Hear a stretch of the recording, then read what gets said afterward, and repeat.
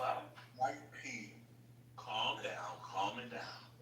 So no, it's so many differences. Calm it down. Calm it down. Calm it down. You know what? Fuck you, Omari. Is that better? We know him way too better. Calm it down. Yes. I know my brother. That's really revealing. What's really revealing what you said is that Republicans, and it just makes you guys look foolish. I don't know if you were trying to do that or just maybe it's the truth. So they have to do nothing. It has to be something driving this force because what the Democrats are do and are trying to do and achieve, giving health care, giving you food in the form of SNAP benefits. We shouldn't have to argue about food in a fat ass country with people using drugs to get skinny. We shouldn't have to argue about that fucking bullshit. But Republicans are cutting food. Is that the way to give us the diet without the Ozempic? They're cutting education.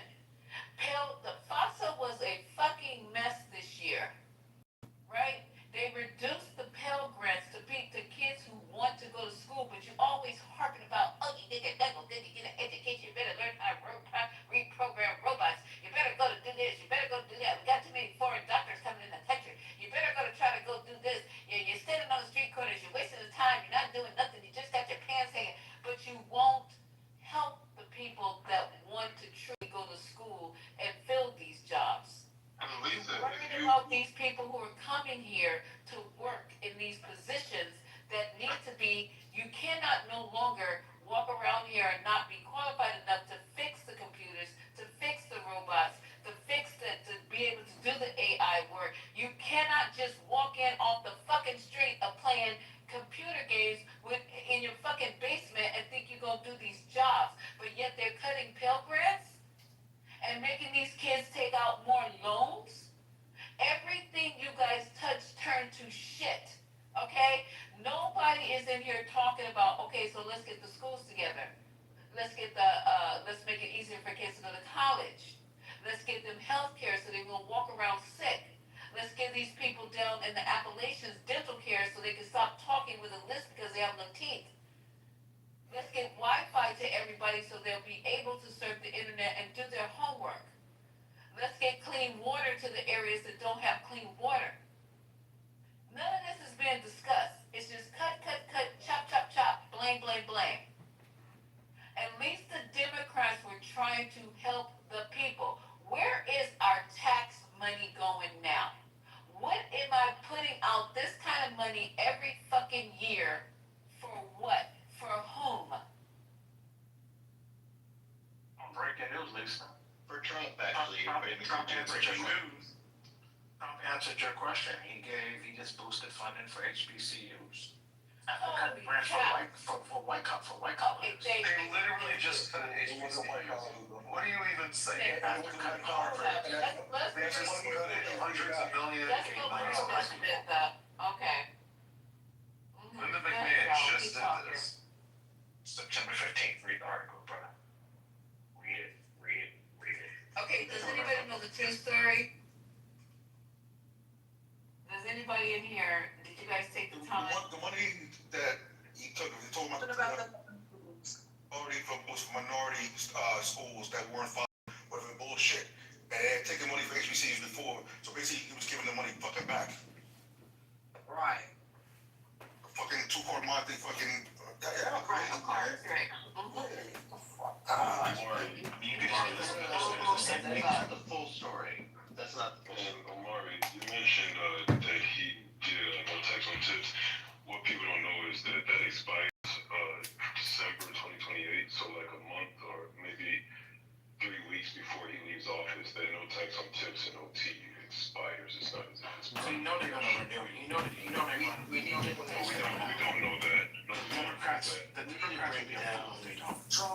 We need to break down the what Omari was talking about with this.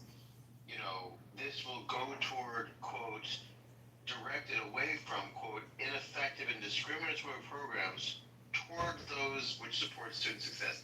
They will be dictating exactly what kind of education this will go to. $60 million will go toward funding for charter schools under $37 million will go toward American history and civic grants. They're not even reinstituting. I mean, again, it is important to show that this funding was cut and now being reinstated, but also it will not be directed in the same way that it was before. It is disingenuous to suggest that this is just a great thing. People need to go into the details, or else we confuse and ultimately lie to people. And George, you know what's interesting?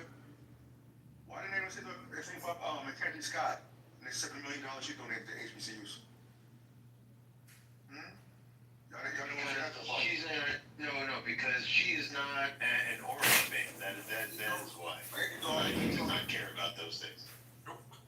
That's $7 million coming from a civilian. I think they steal the money and it's now returning. And Omari like headlines, he don't read shit. I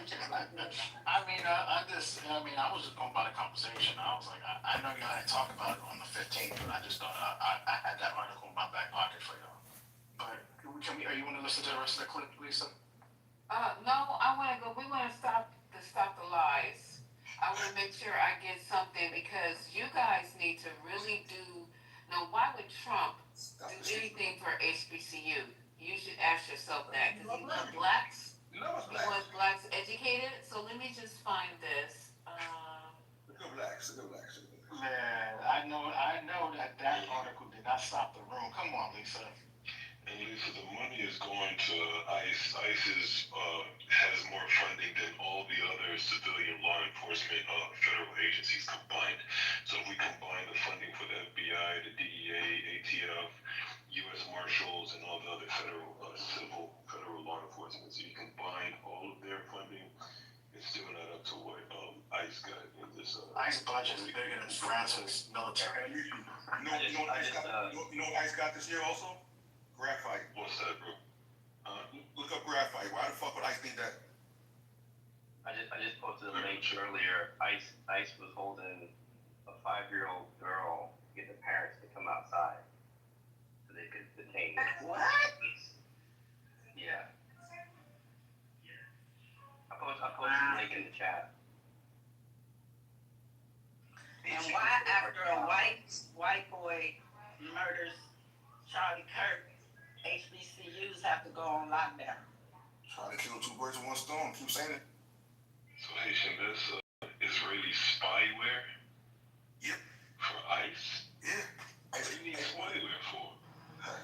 Hey, y'all think I'm crazy and shit? Try to drop little gems here and there, but they've had it for almost a year now, bro. I heard about it. This is crazy. And it's not, but out of all the agencies, why would it be ICE? ICE, exactly. Why do they need it? Wow. Everybody can Inner city, and ICE doesn't stand for, ICE really stands for inner city enforcement. Everybody read what Mike P put in the chat just now. Oh, Lord. I literally said that to him yesterday. He literally took my exact words I did and not. put it back in the chat against us. Why are you saying Boy, what is wrong with you? I did not. You are a cold brain. I literally said that in the chat yesterday. I absolutely, and I'm gonna go find it, and I'm gonna put it in my PTR. There you go. You can't even think on your own, nigga. You can't even think on your own. I'm going to get it because Stop the lying. I said that exact same thing yesterday. And now you gonna put it in the chat like it was original from you. Nigga, you ain't worth a damn. And you ain't shit. You're right. You can't even come up with your own. You can't come up with your own sentence. You're just You are a dumb. Okay, let me go get it. This is hilarious. It's gonna be hilarious when I show everybody. Cause see, that's what I'm doing to you tonight. I'm exposing all of your shit tonight.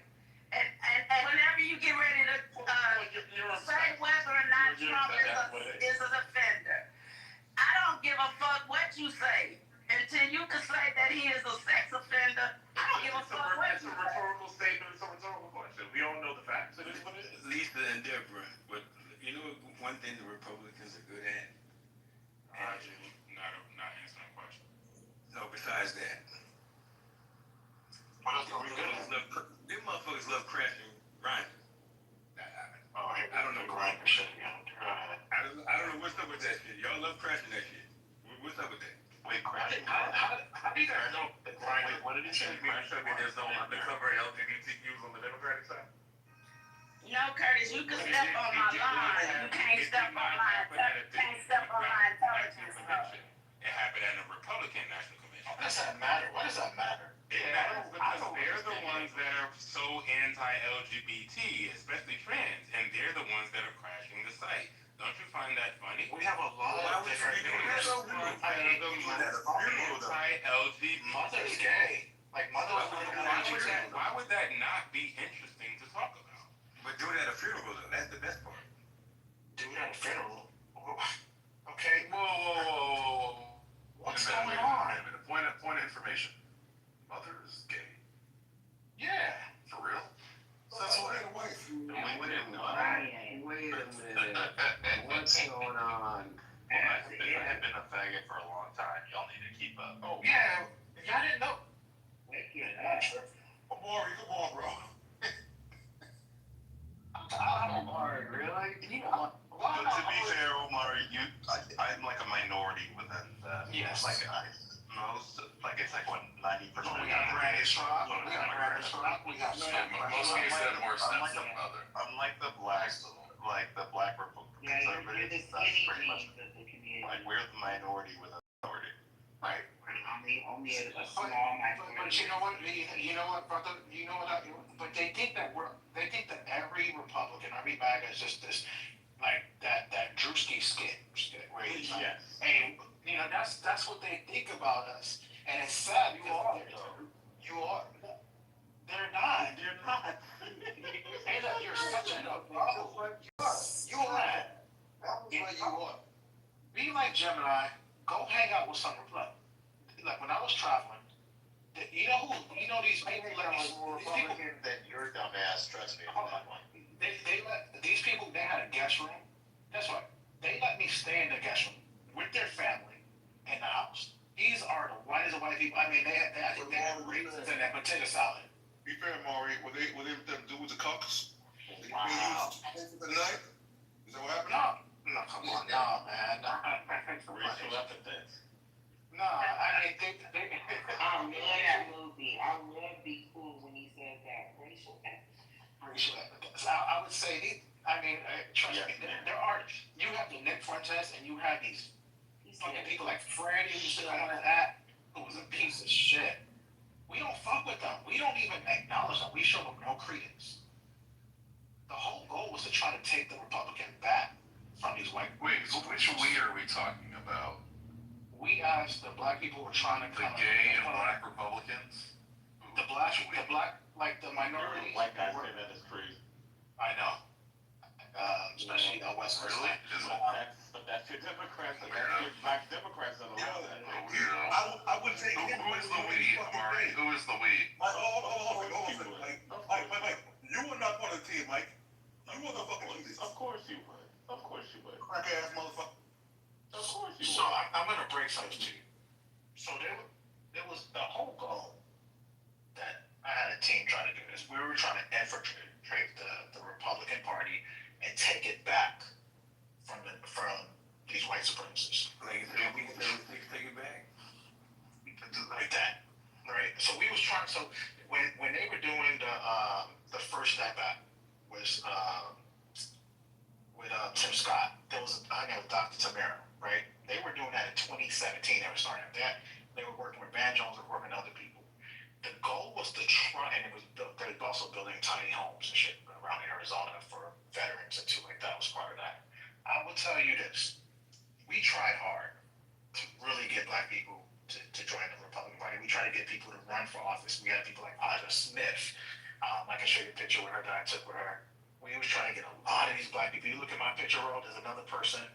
She's in my picture. That's not my wife. That's someone that was running for office. We was trying to get events for them. We tried. We tried to bring them back to normal. Yeah, but you know where you fucked up? We fucked up thinking that we would take over that party. When you said Tim said take it back. You said take it back from the white racists. Like, what do you mean take it back? Like, so you just want them to go back into silence, but you're cool with them Before remaining we're talking about before the Southern strategy, voter base. before the Lily White. Oh, come on, you going that far back? Really? Yes. We're trying to take it back before. The goal was to try before that Southern strategy. Before that Southern strategy, where they pushed, where those Republicans were doing the dog whistles to try to get the Dixiecrats to vote Republican. We're trying to do the opposite of that. That's all. That was the whole goal. I'm not. I realize it's a lot more embedded into it. It is. Come on, brother. Leave the dark side, brother. Come on, leave the dark side. Come to the light. Come to the light. There's no light on your side either. I don't know what we're gonna do as black people, but we gotta figure something out. So I was trying to, we gotta figure something out because we seem to be confused. We seem to be confused and we seem to not, first of all, we seem to be going against our own. Exactly. Which is crazy. That's what I'm saying. I don't see you guys going over to a party that's really uplifting our community. And you said we were on a plantation, which is wild. I don't know what you call what Stephen Miller said the other day, because it sounded like he was gonna put your black asses right back on that Monticello. You got the nerve to talk about how we are on a fucking plantation because all we doing is trying to look out for people who have less. That's all we doing. But nah, not you guys. You personally think that your bank account even ranks and classifies. And even people with money who look like you have been shown the door, have been put in their place, forgot they was black, and then they come running back to the community. We can name it over and over and over again. You're the one who is promoting the Republicans because they're basically a checking for you. I ain't seen not one thing that they were checking for you for. So they had Timmy up there tap dancing for the whole tappy. He was y'all saw me tap dancing. This man put on a suit and tie and marry a woman when he knew he wasn't even interested in that. He thought he was going Negro. He's been single since he damn near ready for AARP and decided all of a sudden he was gonna get married, but he didn't get married to one of y'all, did he? Nah. So then he didn't get a job. Then that Donaldson fool talking about you were better off during Jim Crow. You guys, the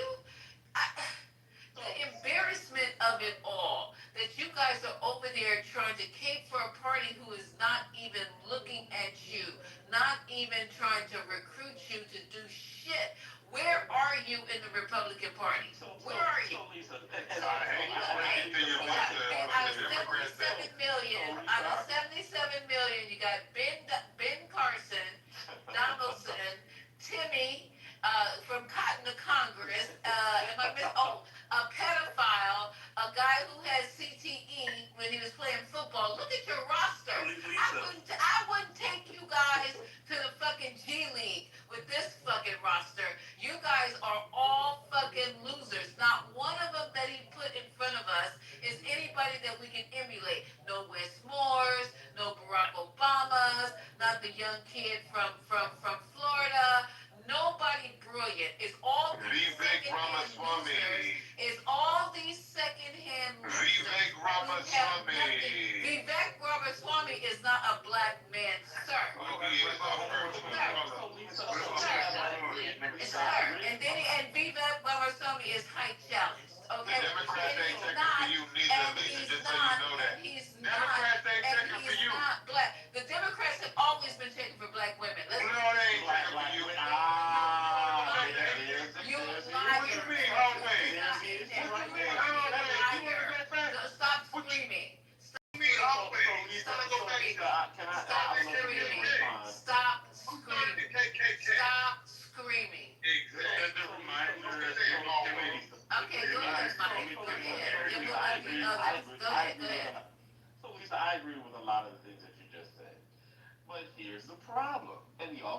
every single time. And first of all, your first point when you talk about black men, see, there's the issue. You have to have something for black men. Then the second thing is that we don't have anything for black men because you don't show up. no, but you can't. No black men did show up actually. Oh, they go they there did? in the 80%. The They 80% did? for Kamala Harris. Okay, But great, you great for them. wagged your finger at them the whole time. I wagged yet. No, the Democrats did. The Oh, Democrats okay. did. How was the Democrats wagging their fingers like that? Well, let me tell you why. You call Okay. black men misogynistic. You call black men hateful. Barack Obama, they were all doing the same. Came out and they Who said black men were misogynistic and hateful? there were several. There were many different articles, many different black women in major publications. I can post those in the chat Please do. where they were Please calling do. black men misogynistic because we had questions about Kamala Harris in terms of whether or not Oh, she would be a and viable that, candidate, for that so on and so reason. forth. Okay, Absolutely. okay. All right. And it had nothing to do with it, right? And so what you're doing is that when you sort of alienate a particular group, and there's a bigger conversation because it's not just about the presidential candidates, whether it be Donald Trump, whether it be Kamala Harris. That party, there is a lot of distrust that people feel about that party that just goes unaddressed. Okay, That's but what we Mike, gotta talk about.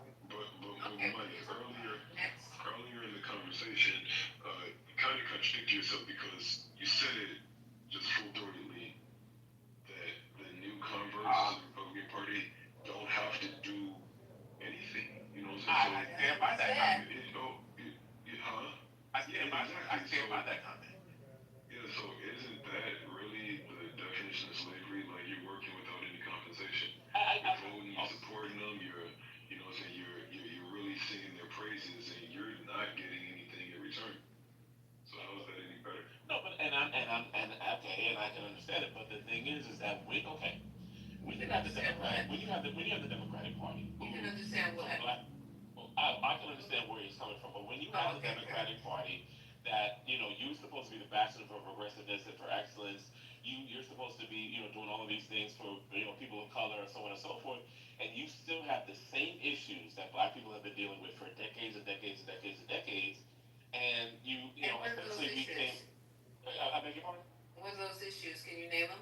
I mean, you have black people that are being killed and shot in broad daylight. You have police brutality. Oh, You have black police? people that are still you have racism all in terms of looking for jobs. Oh, you're admitting that there's racism now. We're getting somewhere. I never denied. When did you hear me say that there was MAGA's admitting that there's racism. When did you hear me say that there wasn't racism? No, because you let, Manfinity, you want to jump in? Is he still Okay, the same? you're talking about Manfinity. Okay, because I never said. There you go. Manfinity, he said that MAGAs say that there's racism in this country. Manfinity, are you awake? Hello? I'm wide awake. Y'all MAGAs are falling apart. Y'all get all scared. Did you just say that? You just don't really know my pivot for real. Lisa, did you just say the Democrats have always been for black people? No, we not just said, Oh, you don't want to go back to what you just said. No. I don't want to go back to what you just said. I woke you up see from how he reading the tried to MAGA flip the script? You Bible. don't want to go back to what you just said, though. From reading the MAGA had you a Bible specific because question. he just Oh, said you don't want to go back to what you that just said, right? You see this? I'm not going to argue. I ignore what you just Your said. other MAGA You want to ignore what you just said, right? Stop yelling. Stop Answer yelling. the question. Stop yelling. No, Did you my want to question, ignore I what you was just said? asking you a question. Don't I ask know, me but a I'm saying, do question you with want a to question. ignore what you I just said? just You want to took take you it back? off of reading the MAGA Bible, the Trump Bible, because your other MAGA person came off script. He said that they're racist, that this country has racism. Do you not, that's not what Manfinity says. That's not what Manfinity says. So, So you guys Manfinity are and Mike are on two script. people that are different. We're But individuals. no. You said that before, No. Manfinity? No, but Yeah, now we got one MAGA saying that there's racism. We got another MAGA saying that there is. We got another MAGA saying you know how many disagreeing with times us, you disagree that with the there's people on your side of Go things? ahead, John. Go ahead, You y'all. disagree? Y'all No. Go You ahead, disagree no. with a lot of things of what your people say. All your people on this stage don't agree. You don't agree with everything they say. Just because y'all vote for them. But can you clarify, Manfinity, that there's racism, right? Manfinity, can you I said clarify? race. Because race doesn't exist. Racism doesn't exist. It's it's a Race spiritual does deep exist. conversation. Just It's a, because no, it's no, no. not, Hear me out. no, Hear me out. Hear me just out. because it's not biological doesn't mean we created it, so it exists. Yes, it's not biological. Hear me out, please. It's a social construct that Whenever I say that, it's a deeper spiritual truth. I understand that we live in an existence. Yeah, you can say here we go, but you don't want to deal with it. No, I'm just saying, I'm just letting everybody know you can. You over there lying with the fact that Democrats always been for black people. No, they haven't. They started the KKK. Oh, So let's get that straight. But anyway, let's get that straight. But anyways, Ron, the thing is, but she likes to do it. Excuse me, no, I'm gonna finish my point. She's gonna crawl me out. There's a spiritual reality and there's a physical reality. Excuse me, I wasn't done talking. I'm glad I canceled my cable. Go ahead, babe. There's a spiritual reality and there's a physical reality. In the physical reality, race exists. We live in a world that is conscious of race. Whenever I said that racism doesn't exist, it's speaking in the spiritual sense. I wasn't finished talking. You never heard the term. Stop reading me. Let me finish my Let point. them finish, you guys, because he's screaming. Hey, Ron, He starts screaming. We all know, if you're a Christian, you understand this term right here. You can be in the world, but not of it. So yes, I'm in a physical realm. I understand that race is a conscious, real thing on the physical plane. But whenever I said racism doesn't exist, it was speaking in the spiritual sense. Because spiritually, race doesn't exist. That's a man-made construct. And since race don't exist, then racism follows. It also doesn't exist. But she likes to take the spiritual reality and throw it in a conversation to make me sit here and explain it to everybody because y'all thinking I'm crazy saying the race don't exist and racism don't exist. In the physical sense, sure it does. In the real sense, spiritually speaking, it does not exist. But she likes to flip it and switch it up and rub it down and like to throw it out there and make me look like I'm crazy. Did I say anything?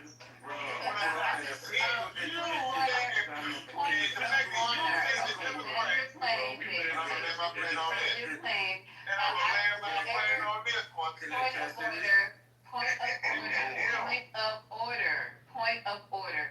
I never said a word. And this boy that just made a whole 20-minute speech talking about what I said. Y'all ain't heard me say none of what he just said. So next, you magazine. You did say Democrats were always for black people. Thank you. Can I, hold on, please, I got a question for you. Do you think black people shouldn't have influence in both parties? Are you asking me? I'm asking Lisa. At this particular party, the MAGA party, no. So I'm gonna tell you why that's dangerous, Lisa. So, Okay, tell me. I have a friend who heads up like black Republicans, right? And I've had a lot of clients who have government contracts and they do stuff with the government, and they're Democrats and they struggle to get access. And thankfully, I'm able to call my friend Reynard here, and he's able to help them. So if Reynard did not have that access to the Trump administration, there'd be a lot of black people be a lot more broke right now. So it is important, regardless of who is in charge, to have influence there. Otherwise, you're just leaving money and power on the table, and that is not a good thing. True. Well, how does your conscience feel that you're aligning with racists? They're all racist. That is, look. No, they're not all racist. Yeah, They are racist on the Democratic side. They're Yes, all. they are. Okay, you said all, sir. Please watch your words, because I will come back and get you. You said they're You're not gonna all get me. racist. That's what you just said, sir. There's racism on the Democratic side. There's racism on the Republican side. Okay, then The let's Democrats haven't done enough for black people for many decades. We don't have to debate. The Democrat, y'all is crazy. Okay, so the Democrats have not.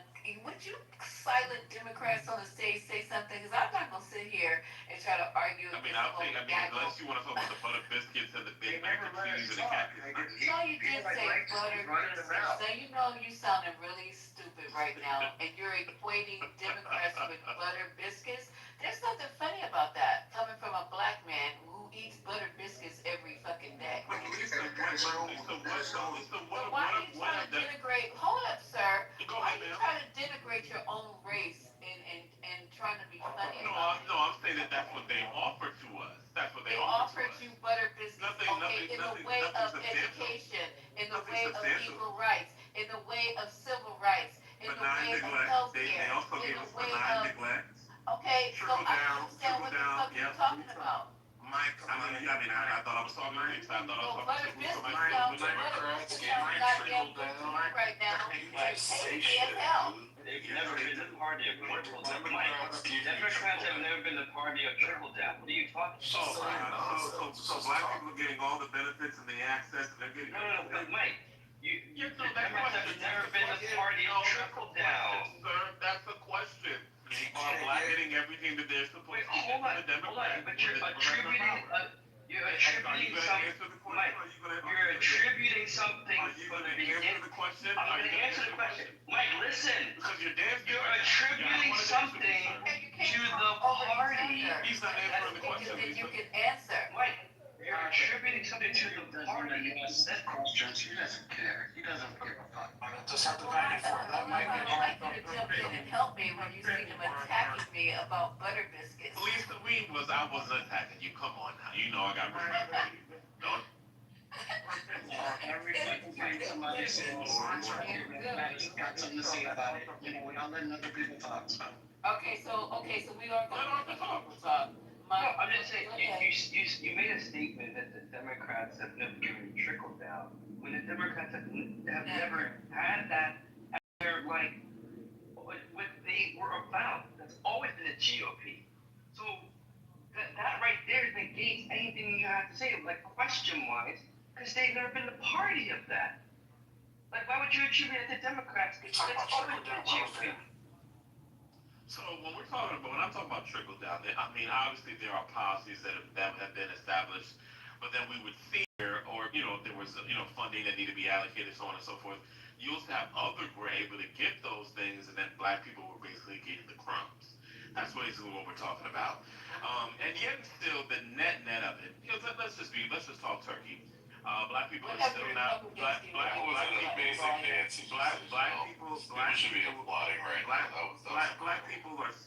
people are still underserved. Black people are still not getting all of the benefits. Right, you get to say that, and it just washes Black it all people are away. still even when black people are qualified, even when black people are qualified, black people are still not getting hired for these jobs. It And goes that's on and on and on and on and on. Hey, Mike, That's racism. Nothing to do with the Democrats. rather than complaining, And why don't you offer I don't need solutions? people talking over me while I'm speaking. And so these things You gotta happen let your under the mic these other people things. Okay, no problem, Lisa. But these things happened under the Democratic regime, and so I mean. Okay, so you black guys never want to men, answer. attention black men, now that Trump is in, you can go and get you a job at Lehman Brothers, and you can go and get you a job on Wall Street. Just show up in your fucking saggy pants and your Timbs, and they're hiring right now. Look at that. Why we gotta have saggy pants, Lisa? Under the Republic Party. Y'all go get all them jobs that you ever Lisa, why are you doing have fake news? without the fucking qualifications. Go right ahead, they're hiring. You're trying to make it seem like the Democrats can stop racism. The things that you're naming that have to do with private corporations have nothing to do with the Democratic Party. I don't understand. So now you think everything is okay. There's an equal playing field now that the fucking Republicans are in. Go try it. Go try it. And wear GoPro when you go, so we can all be here and watch you get that fucking job on Wall Street, that fucking job at Google, that fucking job at Apple. Just wear GoPro. GoPro. First you gotta go to fucking college. First you gotta get the qualifications, and then come back and talk about how you didn't get the job. But you thinking just because you got the prison GED that you're gonna go to Apple and Google and Lehman Brothers and Wall Street and get the job. Stop playing. I could say the black Republicans, the one thing I give them credit, we don't get into like arguments with each other. And that is one group of people that are very tight. And that you don't argue with each other? Like we don't call each other, like we don't go like you know, we don't pull up. Right. Yeah, we That's a don't good pull thing up. that you don't argue with each other. I think that's a good thing. Why? Why is it a good thing? Because even when we disagree, there's a level of respect amongst the black Republicans that I don't see amongst the black who left. No matter if you're a Democrat or Republican, people who are educated have no arms, right? So when they are speaking with each other, they operate like in the step up, step back. These are methodologies that you hear something even practice. I didn't know what that means, but So actually, for your submission. Amar, Let him left land, please let him left land, and then CEO, you're next. Step up. You know what step up is, right? When you say something, when you step up to say something, and then you step back and let other people in the space say what they have to say, and you don't assail it just because you're against it. I literally didn't understand what you were saying. I mean, I wasn't trying to be funny. I mean, I'm being dead ass. Common term being used in so many different places. You know, I didn't know that this was unfamiliar to you, but I just gave you an analogy. Yeah, maybe I understand the analogy, and my apologies for my ignorance. Okay, all good. My apologies. Amari, can you elaborate on what you're saying? Because I want to see if I'm getting your point correct about the not arguing thing. Can you build that out a little bit? Definitely. So, minus what we're probably seeing today, but when I would say at least from 2017, late 2017 to 2020, I was around a lot of the black Republicans. I mean, a lot. There was quite a few. Not three of them. Some people say there's a lot more. And we would have back and forth debates, and it was still respectful. We were still black people. People still say nigga and shit like that. People still do that thing. Like that's what I'm saying. Like these are actual black people, but like nobody be ready to fight. Like I feel like when I'm in sometimes spaces, Clubhouse and other apps, people be ready to want to fight, and I be like, damn. So I noticed there's a big difference. That's all. Does that make sense, CEO? I hope I was clear enough. Well, so I'm gonna go off my experience. I mean, I did go to a Black Republican event in July. My friend Raynard put on, and there wasn't much discussion about politics. There was just discussion about supporting each other's business and all this and that. So I was wondering if that's what you was talking about. Yeah, that part. Yeah, that too. I mean, but it was more political. Like it was more trying to find strategy. Who can we put in office? Lisa, I put in a back channel. You said there's no black Republicans. And I did that. No, but there was an uptick in black Republicans running for office. They just lose because these white people are not supporting. That's why Virginia, because Byron Donald was probably lose because there's a lot of racist white people. Regardless, if they're on the right, they're not going to put a black person at the head. So why are you over there, Dan, if you're not wanted? Why are you over there? Because the goal, Lisa, was trying to how can we build it? Because I felt like the Democrat Party wasn't for us either, right? Yep. They were just so for the black man. They were just so far. No, they weren't for the black women either. No. Well, yeah, obviously, yes, darling. So everybody has hold on, bro. Everybody has a materiality matrix that they've read. Anybody who knows that who works in sustainability knows black women are at the top when it comes to hiring, especially when it comes to DEI, right? You have environmental policies, you have black women that have a certain percentage by X, Y, Z. DEI that Trump just ended, right? I'm not worried about that. We're just talking about in general, right? Yeah, we know you're not worried about it. Please. A lot of black men felt the Democrat left them. Even Barack Obama has mentioned that, like, we have to get back to talking to black men. This is not rocket science. I think the Democrats have left us in many ways. Hey, Omari, they mentioned that are black women some of the most educated people in this country right now? I think black women are everything. I think they're goddesses. Right, but I'm just saying, just from a college point of view, would you say that they are? Even the ones that are not college educated are the greatest of all time. Period. Right. What? Did you just hate that person about such a. Not to answer that question. We need it because of you. Victory. It says on the next one, black woman is because that's a member of the Democrats Amari is never.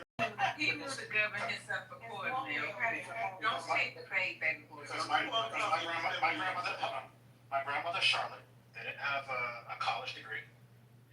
Came to New York, got a job at MetLife, and let me tell you, she was one of the smartest women on this planet. Did crossword puzzles every day. Women are the most educated. Black women are the most educated. Even in college. Yes. They are. They're the fastest rising one. That was the answer to the question. But black women have always been smart. Even going back What is full that? time. That's the answer to the question, so we could progress. So if you're talking about what Charlie Kirk said, I don't agree. That's what we're I'll ask. We're not even talking about. He just asked you a very basic question. All you have to do is say, yes they are, or no they're not. Yes, they are. Sorry, I always think there's trick questions coming. Sorry. No, about that. sir. I need to see. That's where we need to talk more. That's why I love this space. Well, we love having you, Amari, because you have the constitution of a bull, of a rhino. I'm a Taurus. Oh wow, okay. So what we were discussing here, and we got off of Trump, but that's fine because we got Trumpers on stage, and we always are glad to see you guys on stage coming up and giving your. I'm sorry. Giving your very unusual and distinct viewpoint on what's going on with the Republican Party. So let's circle back here. Now, you're telling us that the Democrats, we've had this argument so many times, and I think I want to do this, but I don't want to do this because I know you guys know, and I know you're just playing in my face. All the things that the Democratic Party, since we switched from the Republican Party, we got kicked out actually, to the Democratic Party. And you're trying to tell us that the Democrats have done nothing for black people. And it's just ludicrous because you should know better. You're too old. You're way too long in the tooth to be in here talking this bullshit that you guys are talking. Right? Well, Lisa, can you clarify? What do you mean the kicked out part? I'm not following on that. When there was a switch from blacks being Republicans to Democrats, come on, CEO, you know. Well, no, so let's talk about that. So blacks voted about 36 Republican for Richard Nixon in 1960, right? And then it changed in 1964. It dropped all the way to 4%. But that was more so because Lyndon B. Johnson really campaigned very heavily for the black vote, right? It's not the case that the Democratic Party at whole did that. It was Lyndon B. Johnson specifically, because even if you look at the Civil Rights Act, the percentage of Republicans that voted for it was higher than the percentage of Democrats. You can look this up right now. But it was Lyndon B. Johnson. It was Lyndon B. Johnson specifically that did the job of switching things. And then over time, it continued to go that way. But it wasn't a rejection at that time by the Republicans. That's not true. So, see, when you say that FDR also had contributed to the black voters shifting over? Well, I don't know. So I haven't studied that, so I don't want to speak on that. I mean, you didn't go to Howard like LBJ did. LBJ went to Howard. So understand, that many black voters started to switch over to the Democratic Party because of economic programs. Like Medicare and Medicaid. Well, yeah, I mean, so clearly, like 36% from Nixon, isn't a majority of black people, but it's still a significant portion.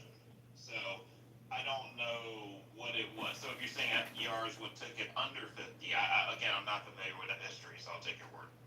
That's true. The lily whites pushed the black people away. And a lot of Republicans especially, back like to talk about the KKK and Democratic thing. But they fail to talk about, the push, the Southern strategy. They won't even, like, Prager you and them won't even acknowledge it, and it's dishonest. Even though they said only one person switched, which I believe was it Strong or whoever it was that switched. If you look at the voters. So during 1930s, we had a 10% to 30% shift. And then 1940s to 1950s, we had a 40 to 45% shift. And then in the civil rights era, we had a 70 to 80% shift. So Mark, why try to change a party that doesn't want you versus trying to strengthen the party that better supports you? Well, I just said this earlier.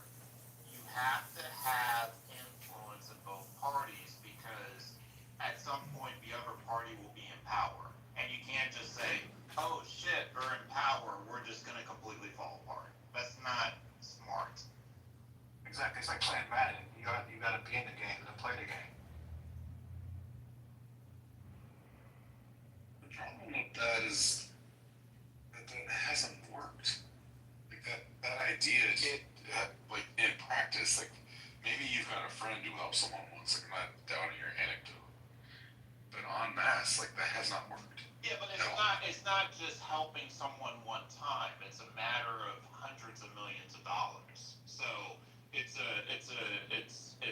meaningful, and it's meaningful to, you may say hundreds of millions of dollars ain't that useful, but it is for the people that it impacted and all the people who are employed and all their families, right? So it does matter. Like, it's better that he exists and he's able to help some people than if that influence isn't there. Look at the problem with what you're saying is that if, like, let's just say that Kamala had won 100% of black people and that the turnout had been higher.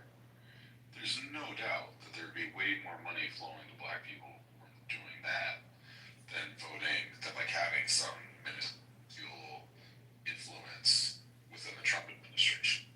And it's not even close. Now, there can be other reasons why you wouldn't vote that way, and I respect that people are going to vote the way they want to vote. But it's just like if we're talking dollars and cents, the amount of money that was stripped out of black communities in the quote-unquote big beautiful bill is massive. And it's particularly targeted. And that's to say nothing of the outsized impact on black people, particularly black women, and the Doge cuts and the other cuts to government. Yeah, but Harris got what, 87% of the black vote, right? Is that about right? 92 and done. Yeah, I think 92 is right, but sure. Whatever, very high. 9 and 10 roughly. Okay, so it wasn't the black vote that held her back. It was. Oh, I agree. No. I agree. I wasn't making that point. I was just making the point that if it had been 100%, the turnout had been higher. But there's already an unreasonably high amount of black voting for one party. Like, I don't know how much higher you could expect it to be. Yep, that's a good point. That's not the point that I'm making. That's not the point that I was making at all. The point that I was making was if you're talking about dollars and cents, which is exactly what you were doing, right? You were talking about hundreds of millions of dollars. And what I'm saying is if that's the point, then as a thought experiment, the difference in terms of the value, like we're talking about billions of dollars, maybe even tens of billions of dollars that have been stripped out of black communities and have been moved away from black working families because of Trump administration policy choices. Your Honor, would I say, wouldn't it be better if you had more people who were like black Republicans on your side, or at least on the other side of the aisle, working with you versus what you have now? I think you would have more bipartisan legislation. How is Tim Scott working with us right now? Tim Scott has tried to work with the Democratic Party several times. One was he went to try to get the policing, the bill. I forgot what it was called, the bill. I can't think of it. I have to Google, as Patty would say. But he did, after George Floyd, he did try to go, and he was turned down. But that's a whole other subject, right? I'm just saying, I think it goes to what you were talking about. But I do, Arthur, believe like someone like myself, I might have more conservative social views than what the average Democrat Party. Look, you guys have people on the far left, but not everybody's on the far left. You have a big tent party. What's wrong with the like the CEO said? What's wrong with the Republicans having a big tent party? Because they generally haven't been a party that's accepted us. They have not been a party that's wanted us at the dinner table. I'm glad you guys brought that back to what we were talking about. So can you just give me a minute for this? Because I know what I wanted to say, but this is going to say it better as far as blacks voters that leave the Republican Party. And thank you, CEO, for adding that because what you said was true. But just indulge me just for a minute here.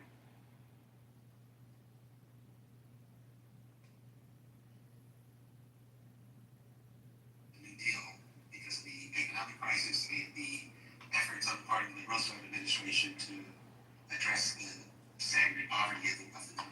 In 1964, black Republicans assumed they would back New York Governor Nelson Rockefeller. Oh wait, hold on. I don't know why that did.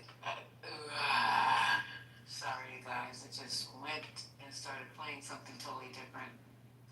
Hold on for just a second. I must wait right here so I can go back to it.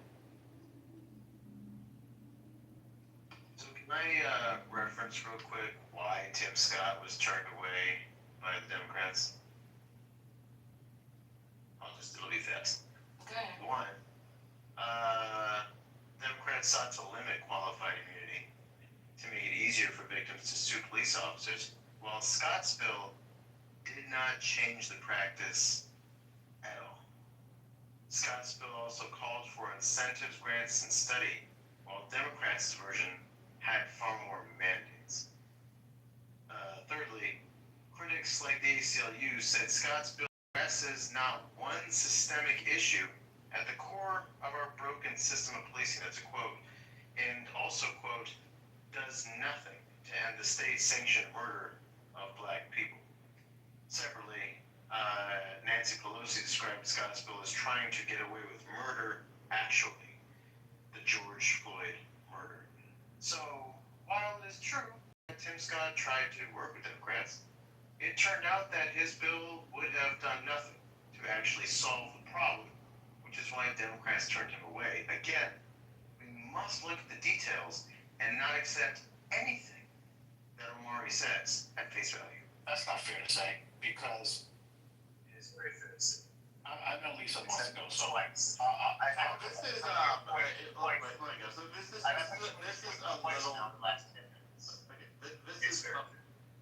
This is a little bit of a tricky one. So Dark Aaron is right in the sense that Tim Scott's efforts have not been sufficient. At the same time, Omari is correct to say that if that was a white senator from South Carolina, there wouldn't have been as much efforts done for the black community as Tim Scott has done. So both statements are There true. were white senators. They had a different bill. No, I'm saying a white Republican. I'm sorry. Let me clarify. Tim Scott has done more in terms of his efforts for the black community than a white Republican senator from South Carolina would have. You think Tim Scott did more than Jimmy Harrison would have done in South Carolina? He done more than Lindsey Graham. Do you think he would have done more than Jimmy Harrison? Oh, no, of course not. Of course not. Okay. Of course not. Well, and that's why this whole argument is kind of silly. It's not an argument because guess what? The people of South Carolina voted in that, right? So the people of South Carolina voted Tim Scott as senator. He came with a bill, and guess what? Aaron, Your Honor, excuse me. What happens when people introduce a bill? You work on it and you try to make it better. I think Dark can maybe explain to the people. Did it end with that? What did they actually come together and try to make the bill better? Did they try to put their little 2 cents in and then bring the bill to the what happened after that? Dark, since you're educated. This is exactly the reason why having a token person on the other side isn't worth anything. Token? Why? I can't believe you just said that. That's what he was. He's literally a token. It's I'm not saying that he's simply there because he's a black man. I'm saying that having a token person on the other side doesn't do anything for you because he's not actually representing the values that most people want from that community. And this could be the same thing with the Jewish community, right? When there's a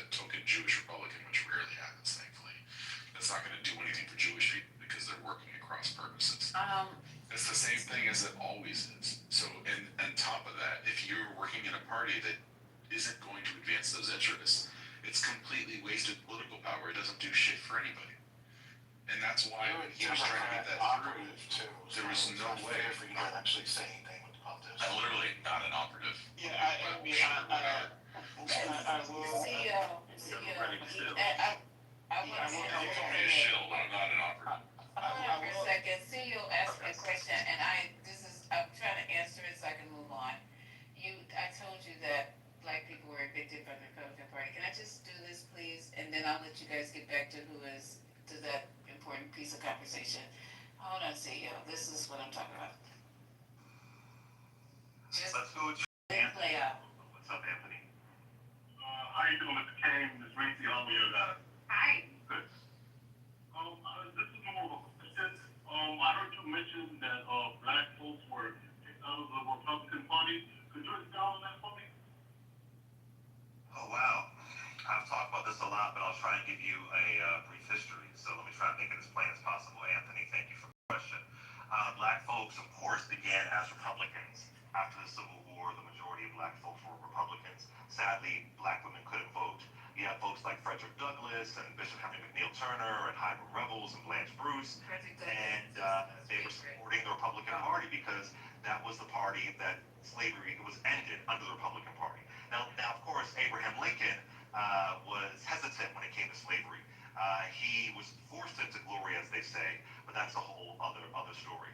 But as time went on towards the end of Reconstruction, which is around, it ends, I believe, in 1877, with the Compromise of 1877, the Republican Party was already turning their backs on black people.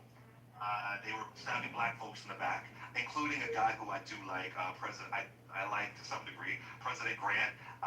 They were tired of having federal troops down in the South to protect black folks from white violence. I know we often hear about Tulsa, we often hear about Rosewood, but there was countless black towns and communities that are being burned to the ground via white violence. I encourage you to look up the 1875 plan of Mississippi, where they basically kicked out the black elected officials and took it over. But let's fast forward. Black folks still hold on to the GOP. They're standing by the GOP, and we get to the 1950s, brother. And in the 1950s, you see the Republican Party. Let's talk about region. You see Southerners transitioning to the Republican Party.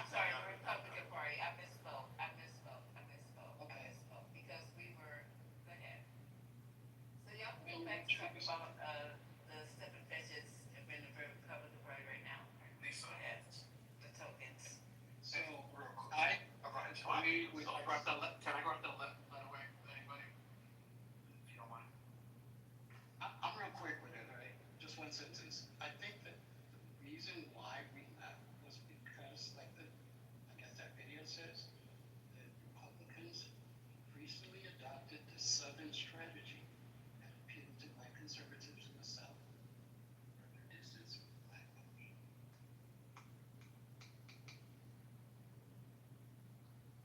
That's true.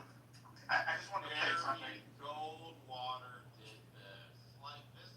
This is the thing that you're saying it was the whole. It was Barry Goldwater. Do we not? What is the disconnect? What I'm saying. Okay, all right.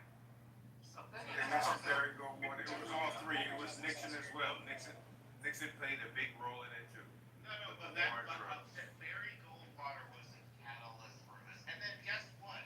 When you have a shift from that, where you only win 4% of the black vote, yeah, they kept that going for because you had lost so much. Goldwater basically jacked up the entire thing. So at that point, they thought there wasn't any momentum getting that back. And Lyndon B. Johnson invested so heavily in the black vote, it just went down like that, right? It got a little bit better. It got up to 13-14% with Dole. But yeah, I mean that was essentially the backlash from Goldwater's. Right? So It wasn't like some sort of benign turning away. It's been a systematic undermining of black political power for decades. It seems like you're really sanitizing that. No, listen. FDR got 71% of the black vote in 1936. It actually, so that means 29% voted Republican in 1936.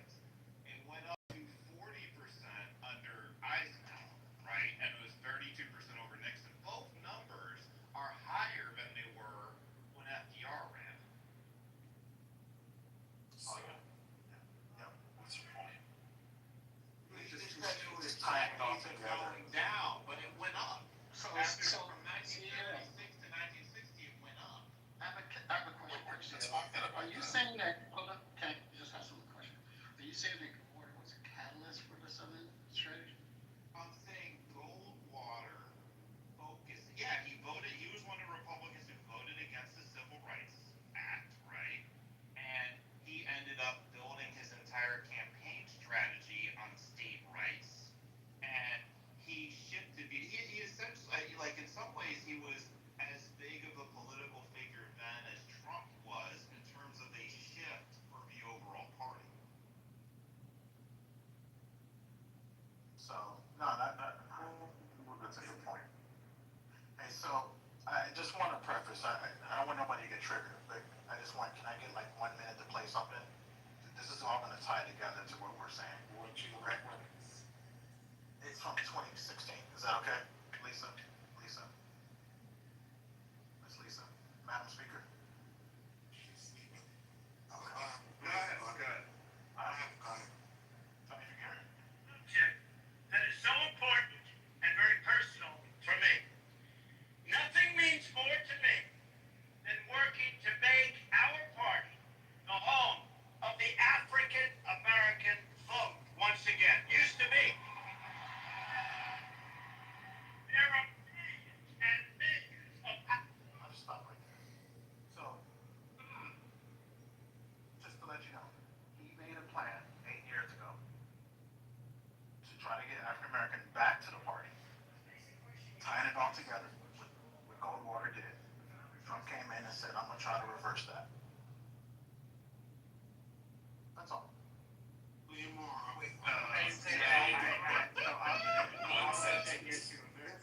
can post the link in the chat. And we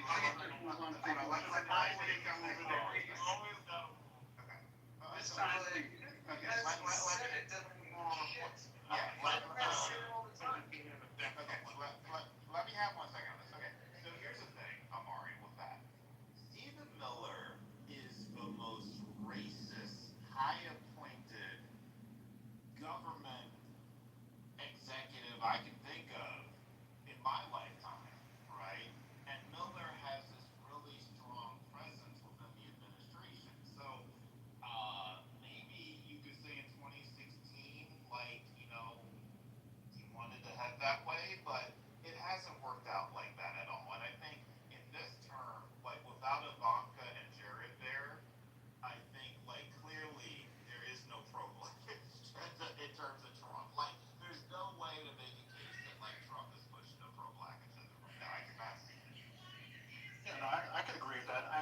we did play some old clips, but also I posted some new clips. I posted a new clip of the summit they had in February, when they gave Tiger Woods I think the Medal of Freedom, one of those medals. Amari, he just said Stephen Miller that you understand. Yeah, but Stephen Miller was also part of the Trump administration in 2016. Didn't stop President Trump back then of talking to black people. But he had a bomb in Jared. That was a difference, right? And like one of the things that was happening back was Ivanka was working very heavily with Morial at the National Urban League, and they were actually making a lot of good progress. But Trump got so toxic that Morial had to stop working with the administration, and that happened with a lot of black leaders. Steve Harvey tried to work with the administration, MLK the third. A lot of people tried to work with. Obama asked them to, right? During the transition period, Obama had John Lewis, Steve Harvey, a whole bunch of black leaders meet with Trump and wanted to actually get something done. But he got so toxic, all of them had to abandon it. That's fair. That's fair. I mean, I can definitely agree with you that this time around, it just seems like it's more of a revenge tour. He seems really pissed off at what happened to him the last couple of years. So, I just, You mean accountability? I mean, yeah, I mean, if you want to put those words in your mouth, go ahead, not mine. But I would say it's definitely, he felt that he went through hell the last few years, and he seems pissed off. I don't know, that's what I see from him. I see just a bad person. Should we pay that expense? A spoiled child. Look, I mean, I think Biden could have, done the country a favor and said and just pardoned him. He could have just pardoned him, and that would have, I think it would have been all over. But he didn't. Wait, what happened? I thought we were talking about Trump. Yeah, Well, I think yeah, Biden but could it's have pardoned Biden's him. responsibility to be accountable for Trump. It would have healed the country. So Biden could have helped. Instead of going dark matter, he didn't have to go Biden's dark matter. fault. Aaron, That Trump, for No, example, Biden could have helped Trump not be documents in revengeful. the bathroom at Mar-a-Lago. That was Biden's fault. Those documents were actually Biden's. That's what he's saying. It makes sense, I promise. I think I get it now that you put it that way. Uncle Joe promised to bring the It makes country more together. sense when you say that. When we expected Uncle Joe, we didn't expect him to go corn pop. We expected him to be, Uncle Joe, and he didn't. Explain why it's Because he's the president of the United. It's called the president of the United States of America. Like Barack Obama, there's no blue state, there's no red state. There's only the United States of America. Yeah, okay, let me ask you one question. Do you think he would have did the same thing for Biden? He wanted to put Biden in jail, and he didn't want to give Biden a pardon. So what makes you think Biden would want to give him a pardon, and the same person would want to give you a pardon? Because allegedly the adults were back in power. Allegedly. That's what we heard. We heard that term. The adults were back in power. That's true. And we didn't see that at all. So they say the strong man is back in power. We haven't seen that. So what is the difference? So I'm trying to say why should he pardon him for his crimes that he had nothing to do with? I mean, the Supreme Court presidents can't be held. So basically, you're saying he should support him and his Jeffrey Epstein shit, right? So now, Why do you always go to Jeffrey Epstein every time? No, that's part of the legacy. Hey, you can't deny it. Don't deny it. You can't deny it. It's part of the state. So basically, if he pardoned him, what's basically said? What are you talking about? No, you said he should give him a pardon, right? So We're going to pardon about Jeffrey Epstein. We're talking about. Were you not paying attention to 4 cases? Jeffrey Epstein was not part of the 4 cases. What is this guy talking about? I'm lost. 34 felonies or more. 34 felonies. Jeffrey Epstein was part I'm of talking about the 34 Jack felonies. Smith cases. The Jack Smith, with the Jack Smith case? The Jack Smith case, the Jack Smith case, that's something you really can't do. Because that's national security. Oh, so we're gonna allow you to hold national security secrets and possibly sold them, possibly, I'll just say that, I give them a possible sold them to foreign powers. So I'm going to give you a pardon on that, but you won't give me a pardon. Your party won't give me a pardon for having. Won't even give my son a pardon for having a his little mishap. You don't even know what's going on. He gave his own son a pardon before he left, and he actually physically signed it. I don't. What is he? What are you talking about? If you didn't give his son a pardon, We don't know that. I don't know. He gave his own son a pardon. What do you want me? Why are you derailing right now? About The thing, Mari, is that you took I'm not something derailing. about Trump and ability and turned it into Biden not pardoning him to avoid accountability. Did you And not now you're understand talking what I about- said? And now you're talking about somebody else derailing. This is why. No, the country would have been united if Biden would have did that. Trump is responsible for Trump. Trump did things that he was being held responsible. That's what basically saying. Unfortunately, oh my God, unfortunately, our justice system was way too fucking slow, in part because of the shitty AG, because the whole country deserved to know whether or not this man was innocent or guilty. That's how our justice system works. There's accountability in that. There's transparency in that. That's how the system is supposed to work. Now what is happening is that Trump is trampling that justice system. He's talking about pressuring his AG to prosecute his enemies. He's talking about basically not prosecuting Tom Homan after he gave an FBI agent accepted $50,000 from I believe it was an FBI agent. Like, this is someone who is trampling justice. That has nothing to do with Joe Biden. That has to do with the choices of one man named Donald Trump. And I don't give a shit if his little feelings were hurt because he was being prosecuted for things that he did. That is wrong. And this is what's wrong with MAGA, is that you guys will just look the other way or find some way to try to blame Democrats for it. And you completely lack any sense of responsibility or fealty to the basic ideals of this country. And it is embarrassing and it's upsetting and it's dangerous as fuck. It's funny for someone that Honestly, you need to do something. responsible because he was Honestly, you need to do something about it. Because what is happening is he is literally driving our justice system into the ditch. And that justice system, as flawed as it has been in many, many ways, is still like one of the fundamental reasons why our economy is strong, why our country has had a privileged position in the world for so many years. And doing things like, I don't know, trying to remove Lisa Cook under false pretenses is going to seriously damage this country. I'm done. Go ahead, CEO. I know you came off the mute a couple of Yeah, times. Omar, I was gonna say, you gotta go back to January 2021, where Mitch McConnell said the only reason he didn't vote for Trump to be like removed or banned was because the criminal justice system would take care of it. Do you remember that, Omar? Oh yeah, I think it was a bad idea, CEO. This is my own personal views. Yeah, so if Biden had pardoned Trump at that time, like even the Republicans would have been mad at him, right? The only reason the Republicans came back around Trump was because he got the base back somehow, you know? Like, short of that, they weren't even expecting him to be done politically and send his ass to jail, right? It wasn't until the base came back to him that they changed it to him. Oh yeah, Ron DeSantis was already, he was measuring the drapes already in the White House.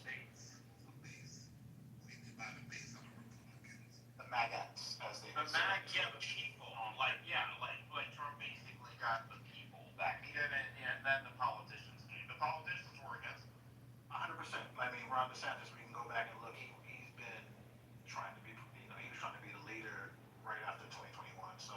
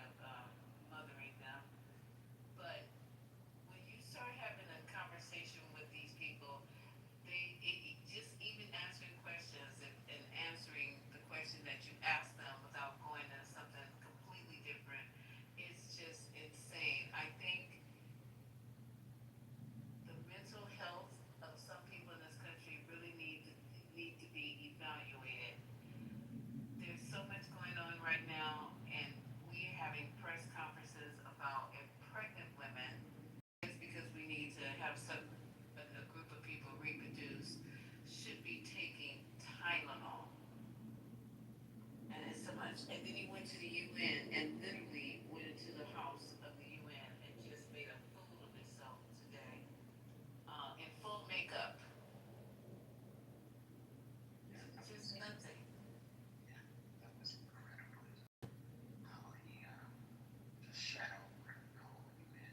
You know what was cool about the whole thing? I watched the whole thing, and then I watched the whole Jerome Powell interview as well. And Jerome Powell made so just perfect sense into all the hard work I think that they've been putting into trying to balance this shit. You know, I don't know if anybody saw it, but I do recommend people watch Jerome Powell's interview today.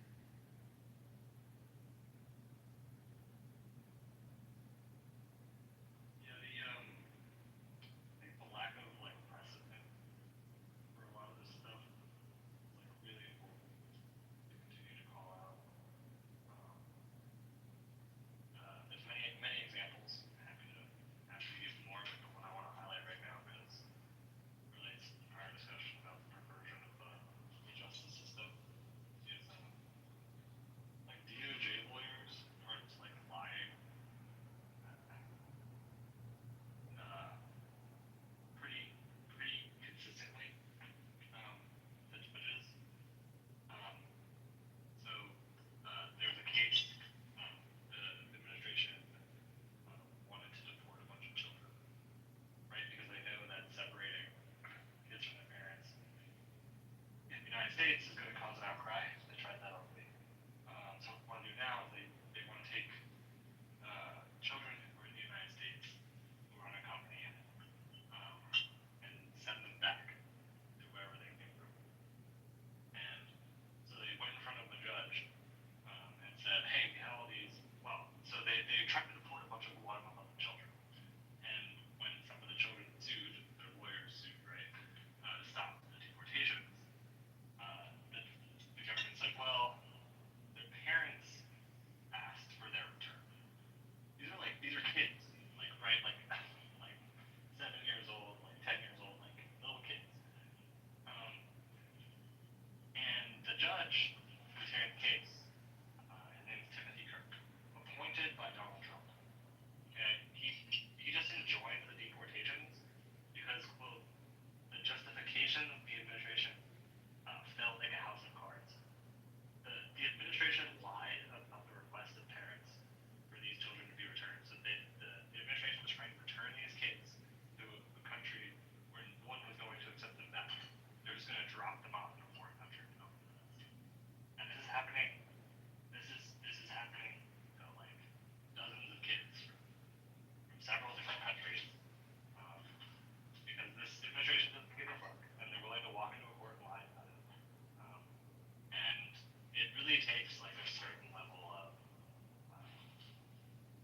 I don't know, being brainwashed, motivated reasoning to think that this administration is anything other than great. Because even Trump appointed judges can see pretty clearly that they're being lied to. Here's the thing, like this is when they all scatter, right? This is why I don't really like talking to these dumbasses. I get the room likes it or whatever. But I just find it incredibly frustrating that the minute anyone holds them to any level of account, they run like the cowards they are. Because they don't want to accept any responsibility. Because the thing is they have power. They're doing all the things. What do the left needs to be held accountable for talking loud and not saying I'm able to do anything? Like what's going on? This is the table stakes of being in power. Is that people look at what's going on and they know that it's you. And these people are destroying like the most fundamental institutions of our country. And these jackasses, well, Biden should have, pardoned Trump. Really, that's the response. I mean, that was so absurd. I couldn't even unmute to gather my thoughts quickly enough. And so I'm glad other people were here, but it was so ridiculous. I couldn't even. It's like when you hear a new angle of something that is more absurd than the last angle of something to defend the administration. Like alternative facts. I just know that broke me. That broke me when she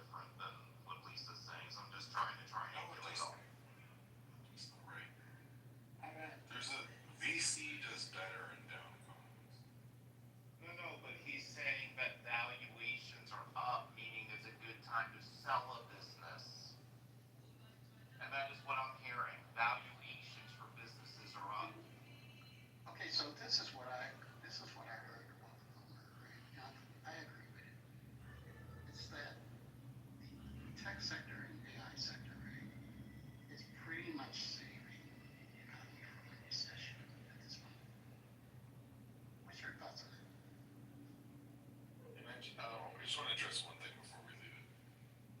VC and like M&A activity also goes up when the expectation is that the economy is going down.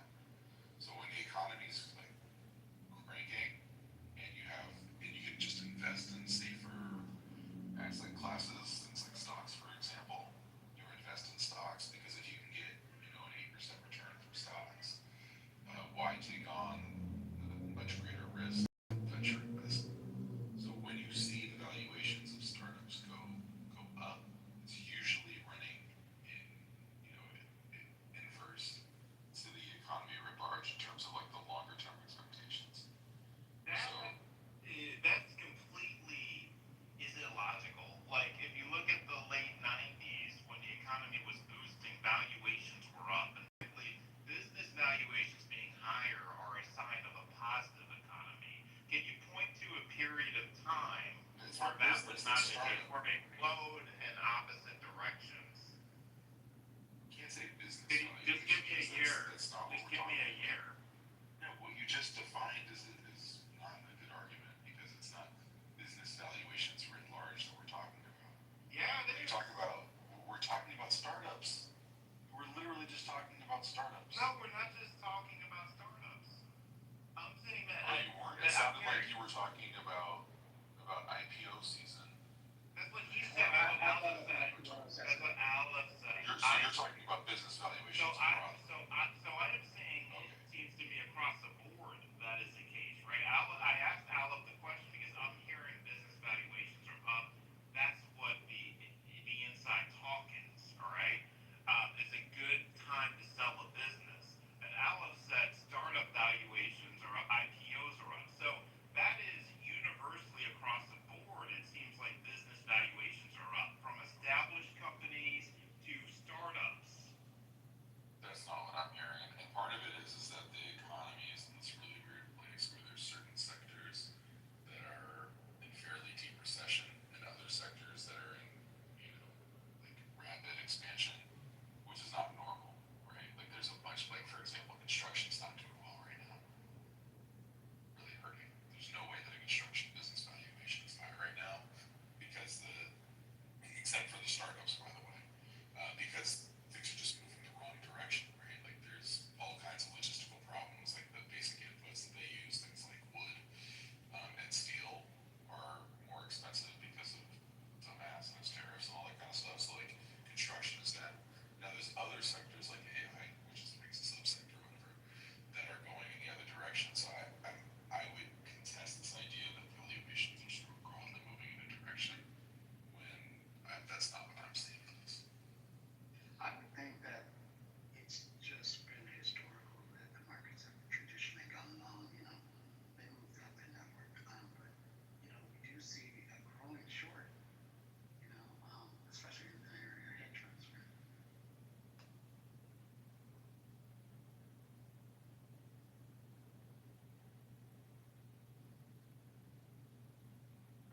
I think the right way to characterize this moment is volatile. I don't think that like there's consensus in the way that there has been. And part of it is it's just a volatile man, and the White House is taking actions that take us into uncharted territory. It's a real question. Like, what is he going to follow through on or not follow through on? If he does follow through, what are the impacts going to be? What are the impacts of what he's done already? Like, those things are not necessarily known as yet. And I'm sorry. Go ahead. Sorry, I couldn't cut you off. I think that the key word is uncertainty, and nobody likes that. Yeah, I just think about all of this going on in the last 8 months.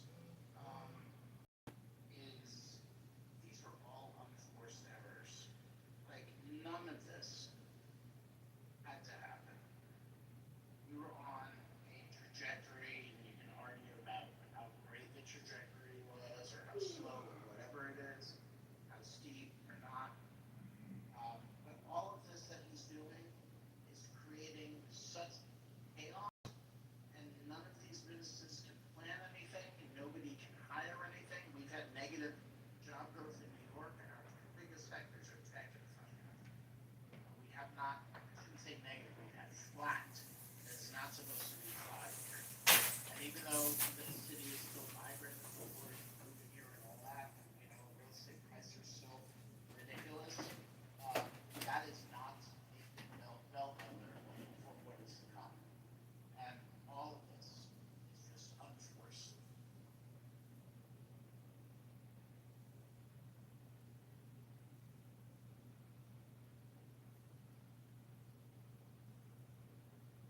I think we need to wake up to reality, liberals. This comes to the economy. The NASDAQ and the S&P closed at all-time highs yesterday, last week Friday. The economy is growing. If you're an investor, this is literally the best time in history. And let's not forget that when Trump won last year, the market boomed. All right? Now, we did have a little bit of, shakiness on April 2nd, earlier this year. But then Trump stepped back from the ledge, and the stock market has been booming ever since. It was not better than the 90s and the dot-com era. Let's be clear. What are you talking about? The NASDAQ is what, 3 times as high as Like, Bill Clinton had a surplus out the wazoo. Please. I'm talking about the stock market right now. But I don't like being interrupted, but please interrupt with facts, not nonsense. What was the GDP? If you're an investor, it's a lot better now than it was then. Well, of course, the stock market's going to go up. It's just the nature of it. But in comparison, Y'all were interrupted, saying nonsense. Y'all were claiming just a few minutes ago that we're in a period of high economic volatility and shaky, But if you look at the numbers, the actual numbers, it's clear that Trump has led investors into the promised land, and he will continue. how has he done that? To grow. How has he done that? Economy in the world. How has he done that? What policy has he passed that's done that? Hey, I can tell you the numbers if you like. No. What policy has he passed that made this happen? Y'all keep y'all interrupting. I can tell you. Okay. Great conversation. Well, I appreciate you being here. Number 1, Trump policies. That was Oh, wild. hold on. I'm also widely right. I'm widely arrogant, widely right. Looking forward. Number 1, Trump has created an atmosphere that's excellent for tech companies. Which policy? He's put exceptional crypto. Which policy? He's put exceptional people. I'm telling you, full of shit. He's put exceptional people in his cabinet. Number 1. Can I just? Here we go. What Right. policy? Yeah, I'm telling you. What policy? That's part of policy. Exactly. Which policy? What policy? Can you do one point at a time? We can do one more. Just do 1 point. Name one policy, please. Yeah, let him get his one. Let him do his first one. Sure. The first point was it's a good environment for tech, right? Is that your point? I would like to, as a matter of fact. Name a policy first. Man, shut the fuck up. Maybe I can tell you. Okay, good. Number 1, he's invested in Intel. He bought a large stake, about 10% stake in Intel. Number 1. Number 2, he's expanded the partnership. He's allowed TikTok to be purchased by a consortium of American investors, Silver Lake, Andreessen Horowitz, and Oracle, so that America's privacy is safe. Wait, pause right there. Pause there. Pause there. Pause right there. Wait. No, pause right there. God, still my bet.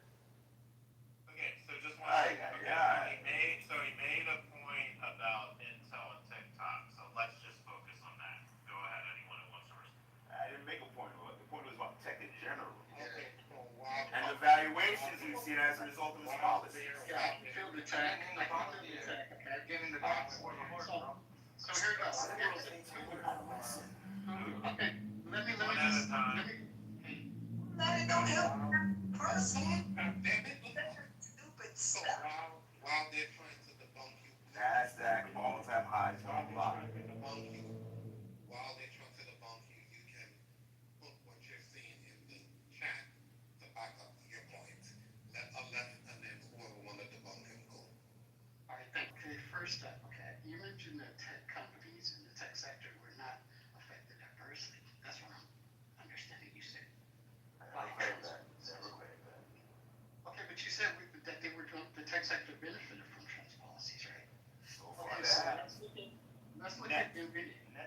NVIDIA wasn't able to ship their chips to China, and when they announced their earnings this quarter, when it was positive, the market punished them because they didn't have the explosive growth that they had last year and the year before, year over year. And this lacked the Chinese revenue to make that explosive growth. Remember, it was 50 plus billion, right? And it could have been 100 plus billion, all right? And this is also reflected in Apple, right? No, NVIDIA wasn't able to get revenue from China because they did not ship any chips to China. Okay? And let's talk about it. The U.S. government invested $8.9 billion. Hold on. So the American government invested $8.9 billion into Intel. So what I'd like to show is what exactly is the return on that $8.9 billion investment? Look, where was NVIDIA? No. Oh Lord, see, y'all. Answer the Intel question. Answer the Intel question. We hear your strong man coming from a mile away, bro. That's fine. If he says Intel, you should respond to Intel, not NVIDIA. It's just kind of weird. Yeah, someone just talked about NVIDIA 2 seconds ago. Did you not hear that? Or I just asked you about Intel. What was your? I'm sorry. What was your question about Intel again? The U.S. government invested $8.9 billion into Intel. How have we seen a return on that investment?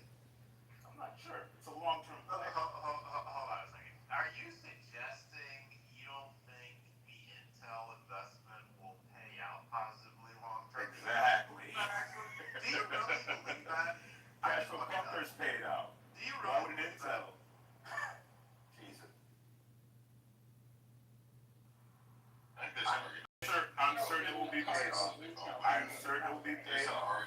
There's an argument to be made that while that will sort of pay off in the narrow scope, the fact that the government is picking winners and losers in this way is going to lead to a less efficient market and is going to ultimately hurt the U.S. and its interest in the long run. We have to maintain supremacy in semiconductors. This investment helps us do that. Well, yeah, this is a tricky one though, Your Honor, because like the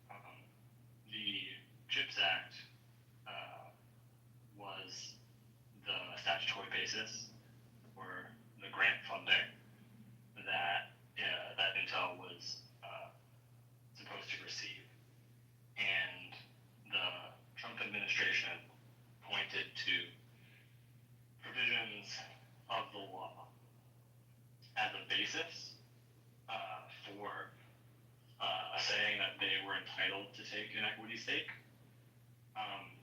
But I would just kindly suggest, that while I think there is that there is a stretched textual argument in the statute that might allow for an equity investment, it is a stretched reading of the statute, and in particular, I would point out that in a prior version of the bill, that legislators like Elizabeth Warren preferred, it actually included specific language that would have allowed the federal government to take an equity stake, and that language was struck from the final version of the law. So I don't think that anyone who was seriously watching the policy before the Trump administration made this move thought that it authorized the Trump administration or any administration to take an equity stake in the company. Look, we bought equity stakes in American companies before. During the financial crisis, the GFC of 2008, 2009, the U.S. government purchased stakes in American auto majors. So this is nothing new. This is not something that's unprecedented. With all due respect, nobody was talking to you. I was talking to the CEO. I'm not sure. You're finished. Number two, equity stakes allow long-term alignment between stakeholders. So actually turning these grants into equity stakes creates tighter alignment between American supremacy in the semiconductor industry and the U.S. government. It's that simple. Now you can get back to your foolishness, sir. Turning a grant, can I ask you something? Grants, they don't have a bunch of interest. Grants you don't have to pay back. They don't have the strings attached. Yes. Why? Okay, but why in the world would you take away grants to turn them into equity stakes, and you have a lot of folks that use grants for various reasons, and you want to take that away and turn it into an equity? That is horrible. There are. It aligns the interests more tightly. Ashton, so let's just explore that for a second. That's So weird. It aligns interests more tightly. Scenario one. But it erases the ability for nonprofits to borrow. Ashton, let's just tie it to Intel for a second. Let's just explore this for a second. So scenario one is we give the $433 million to Intel as a grant. It's a grant. U.S. taxpayers, the only way they benefit is by whatever additional revenue Intel makes and an increased tax base, right? Scenario two is that the government has a 10% equity, and now taxpayers are receiving benefit off that equity plus the increased tax Capital base. gain. In what world is that not better for American taxpayers? Well said, CEO. Love what you're saying. Circle jerking. Yeah. Stay I'm not saying that the program is bad or whatever. All I'm saying is when you have institutions and others that maybe can't, like churches, and other things, and they use grants, okay? Okay, and what about other places besides, you have a lot of places. It doesn't apply to them. This is a unique scenario. Okay, but I thought he was talking about eliminating grants entirely, and I'm sitting here doing the math. It would collapse a lot of companies. Yeah, that'd be a bad idea. Okay, long as he's saying a select category or something like that, then that may be something maybe to look into, but mathematically that's not possible. You have 365 million Americans, and you're asking a company to crank out how much would each American get based on what percentage state stuff, each state is different. How the hell is that going to work? Because each region and state and territory is different in how things would be paid out. How would that work? I'd like to know. So it's not that we're all going to get checks from an Intel dividend, but and I'm just going to make up a number.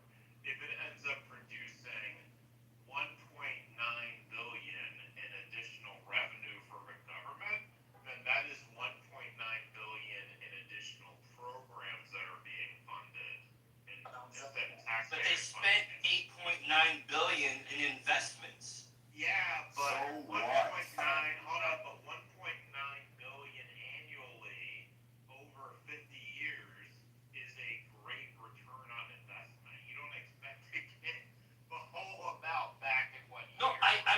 not expecting that to come back in 1 year. I'm not. Right? But you can't say that that's a great investment when it's long term and we don't know where the hell shit's gonna be 5 years from now. Bro, then you can't say anything about any investment if that's the case. This is so illogical. Intel is a great American company. Like, we don't think Intel is gonna be. No, no, absolutely. No, Exactly. it's not so much that I think that Intel's not gonna be here 5 years from now. This fucking country might not be here 5 years from now. It'll be here under some dictatorship. Okay, so we can all agree that the Intel deal is pretty positive, right? Because it also has NVIDIA backing it up, so it creates a circular economy. That's fine. But that doesn't say that the broader spectrum of the economy is better just because speculative markets are going up. The stock market. Well, is also, not hold speculative. on a second. Stock market's not Right. very Am I ready? Can I go now? Am I ready? No, You guys I'm ready? going. You can go after me. All right. Go ahead. So I actually disagree that this is a good thing, and it's not just an economic choice, like decision here. Like the idea of simplifying it to, it's like the president's job to sort of maintain the national purse and decide what we're gonna do with our money is a very, very problematic view of how government should work. There's a bunch of reasons for this. One is the more government is tied to private enterprise, the more influence private enterprise has over government. We don't necessarily want Intel to have a privileged position within government. That's actually, in fact, very, very problematic. And there's all kinds of other governmental decisions that are going to be made now that are going to be thrown into question because are they doing this because they favor Intel or because it's for the good of the people? And this is why generally when economists talk about, nationalized industries, they can be very problematic, and why most economists only recommend this in very, very limited cases. And Intel is not one of those cases. Not even That's what it close. is. It's something So that's one of. Why are you talking right now? I'm sorry. You can talk after me. You talk over and over and over again. You say dumb shit and you're arrogant. It's kind of Everything I've said has been right. I will throw you down if you interrupt me again. I would Do you want me to throw you down? Yes. Keep talking. This is. That's all for people. Hey, I'm so sorry right now. trying to keep up. Come on now. Okay, so let me say what I was saying here, right? So there's also going to be good questions when it comes to transparency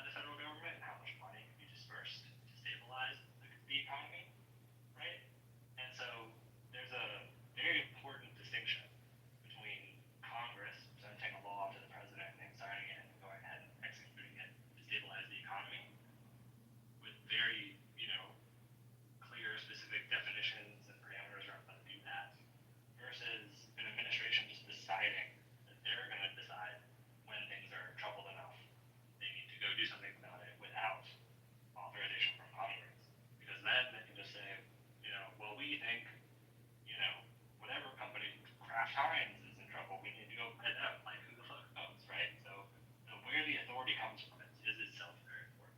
Well, so I Intel isn't feel deep fried. like, go ahead. I just feel like the framing. Yeah, so is Nike. Who gives a fuck? Yeah, I feel like the framing here goes. Semiconductors are strategic. And you are not. hold on a second. Yeah, I so feel are the like damn companies. Again, who gives a fuck?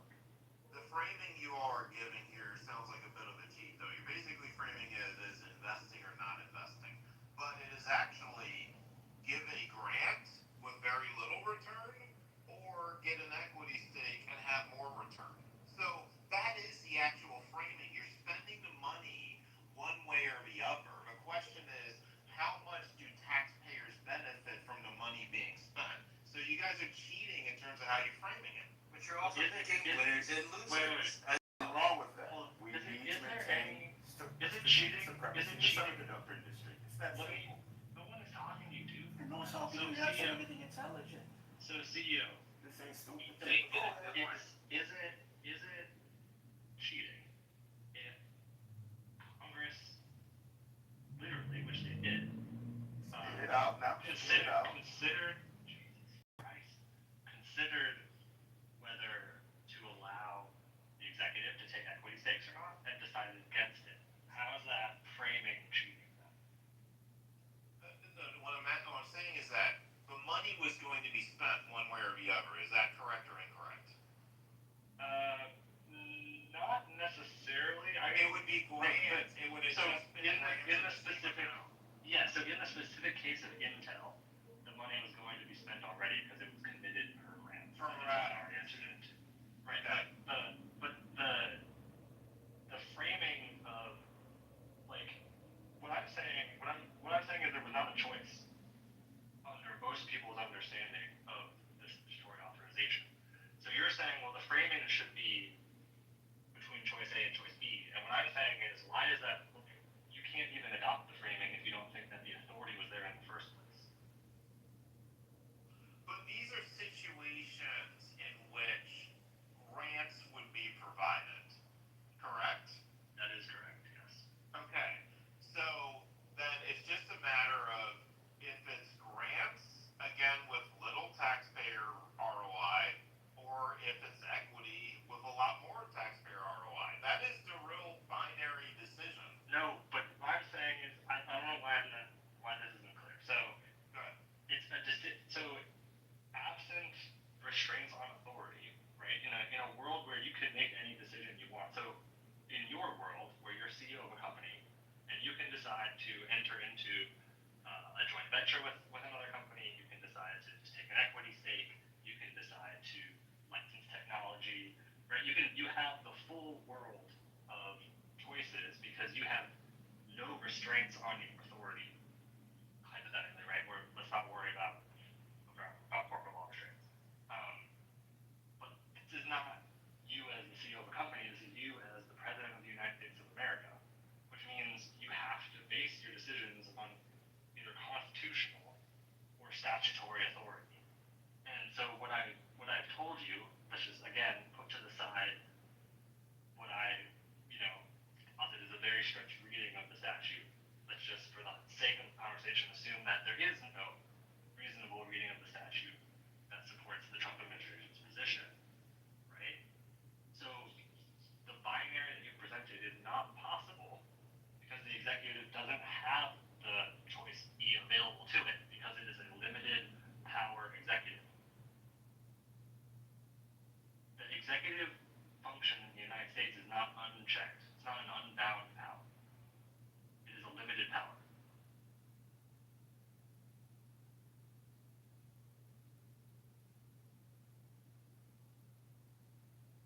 Hello? Have, Are you you there? gotta have regulations, brother. I mean, look here. I'm maybe I'm Wait, old action. school. Hold on. Let CEO respond. I'm a CEO, my bad. Oh, yes. Give me a second, because I'm just trying to look up one thing related to this. So let her respond. I'll respond after her. Go ahead. We need some kind of regulations. We gotta have it. Excuse me. We can't live in a society where they can do whatever they want with, the stock market or whatever, or people trading, you know, and doing things behind closed doors that they ain't got no business doing. That leads to a lot of stuff. You gotta have it. We're not in this imaginary world, because when this real world fails, we're in trouble, right? That's just what it is. All this magical world talk and all this other crap, that just ain't gonna work in the real world. And people's lives are at stake, and the stock market is not a fair balance for Main Street. Haven't heard not one of you talk about the struggles of Main Street and how people who are on Main Street really could care less if the Dow Jones Industrial Average is blah, blah, blah. They don't care. What they see is high prices at the grocery store. They see high prices all around in places that they shouldn't, in places that they were promised that it wouldn't be. That's a problem. And Donald Trump promised to his party, y'all are losers, because he said that prices would be lower, and they're not. We wouldn't be in a war, and we are. Whatever the case, it's a problem. And the promises so far, even your own party has said on TV, we ain't signed up for this, and they want their vote back. Too late. A lot of you get didn't 4 vote years first actually man. to make a change. You know, He's 8 horrible. months. He's horrible. He's horrible. 8 months. Back. No leader can make magical change in 8 months. So again, Change his last day is in 2029 on January 20th, and so let's give him a chance. It's a competitive Let's talk. advantage right now. You talking about Let's talk. Let's have this conversation then. Right? Let's get the cat down the road. Okay. Well, I mean, Biden couldn't do anything. Nobody could just Hey, stop. we're I talking don't know why about he's. all-time highs. feeling. There are many all-time highs during Biden, Right. but y'all still said the economy was We had 47 so far. Hold on. Your grocery bill goes from $380 to $500 and something dollars. Brother, I'm telling you what it costs to eat. What I'm sitting here and I see the damn bill. Let me respond. I want to respond now to the question. So I just was reading the statute. So it says under the CHIPS Act, financial assistance in the forms of grants, cooperative agreements, loans, loan guarantees, and other transactions, right? This other transactions has also been used by Department of Defense, NASA, DARPA, and Department of Energy to take equity or warrants in private companies. This has been something that's happened even in the 90s. This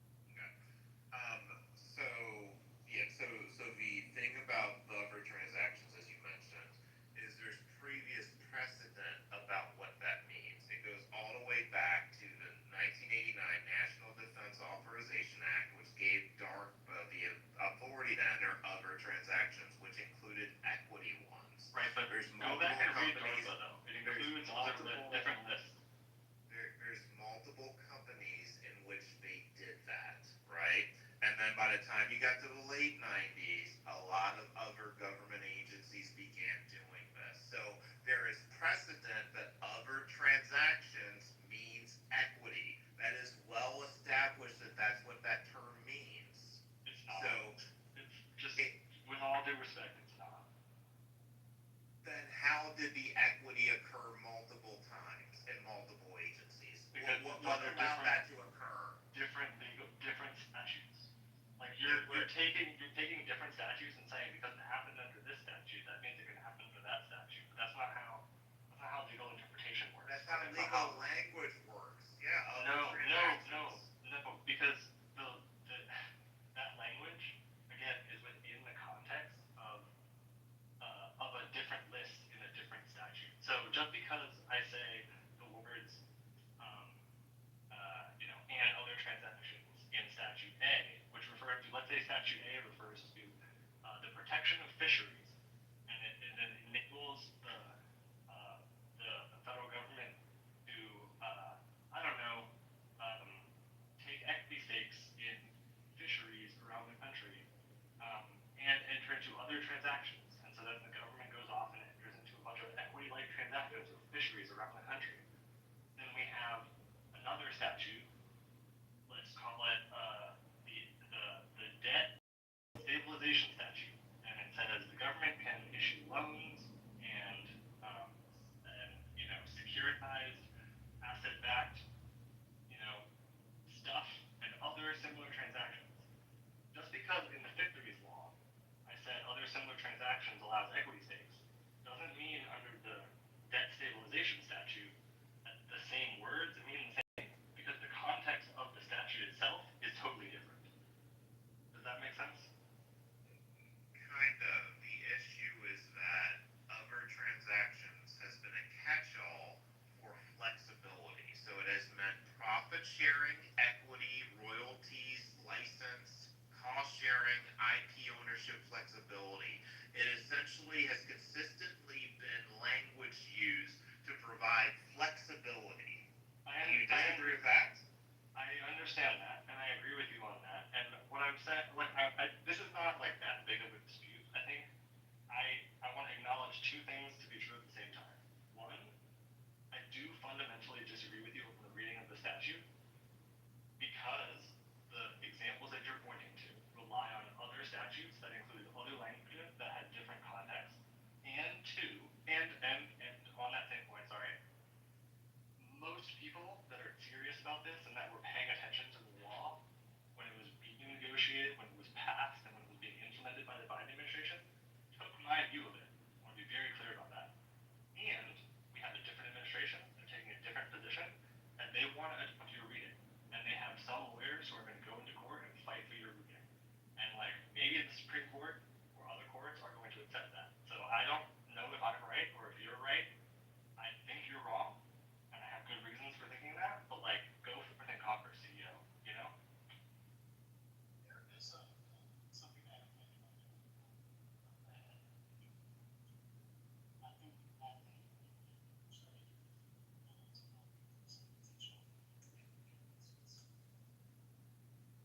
the one that was from the 90s, though, they didn't have any equity in business. That was all contracts and outbounds.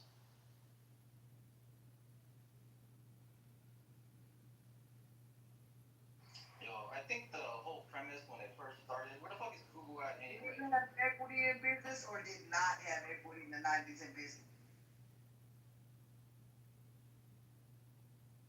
Where did equity come about? What was that?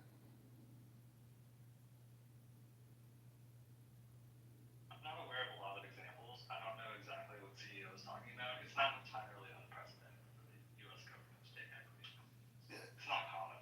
I mean, CEO, I'm really surprised that you, who I think of as being a pretty mainline capitalist, to hear you advocate for government taking an equity stake in a private company. Do you not see the drawbacks, the downsides of this, and why wouldn't, if you like this, why don't you think the government should expand this, or do you think that it should expand? Yeah, so 10 years ago I would have been completely against this, but the reality is now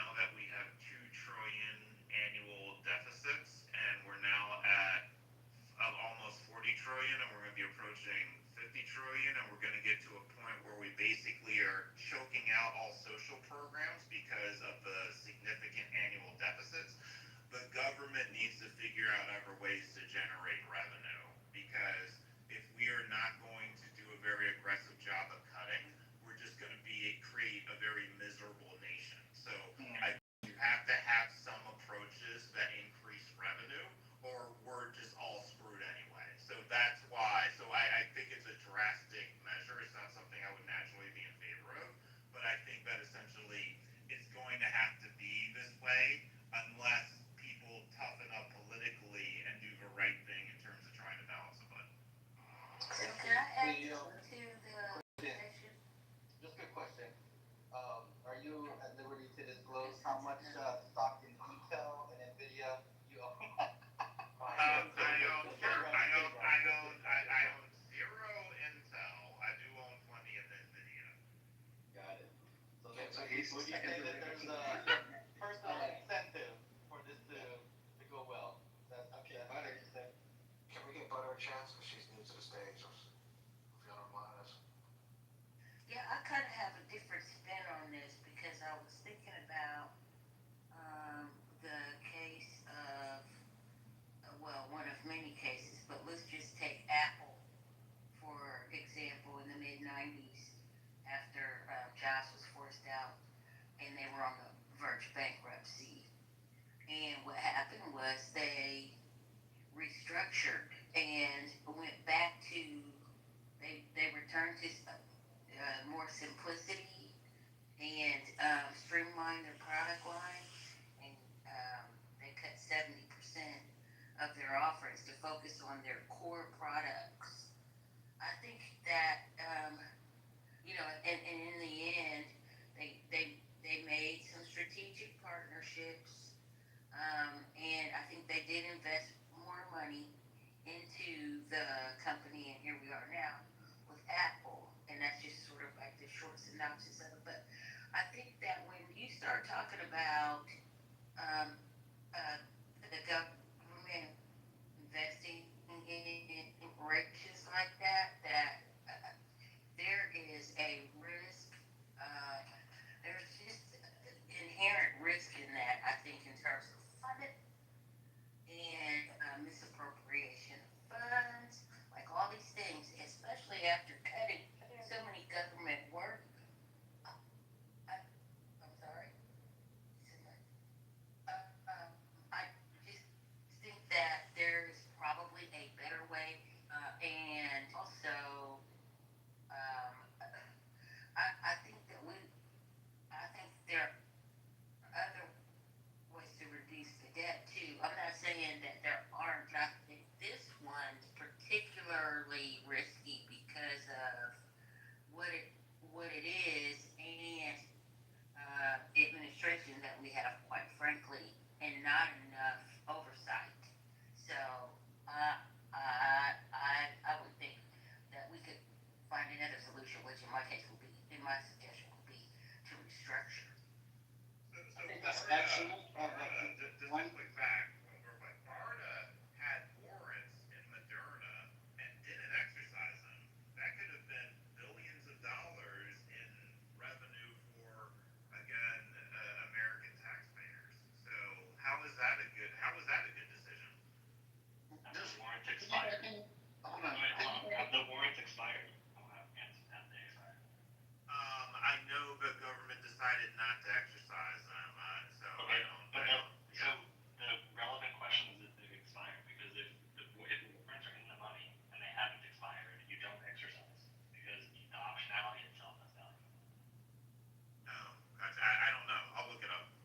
Okay, piggybacking on what Butter was saying, one of the things that happened with the Intel deal is now pushing for a CEO of Intel to be fired or resign.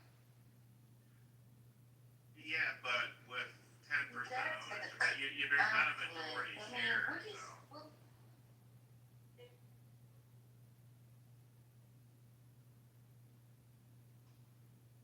It's hugely problematic that the federal government is pressuring a private company about its decisions.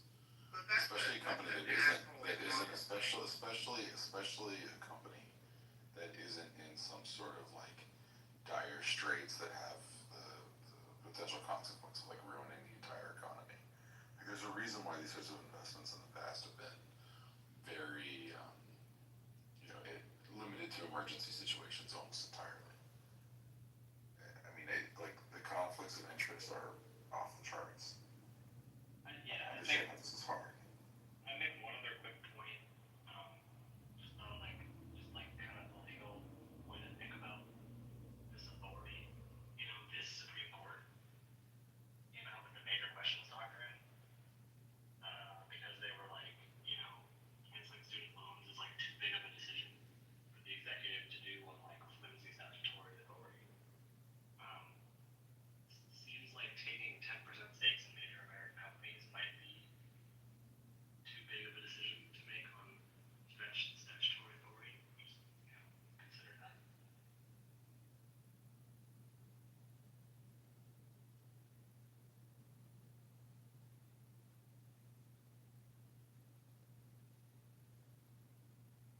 I mean, it's just that, like, the slippery slope argument makes itself. Like, where does this stop? Like, what happens if, there's a major shift in the economy? Like, what happens then? Are we more likely, oh my god, man, hold on a second. Are we more likely to bail out Intel now than we are a similarly placed company? Like, are we going to choose them as our favorite? Like, these problems are really, really intense. And also, the basic conception of how our economy works is that we don't pick the winners and losers at the governmental level. We let the free market play out, and free market is fundamentally efficient. And it does better than any centrally planned government can do. And when we violate that fundamental principle, we do it because there's parts of the economy where it makes sense to do that, where there's sort of inherent monopolies, or where there's some kind of national interest. But we don't do that at, like, picking stocks the way that, CEOs picked NVIDIA. Yeah, I mean, but so, Your Honor, are you being consistent in the sense that you're saying, yeah, we shouldn't give that grant money either? Are you also saying Grant money is not the same thing. Well, It's not the same thing. No, but the thing about it is this, is that if you're okay with giving the grant money, and the option is that grant money converts into equity, what's the issue? You wanted to allocate the money anyway. I actually don't think that it should convert to equity. I don't agree with that. I personally think that there should be more of like a give back when it comes to companies that get large grants and then become, wildly successful. I think that there being some sort of basic, you pay 3x back if you reach some sort of level or something like that, I think makes some sense. Because if you, got money at an important time, like say, I don't know, Tesla did, then I think it makes sense for there to be some kind of give back. Now that said, I also recognize that that is problematic. It's sort of easy to say, but it's problematic in the sense that if the government can get money back from that company, but not another company, they may get, preferred treatment. Because if that company does well, the government gets paid, and if the other company does well that didn't take any government money, well, then they don't get paid. And that undue the potential for undue influence there is super problematic. So I think that, creating that program would require a deft legislative touch. Yeah, no, That's I agree with that all this needs to be done carefully. So we're in agreement on that. But like your proposal is like get a 3x or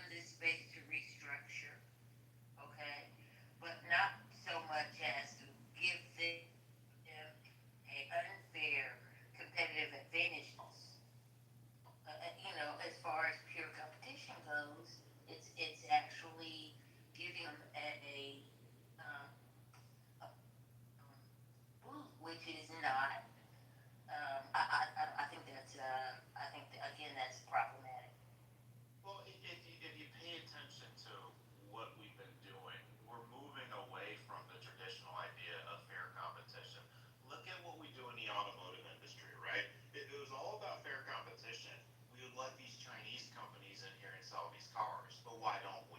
Because we know the American automakers cannot take it, and it would crush the amount of jobs. So we already are evolving, right? So like this idea that we're just approaching things the same way as we did 20 and 30 years ago, we're not. We're already making shifts that are basically designed to help Americans, as opposed to just saying, oh, let's just have everything be fair competition. We're already moving away from that.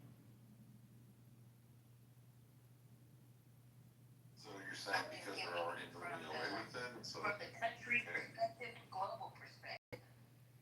No, go ahead. So are we moving more towards socialism? Is that what you're saying? No, I'm saying that there are other countries already that do more private-public partnerships, and I think that us thinking about that more and strategically deploying that is in the best interest of America long-term. This is not a public-private partnership. That's not what this So is. some of these same Republicans were mad at Bill Gates for having Windows on all the computers. So it's like the government versus Microsoft. I mean, it's like, what are you saying? So now they're just gonna be an Intel, so they're gonna put all their chips in every computer? You want an Intel chip in every computer that you have? Yeah, it is. There's no natural selection. I might be using the wrong term, but like now it really gets political at that point. Like if you start choosing who you're gonna do that for and who you're not gonna do that for. Oh, that's real. Well, we protected the entire automotive industry, right? We've done this for an entire industry. We completely protected them. Well, what if it's not just one industry? What if it's whoever's ready to pay to play? Because if he's pushing his buddies to scoop up TikTok, or Ellison ends up buying Warner Brothers Discovery, which owns HBO and CNN, that's not free market anymore. It's crony capitalism. So really, it's not just about who owns. It's not just about who owns what company. It's about whether the market is still open and fair, or if it's just a big playground for the politically connected. I mean, it warps the economy. It is not even business logic at all. The smaller players can't compete. The whole idea of a fair market is tossed out the window, which everybody screams about, what is so beautiful about America. It also makes the U.S. look hypocritical when we criticize China or Russia for mixing politics with business. Precisely. Yeah, but like again, we can't have our cake and eat it too, right? So if we're not going to get tough on balancing the budget, then you have to diversify the economy in many different ways so that we as a country can continue to thrive. It's just a reality. We're going to see credit ratings go down. We're going to see social programs come to an end. You have to do something. You can't just say, oh, well, let's just keep going into insanity. So social programs is gonna make insanity. It's not gonna make insanity. That's what you're saying. No, I'm saying, no, you're not listening to what I'm saying. What I'm saying is that, like, if we keep going in the direction we're in, there won't be social programs because there won't be budget to spend them. We keep diving into debt. The problem with what you're saying, CEO, is like, why don't you invest This in is the thinking of like open Turkey, up for the hemp example. market so that you can get mass production of hemp products to manufacture and distribute globally. Okay, so CEO, the problem with what you're saying is like this is it's like driven Turkey into the ditch. Like you just can't nationalize your way out of problems, and this has been tried many times over, and it does not work. Like there can be a good case for nationalizing an industry, right? There may be moments where it makes sense, right? Like I do believe that there's sectors, parts of the economy where it makes sense for them to be socialist in nature, right? Which is to say the means of production being controlled by the government. This I don't believe in it at all. And there's lots of companies that have seemed incredibly strong and to be good bets that have turned out not to be, and relatively quickly.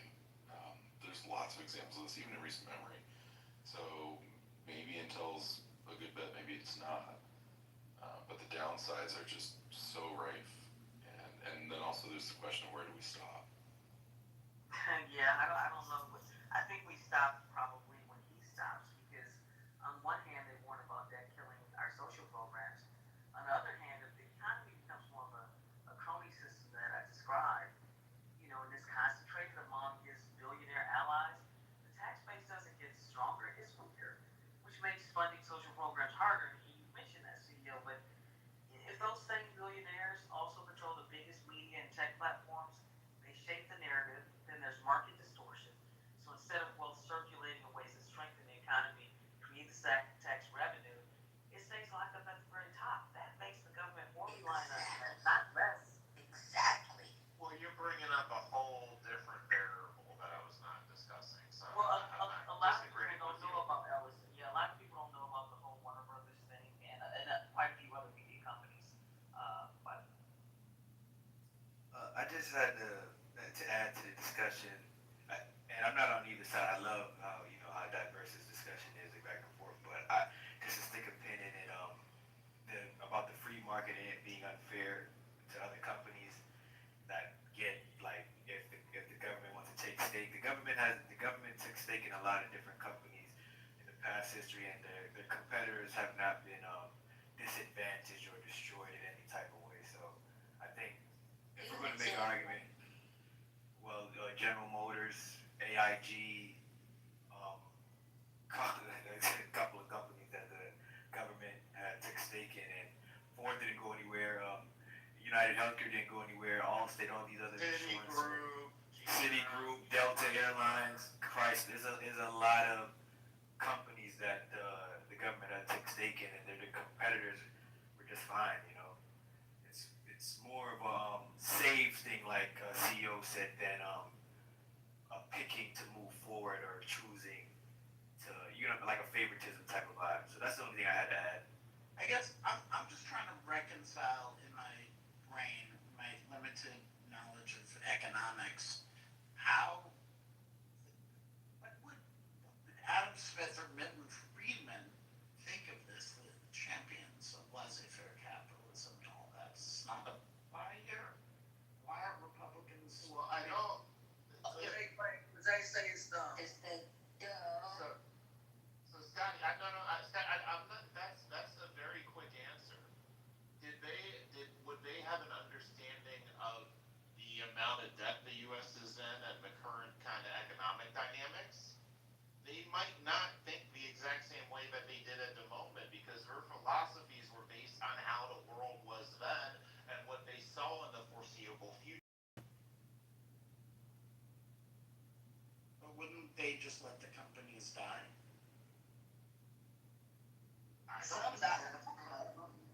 I don't know. On which company, how much it influences, how we live. I mean, it's got, you know what it's like? It's like, the founding fathers, when they came up with the Second Amendment, like, do we know they would be good with all the level of weapons that we have right now? Right? Like, we don't know that. I think they would call it. You'd be right. We're dishonest in terms of the Republicans, and I think Freeman would say was fiscally reckless. Stupid.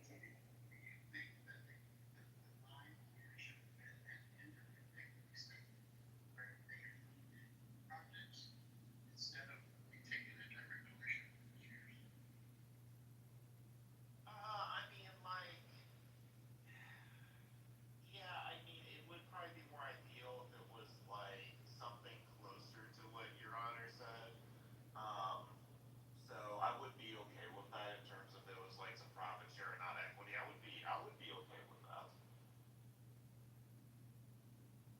But it is true what was said earlier about the government's taking stake in companies. But I mean, think about the bailouts, right? 2008.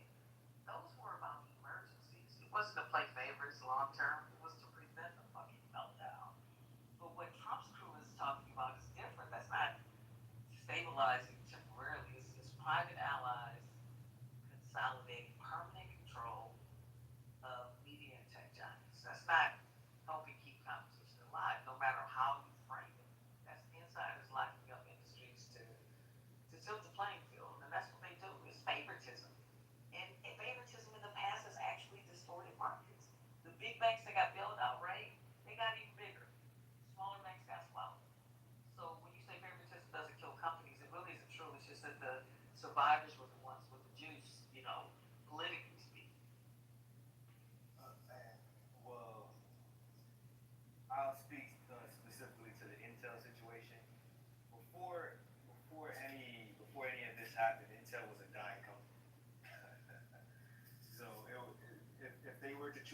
online CEOs, they were to choose a favor. They could have went to NVIDIA. They could have went to AMD. They could have went to a lot of these guys with way bigger markets, way bigger. The actually driver for this AI or technological boom that we're going through. They could have did all that, but they didn't. They took stake in Intel, which. Around. Say that again.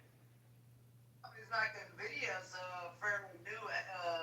Intel and that they've been around for a minute. NVIDIA is fairly new on the market. So It depends on what you consider. It depends on what you consider new. NVIDIA's been around since 2004, so it depends on what you consider new. But yeah, as far as Intel was a dying company. They weren't in the average of growth in compared to any of the semiconductor chip manufacturers or makers. You can line them up. NVIDIA, AMD, Micron, Qualcomm. They were behind the pack by a lot, right? They damn near had to sell their foundry business until Trump stepped in and stopped that.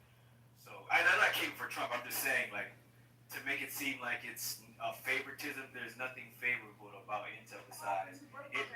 NVIDIA was founded in 1993, by the way. In 1990, I'm sorry. Yeah, but that was maybe just in NVIDIA's case. That was some other companies, but that was the strength of national security.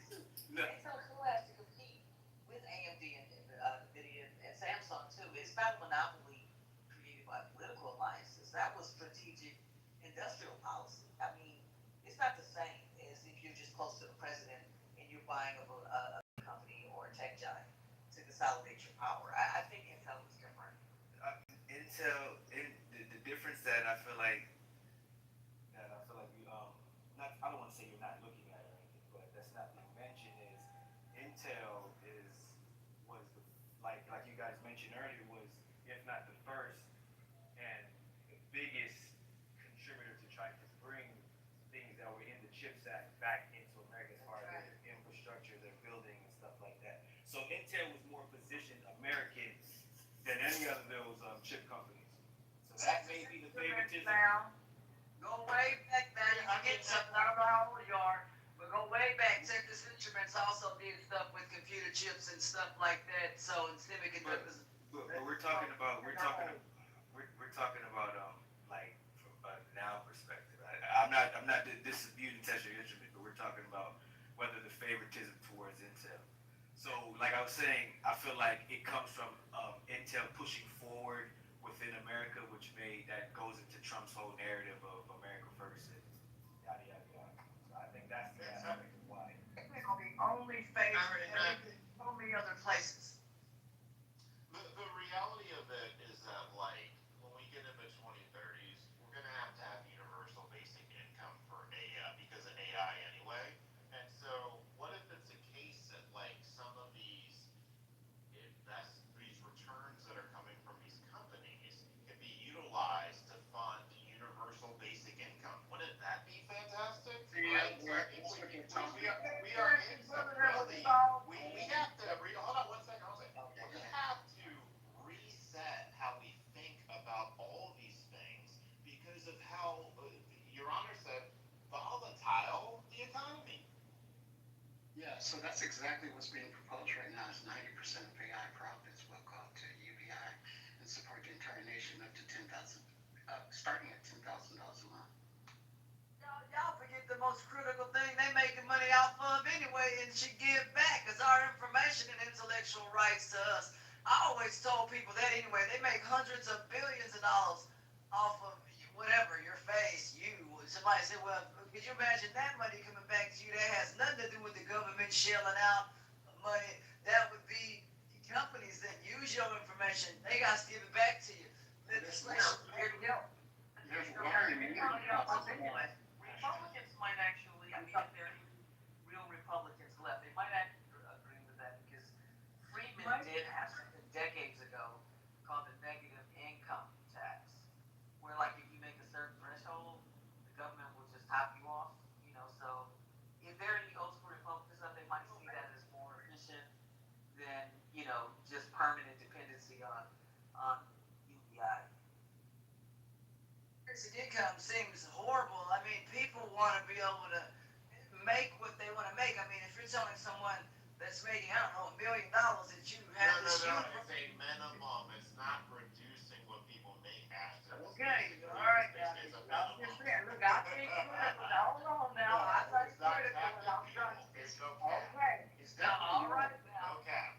I'm just trying to make sure if it, well, if it's something, well, I've just never heard of it. Again, like I said, I'm old school and that's just not something, you know, my folks don't sit down and say, well, we're gonna talk about, hell no, we ain't talking about universal, but I've never heard of that in my life until I came on the ground. Well, by the time we hit 2030, it's gonna be about survival. Right. And it's gonna be survival policy. I mean, and there are like some countries that have this currently, right? There's Middle Eastern countries that have like a royalty, which is essentially UBI, like each citizen gets 30,000 or 50,000 a year. And that's just their baseline. They can have a job and make as much as they want to, but they get a baseline level of income as a royalty.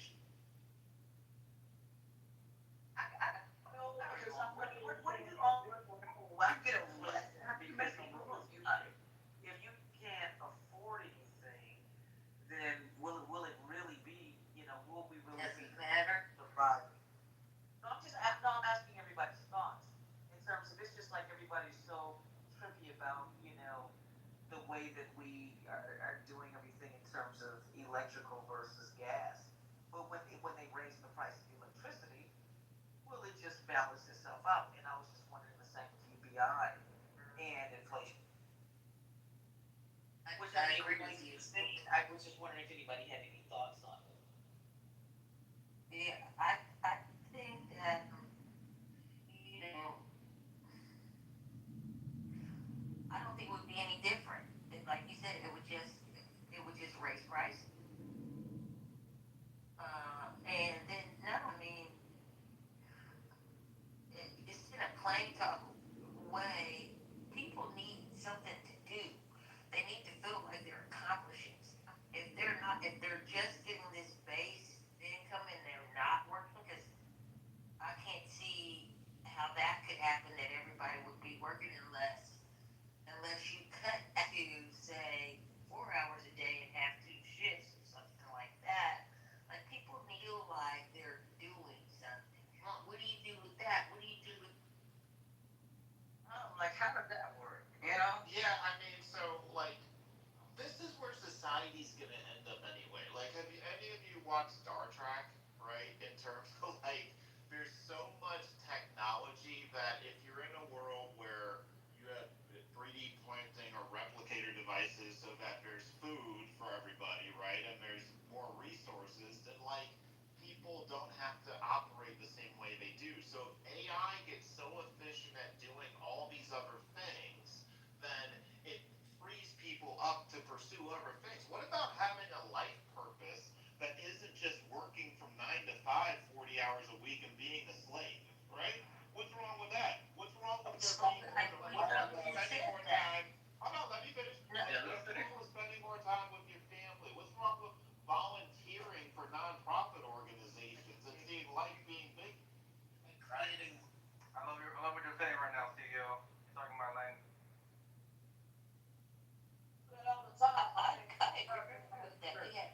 I had that conversation with someone earlier today. Only thing is, how do we get there?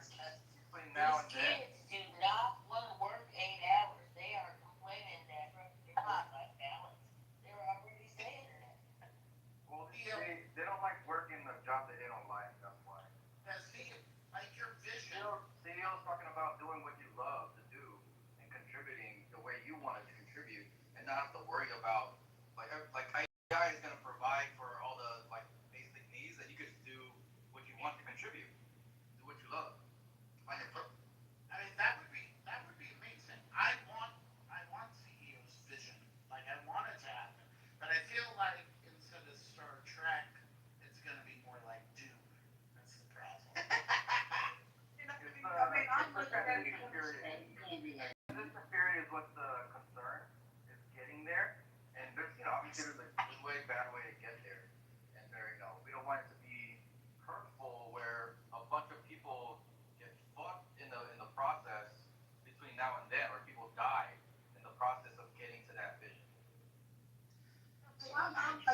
from the country.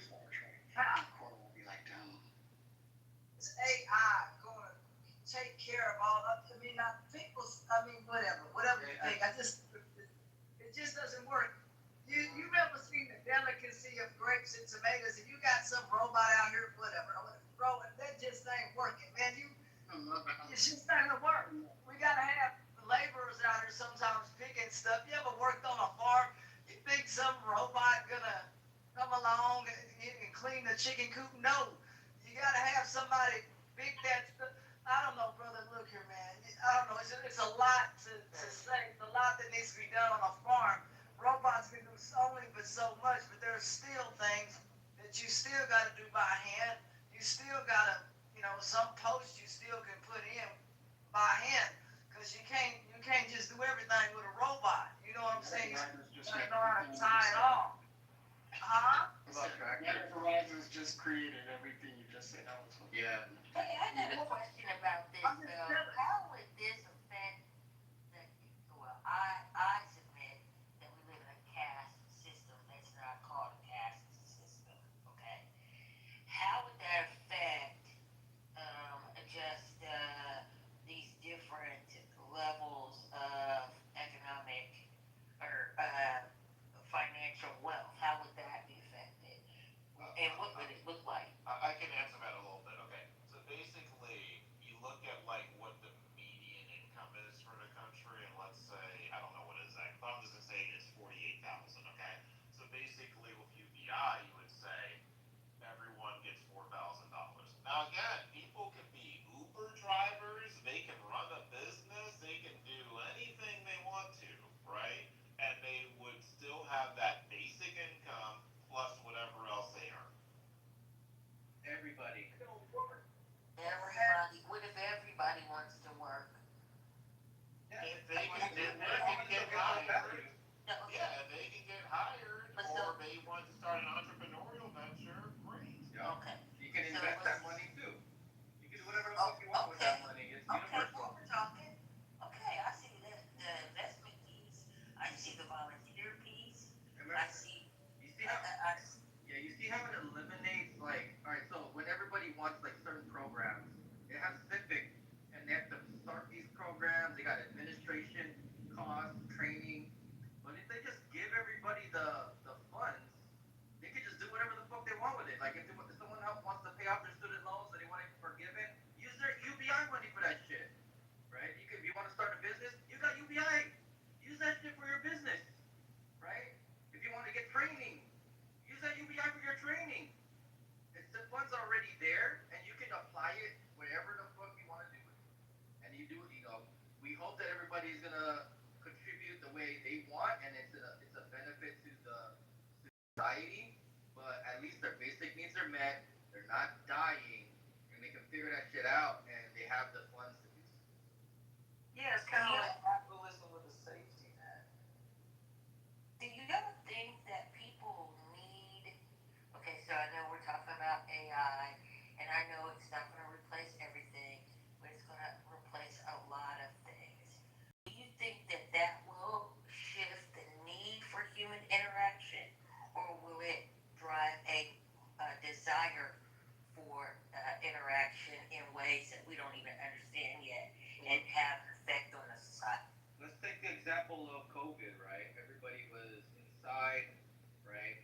But apps like this is like an example. People had interaction. And then also coming out of COVID, you see how more people do those be out and about. They have those food events. They have like a lot of events where people can go out and be with family. All those things, there's a big demand for that coming out of COVID. So that kind of is like a microcosm of what the example would be. If AI gives us everything and provides us everything we need, we're still gonna have that social interaction need, and we're gonna have time and resources to do stuff. So that's just that's what's gonna happen. Are we gonna have a serial killer robots and shit like that? I mean, how far? We already got them. What are you talking about? If there's crazy people, there's gonna be crazy people that are smart enough to fuck with a robot and make it fuck with people. So that's we have to deal with that shit too. But yeah.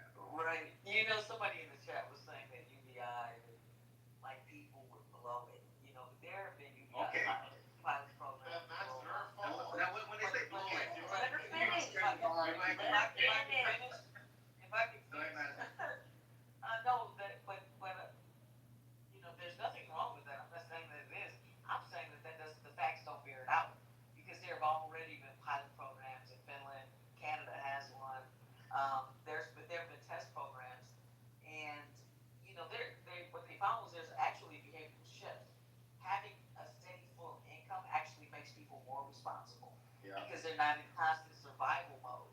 They can plan better. They know they got money coming in. They can take tasks.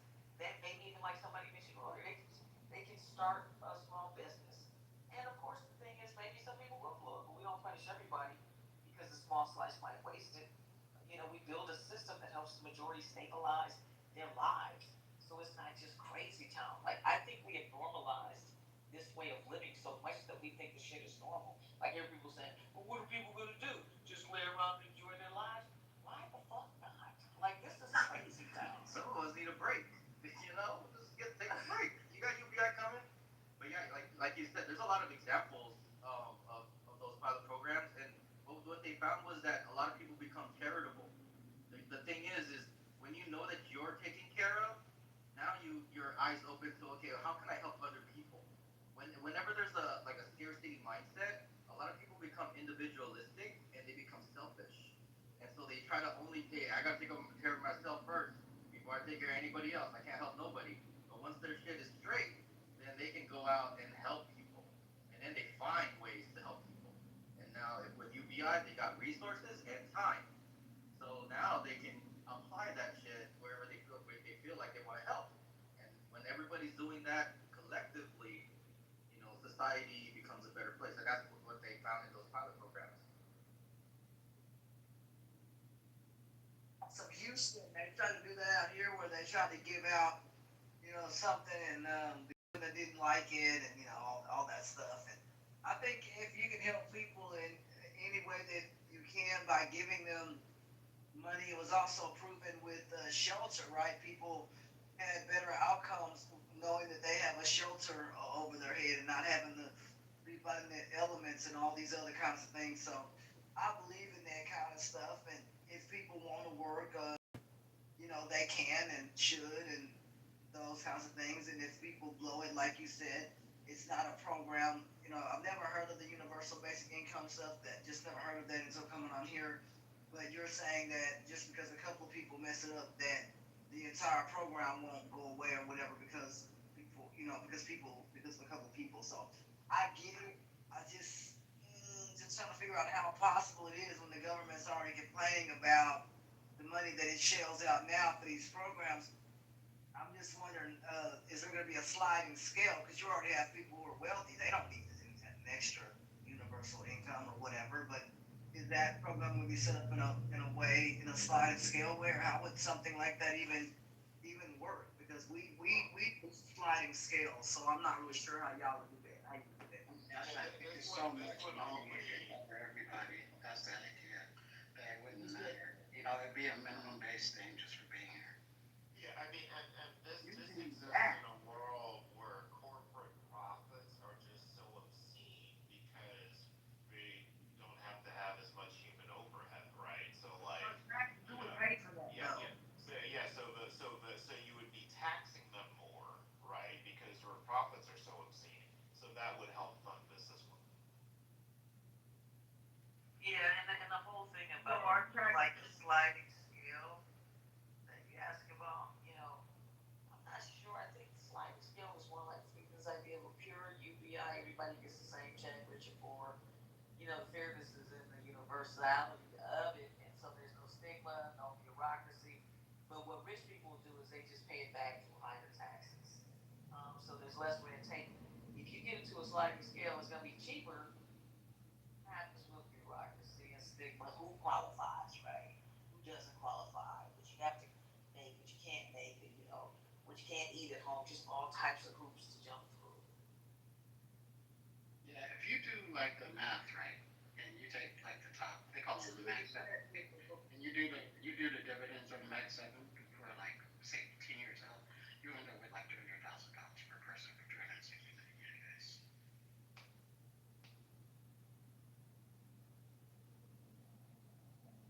We pay by private companies, sir, like private companies, and then what our tax base will go up to as consumers, or what are we looking at for, like, realistically? I'm like, It offsets.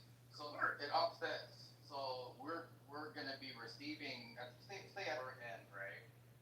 You're gonna be receiving the UBI, so you'll be at a, but the folks that have higher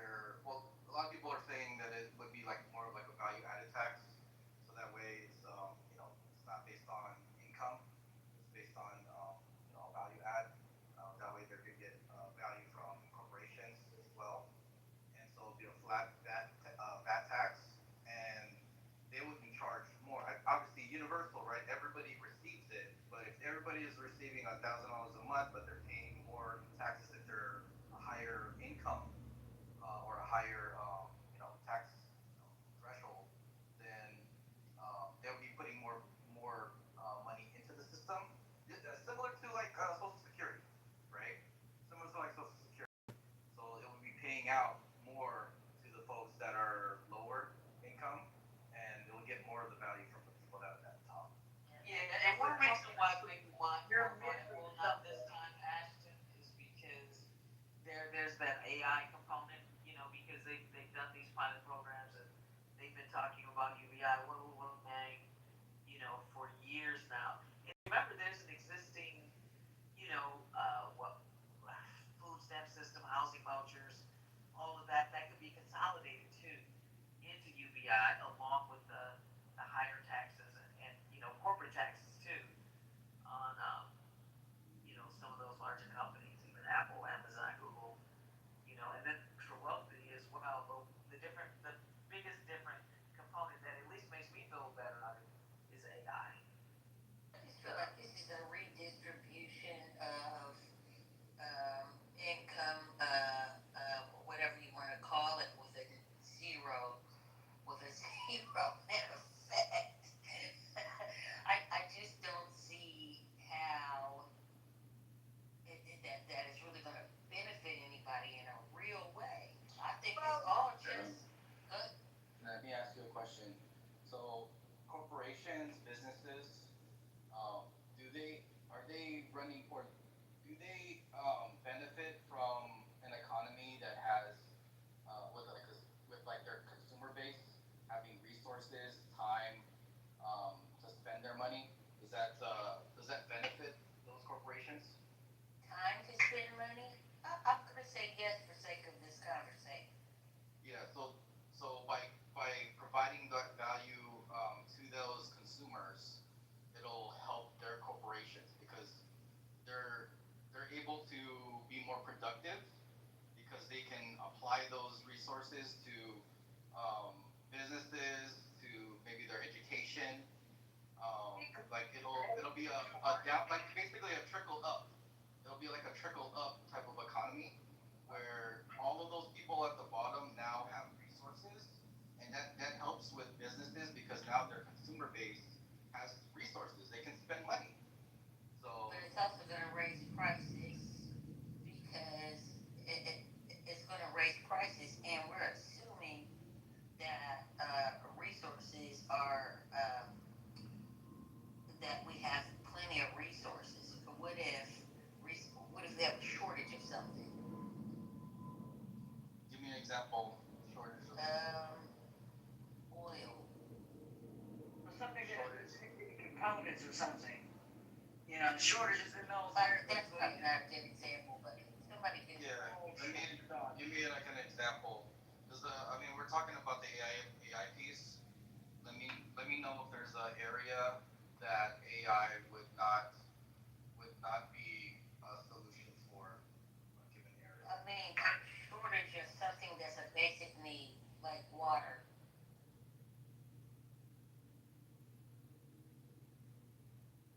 Isn't that more about like supply chains though, like what we had during COVID? Yeah, I was gonna say it's definitely more that goes Yes. into that. So what happened? Well, I'm just wondering too What would be needed? What would be needed to provide more water supply, like drinkable water, to a society? What would be needed? Well, people might not panic as much. That was my point. People might not panic if they know they've got money coming in. They don't have to buy up everything. I mean, the shortage of water. See that? Even if there's a shortage of water, putting money in people's hands, like to buy water. I mean, there's already a shortage, so you gotta make sure that there's supply. So what would need to what would need to happen in order for, like right now, there's shortages right now in parts of America. So what has to happen in order for that? Well, we're dealing with that. We're dealing with a huge, somewhat of water shortage in our state because some parts of the state's really, really dry. And And what they're trying to do is build a man-made lake, 71,000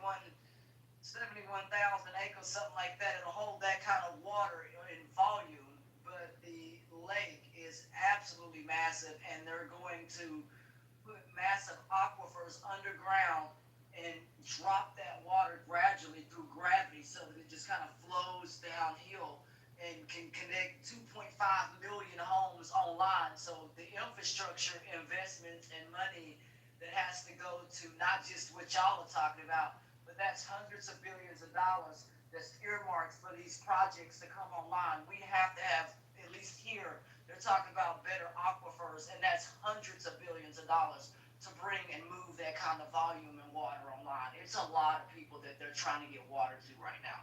You know, if UBI causes shortages, I don't think it'll be in that way. It'll be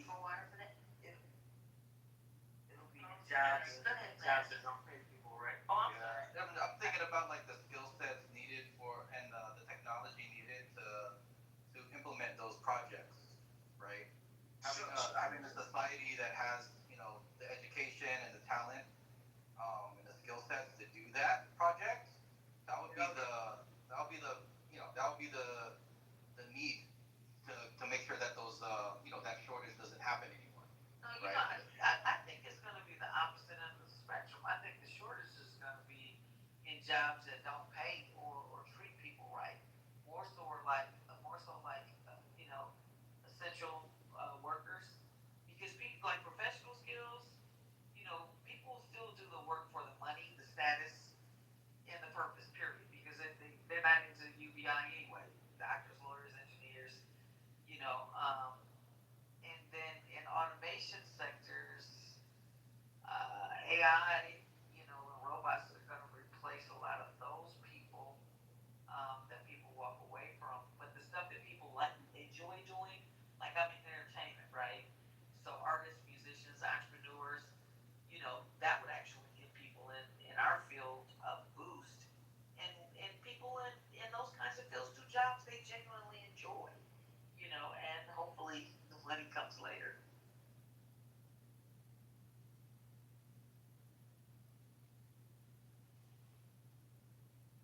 I don't think that don't think that some industries might be immune to AI. There's a lot of things that get created in Hollywood strictly with AI. So it's crazy. I mean, you guys heard about the music artist, R&B artist that she creates songs with AI. She doesn't even show her own face. She has like an AI avatar, but all the songs are created by AI. Yeah, I'm gonna put it in the chat. Y'all judge for yourself. I'm not gonna I know what you're talking about. But do you also know that before they found out she was AI, that the deal that she had was 10 times. So she got a hell of a deal, but it's 10 times less than before they knew that she was an AI artist. But I'm in Hollywood, and that's one of the reasons that we went so hard with the strikes was because of AI protections. So we have protections when it comes to those things. I think, in terms of filmmaking, which is my industry, post production, yeah, that's already suffering in terms of, editing and that sort of thing. But in terms of actual content, content is flittering all across the board when it comes to Hollywood because our industry has been completely disrupted and overturned. So a lot of those things, will remain to be seen. What we're trying to do is get in front of it and use AI as a tool so that it's not a threat to us, so that we can incorporate it into what it is that we do. In terms of the things that we do that are completely human, the unions have pushed for, we fought for residuals and all of those things.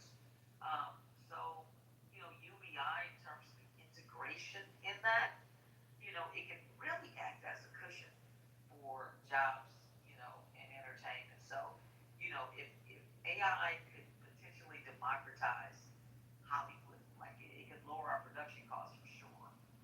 But we're further away from that than we think. It takes a lot more to do a full-length feature than it does a 10-second clip that you may see that has zero storytelling in it. But so what the worst case could be is the Disney, Netflix, Amazon, if they monopolize AI content creation and we don't do it independently, that's what's gonna gut the labor. And I'm telling you, it's gonna be a whole bunch. Do you think content is bad now? It's gonna be absolutely soulless if that's what happens. So it's either gonna be a tool for creative freedom or it's gonna be a weapon for corporate consolidation, and everybody might as well just, sit in their rooms and I don't even want to say it on here because there's gonna be nothing to do or watch. Play with themselves. No, Thank you. You said it out loud. Here's the thing, because I'm with you 100%. The thing, though, for me, and you won't have to worry about me because I'm too old to even worry about this whole thing when it's at its maturity, maybe not. However, I like live music. I can tell the difference because my ear is such that I can tell the difference between digital sound and raw sound. And I don't think I'm alone in that. Yep. And I like performances. I don't want to see no avatars. I want to pay, and I'm willing to pay to see those natural faults that take place on stage. All the natural things that occur that are just magical when you're in real time. That I place a value on that.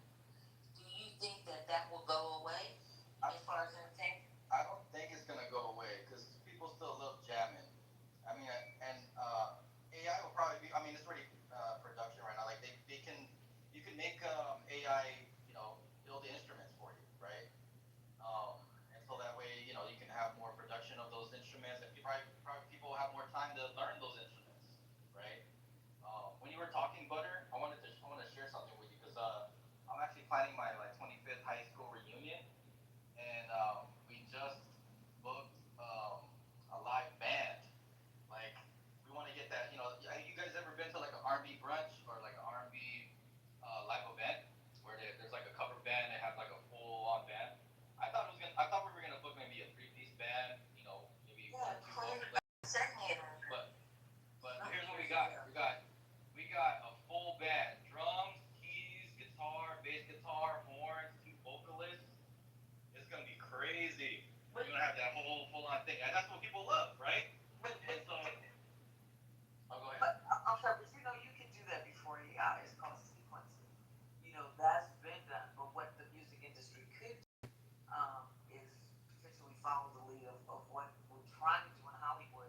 It's like if we use AI, if we use it like Photoshop, basically, to enhance. So in terms of the music industry, especially like if it's a live venue, and you use AI for your sound mixing, you know what I'm saying? Then people are gonna lose their jobs, yeah, but it's gonna be new roles. It's gonna be AI supervisors, AI data trainers, ethics, compliance, all of that. So that way we stay human driven and use AI as a tool. And that may, I don't know about other industries in that way, but I think that is vital for the arts. We don't want to make widgets out of content. That's just my. And I think there's gonna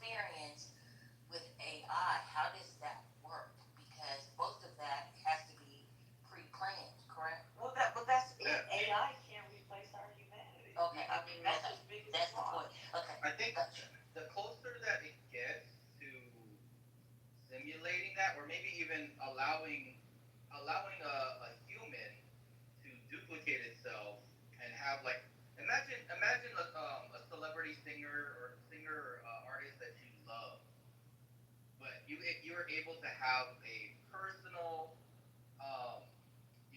appropriate conversation and interaction with them face to face. I mean, that's what a lot of artists are doing already, right? You've seen Chris Brown in his photos, and want to make sure that they have that one-on-one experience.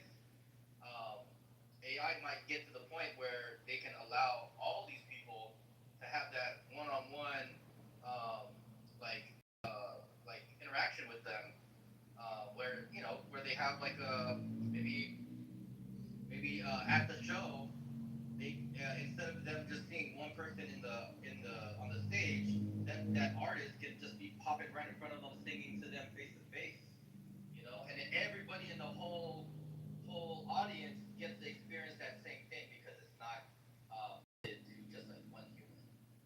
I'm just thinking like outside the box. Yeah, Like, I get it, but where technology can take us, right? yeah, I get it, but I can't pass it my phone. No. Imagine feeling their skin, like they touch your face. Wait, but you know what's so cool about what you just described, Jeremy, is that that feeling that we get when we're in a concert and we're in a movie and we're actually having the experience together. Yes. I don't know if there's a name for it or not, but that whole thing where you're all doing it together, but yet having a personalized experience at the same time. The same way that you can get in your living room couch, because you'll be able to do that in your living room too. But I think that's a pretty cool concept because it preserves that part of the human experience, that togetherness, if you will. AI can't replace that. It's a synergy, for lack of a better word. Um, y'all are making me think that when Prince sang Purple Rain and it started raining at the Super Bowl, that was AI. Wow. Have you ever seen a Sade show when she does this rain screen in front of her, but you can't see the screen itself? I don't know what it is. They did this technology over a decade ago, but it's some sort of like a sheer screen that's covering the actual stage, but you can't see it. And it's not projection, but I don't know. I have to look it up now. But when I saw it for the first time, it was just amazing. And when you just said that, that came together for me. Yeah. The way that they could have actually done that. Yeah, Madison, there are people that it brings me to tears to know that I have to get that I have not actually seen in person, and I can't even talk about it. I can't even talk about it. It's gonna literally bring me to tears. But she's one of the ones that's on my bucket list, and I better hurry up and because I don't see her. She does her own thing. She doesn't really. I mean, it's a special thing for her to go out on tour. So I hope I get to see her next time she's out on tour. And if you find out she's out on tour, inbox me.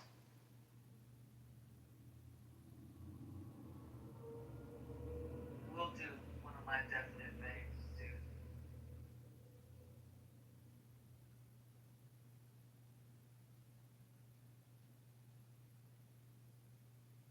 Hey Ramona, I saw your AI is already replacing writers.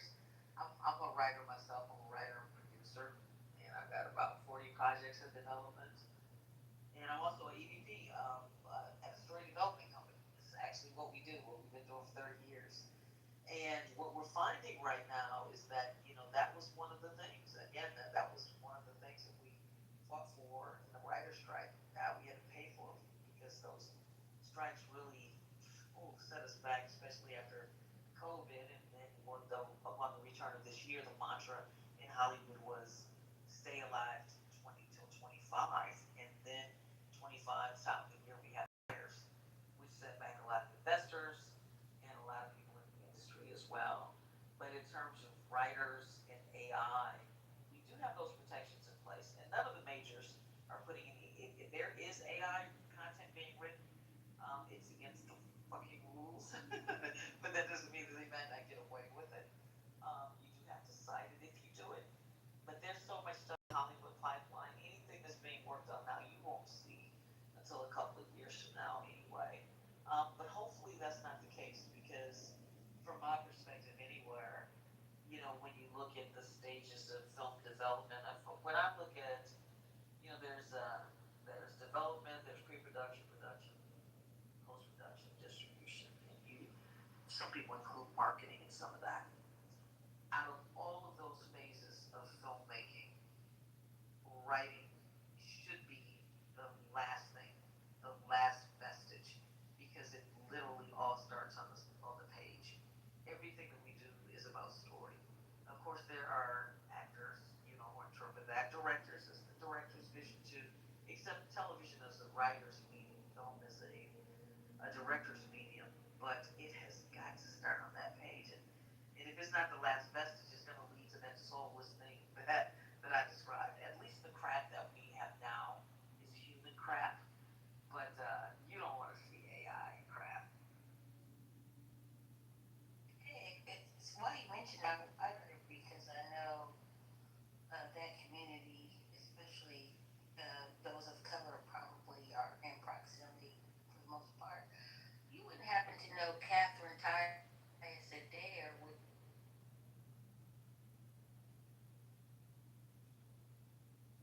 You're in the Matrix, Butter. Unless it's just me. I'm gonna put it in the chat.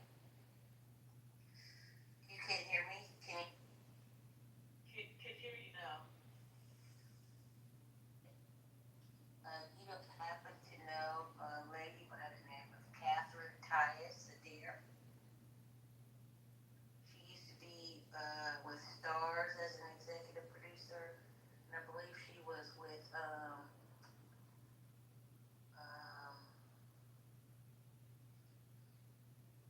last position was with Stars, and then there was a layoff there. But I'm catching you guys. Okay. Medicine Latios.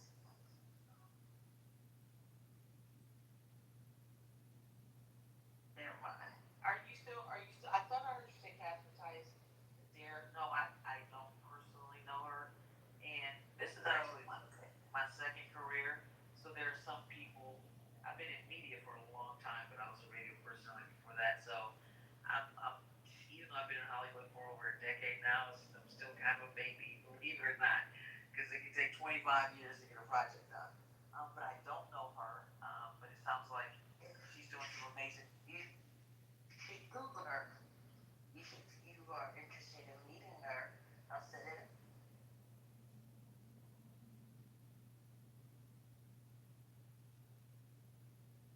Okay, I haven't Googled her yet. I will, but you've always had a great amount of sincerity, Butter. So whoever she is, I know she must be good people. So thank you for that. Yeah, she's been around as an executive producer. I can't think of the girl's name. The actress out of Cleveland, Ohio. The actress that everybody loves. Don't get old.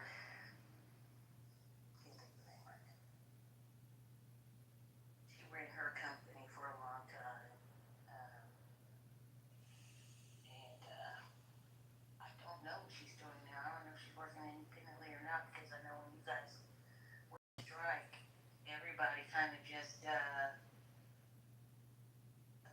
lot of things changed. And I don't know, has it gotten better or not? No, it definitely hasn't gotten better. There's been a lot of belt tightening.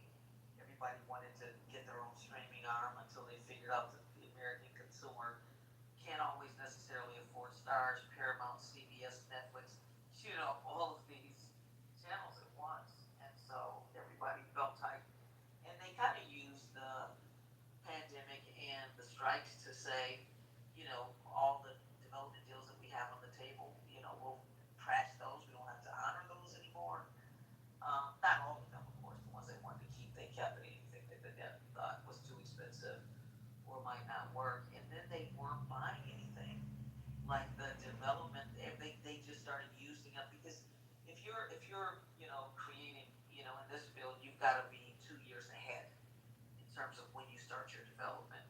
And so what they did was they started using everything that was in that 2-year development pipeline. But what's happening now is that there's a dearth of content.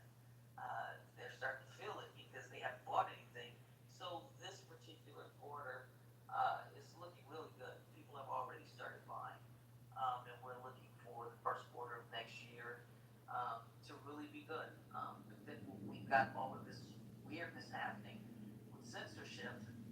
Um, God, there's so many ramifications and so many things to think about. I said it earlier, this buddy Ellison might be buying Warner Discovery, and that's HBO, CNN, and so many others.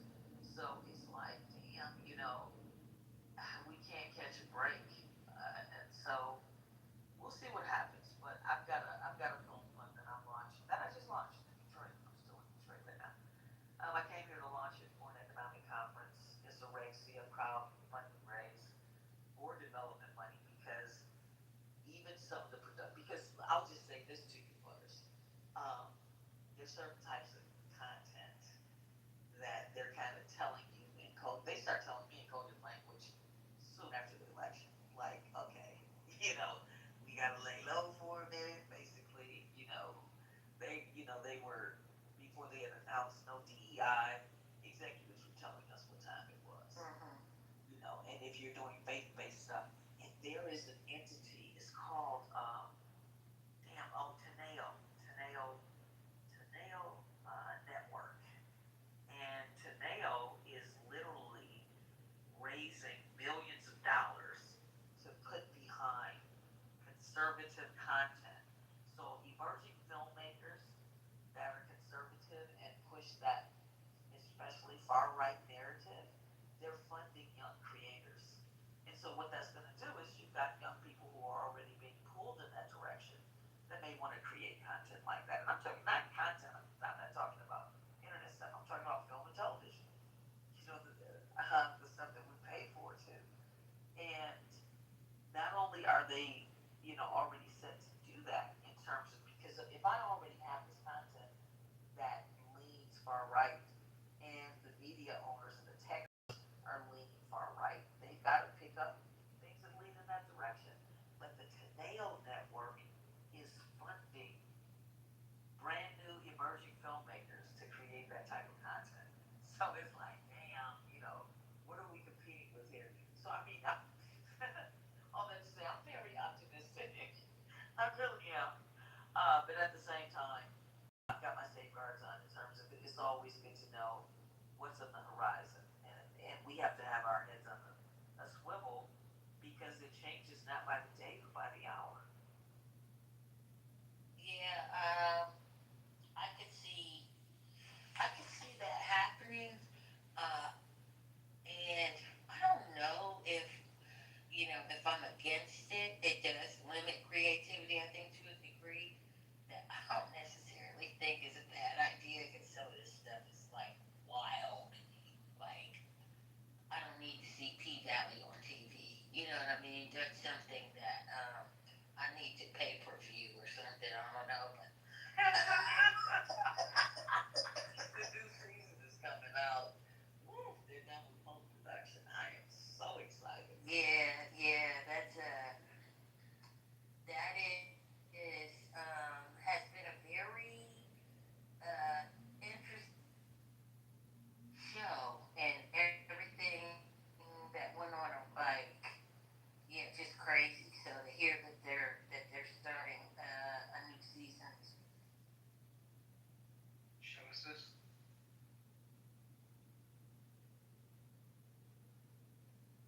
It's called P Valley, and it's rated. I'm gonna.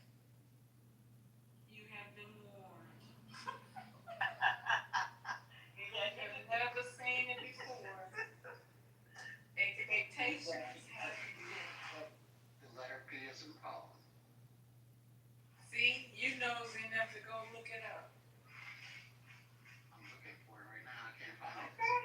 It's called P Valley, right? Like the letter P. You have been warned. It's not for the weak or timid by any stretch of the By imagination. any stretch of imagination. Continue to search. Real mind. But you know what? I do love. I love. I mean, and everybody's got their different take, but I love the fact that it's raw, is unapologetic, and as a writer, he shines a light on the story building and the world. It just has so much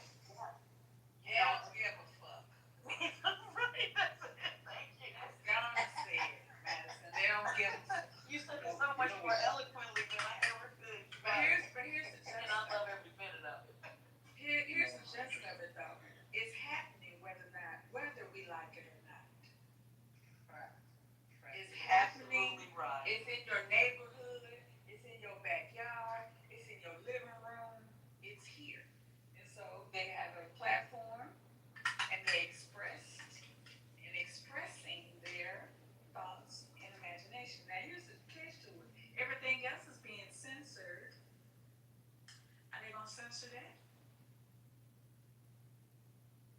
Now then they gonna have a fight on their hands. Cause that community, that community, baby. So I work for a radio station. I'm the sales manager for a radio station. And this is when I booked good commercials, whatever. They were bringing an act in town. And what's that baby name? He went to Laugh Out Loud and said something about the gays and the lesbians. And the baby, that's his name, the baby. When I tell you that community tore his ass up one side, down the left side, they must got a whistle. Because when I said the grapevine is not fast enough, Greyhound is not fast enough, whew. And so my people on radio were talking about it because it was on ESPN. Now, you did something at a comedy show, but when ESPN picks it up, it's open, it's open. You know what I mean? And they called me and it was, and your station, and we paid you money, and we gonna come up there. I said, listen, that ain't what you wanna do. Cause I swear I ain't had a good fight in a long time. And if you wanna think this cute shit is funny, you come up here and try it. First of all, I'm in the middle of a bank. Try it. All of y'all going to jail. Now I do understand, how they felt about it. When I tell you I started getting text messages about how they do and what they do when they terrorize you and all that. And it's like, so I don't leave the building, don't go nowhere. I'm like, listen, they don't want none of this because I've been up on all their asses and we all gonna get our backs dirty, okay? And they don't want to get dirty. But that community is amazing. They had to come back up here and they all came, it was like 16 of them came into my office to apologize when I explained to them, you do know that it went all across the United States. When ESP picked it up and it had nothing to do with sports,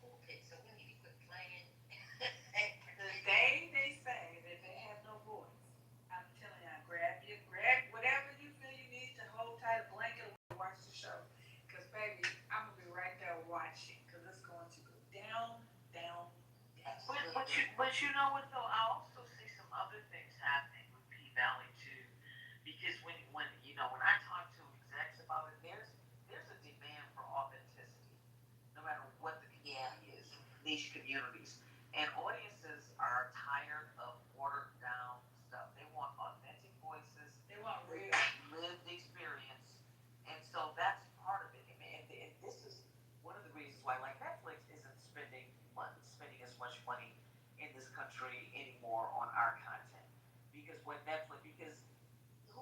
has Netflix. They're not making money off of new subscribers. Either you have Netflix or you don't. And so they have gone into other global markets, Africa, and Australia, just different places because what they're doing is that's why you see sometimes these stories from other countries, other continents rather, popping up in your feed because there's so much more global content when it comes to that, and all of those pieces are niche pieces, and shit, P Valley is people relate to it. Yeah, it's prestige level writing, and it's shot so well. Cinematography, it is beautiful. It's some sexy shit. I'm sorry. Scene when the gentleman that comes to the club introduces the premium dancer to his woman, and she starts taking pictures of her. Do y'all remember this scene? And they have I know exactly what it is. Oh my God! And I ain't even gay, and Listen, if you need some techniques, don't make me watch that. If you need a few techniques, you need a little charming. P Valley will teach you a thing or two. I mean, I thought that was just just the angles that they used. 'Cause I can imagine that it takes the technique to be able to get those shots of those girls when they do get in those certain positions in a way that's impactful. That you couldn't just do that. You gotta be trained and good at what you do, and the action, the interaction. It's very well done. Did it ever win anything? Does anybody know if it was nominated anything? The I don't. It may have been nominated, but I don't know if it won anything. I'm gonna go check.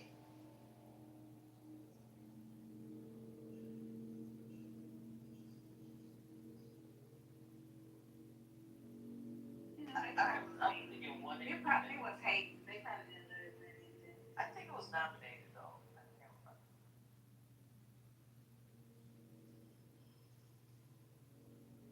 And Ramona, we got you. The company that I'm with, we've been doing storytelling for over 30 years. I've been with them that long. I've only been with them 3 years, and I'm an equity partner. But we have dedicated ourselves to storytelling. These guys have won Academy Awards, Emmy Awards over the years, and script doctors, some of the biggest writers in Hollywood. But they've worked in obscurity because of that, And so we got you, Ramona, and as a matter of fact, we're leaning into those kinds of stories because somebody's got to do it. Hey, did one September, was it one Glad Media Award for Outstanding Drama in 23? The NAACP Image Award for Outstanding Actor in a Drama Series. Nico did at the guy that plays Nico in 2023 and 21, and Loretta.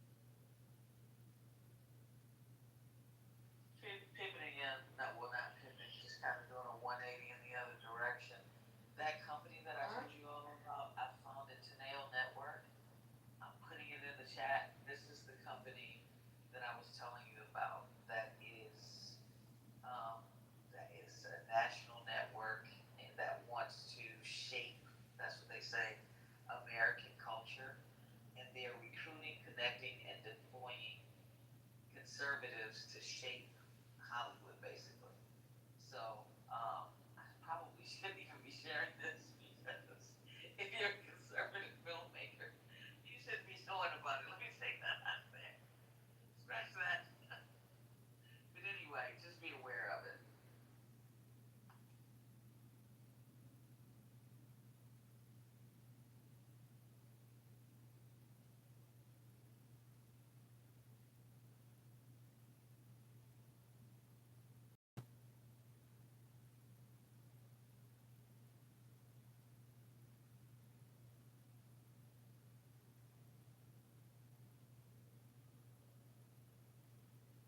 Well, I think I'm probably gonna go watch some reruns of P-Valley. You all have a good night. You too. And thank you for the role. It was a great conversation tonight. That's good. Hey guys, is everybody asleep? What y'all talking about now? Want to get back to um, conversation? The topic rather?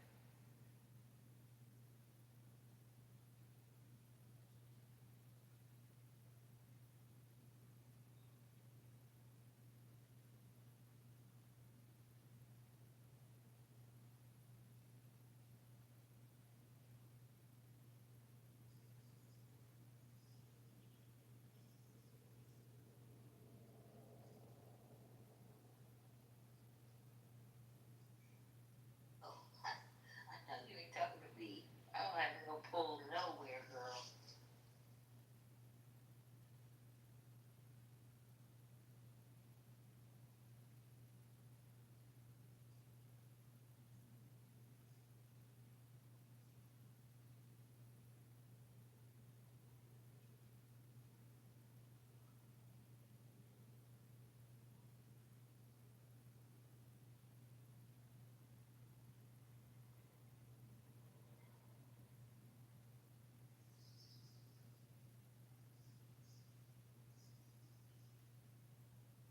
Yeah, I see her.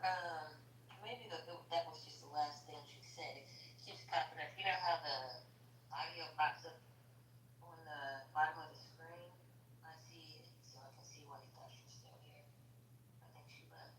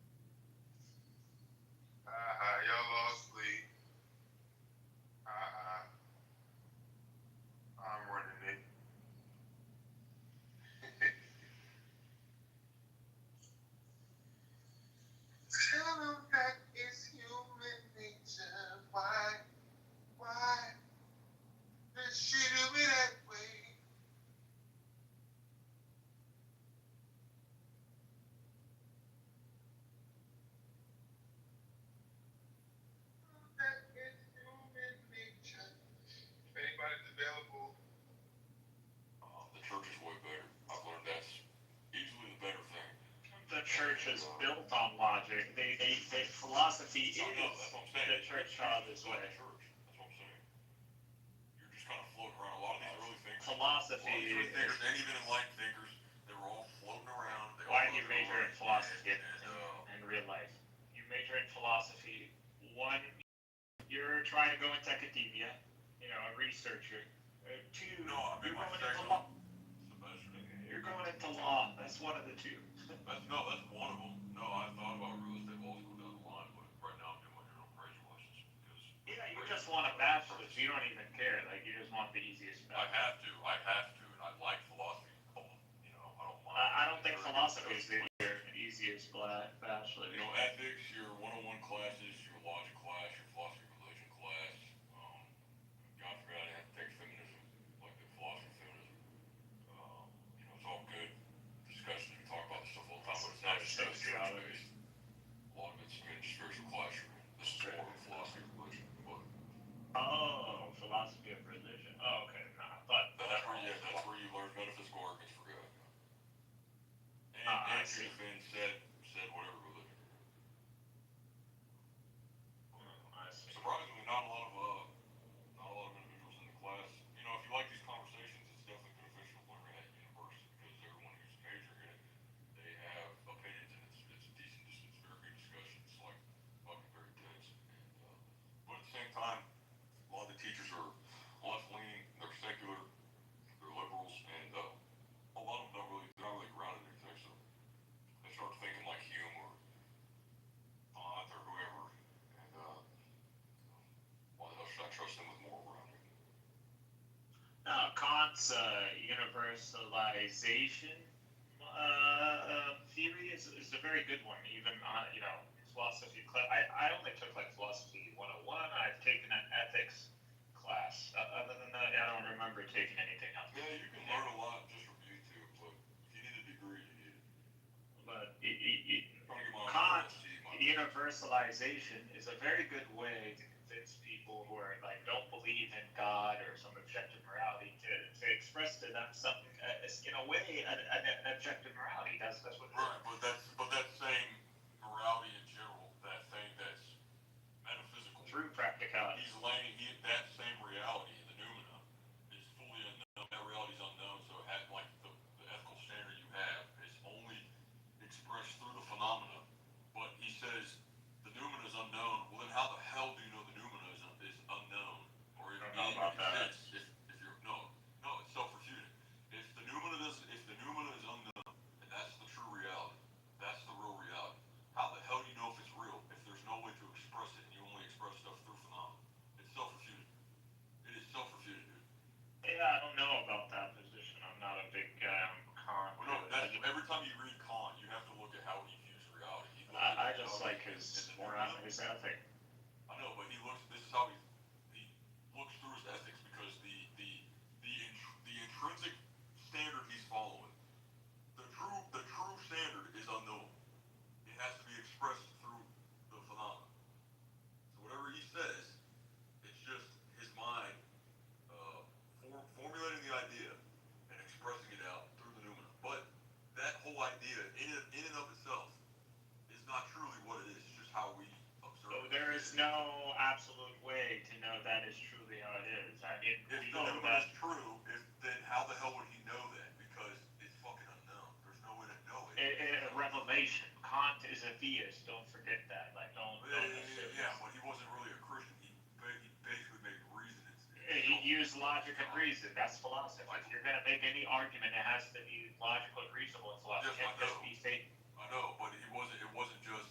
Well, yeah, it's also him applying his own standard to that. Like no church is like philosophy. No church is like him because one, he claims to be a Christian, but he's not in a church, and he's saying that reason alone is going to. Not everybody. The average individual. I'm sorry. Logic and reason is just not in the favor of the church or the traditional doctrine. No, it's not in favor of the average individual trying to believe in God. It's not. Everybody is not a philosopher. You don't need. We don't. The average individual would find Kant extremely boring. He sucks at writing. He makes his own vocabulary, so he's like, you know what? I have the truth, and everyone thinks, and I know I'm right. Therefore, I'm going to write all these very in-depth philosophical essays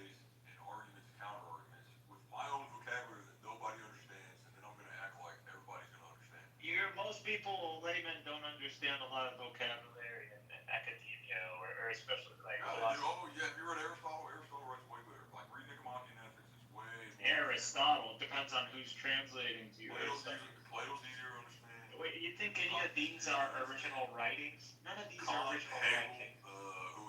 Kant, Hegel, Mills is now hard to understand. He's all right. Jeremy Bentham's kind of weird. You know, it just varies. I mean, you know, your average individual does not care about this. They really don't care. And most people don't care about philosophy in general. I know, that's what I'm talking about. Like, it's kind of a waste of time if you're not grounded in something. You gotta be grounded somewhere else. You're just kind of talking in like an echo chamber, just kind of floating around. You have to ground in logic and reason in that. That's what you do in philosophy. Everything has to be grounded in logic and reason. So that's what I'm saying. Like, your average individual's not going to think like that. Like, they don't care. Like when you hear arguments about like morality. Philosopher to learn how to, like, what some of a philosopher want to do, like. Stanley, okay. Be like a Navy SEAL or something. They're just not gonna do it. They want to sit down and talk. I'm not sure what Kant's like metaphysics on reality is. All I know is his ethics. He bases his very based on everything he elaborates. Noumena. It is. Kant, all of his ideas, they're only phenomena. So he doesn't even know if they're true because he doesn't even know if the How is that not the case for everything? You have to accept that. How do you know that reality is actually what you think it is? So how do you know that in 5 seconds from now? If you're thinking in that skeptical sense, you're just gonna drive yourself crazy. This is you want me to naturalist. You want me to tell you why I believe things are real? You believe why? I hold a book and it's real. Revelation. Okay, thank you. So, can you prove? What?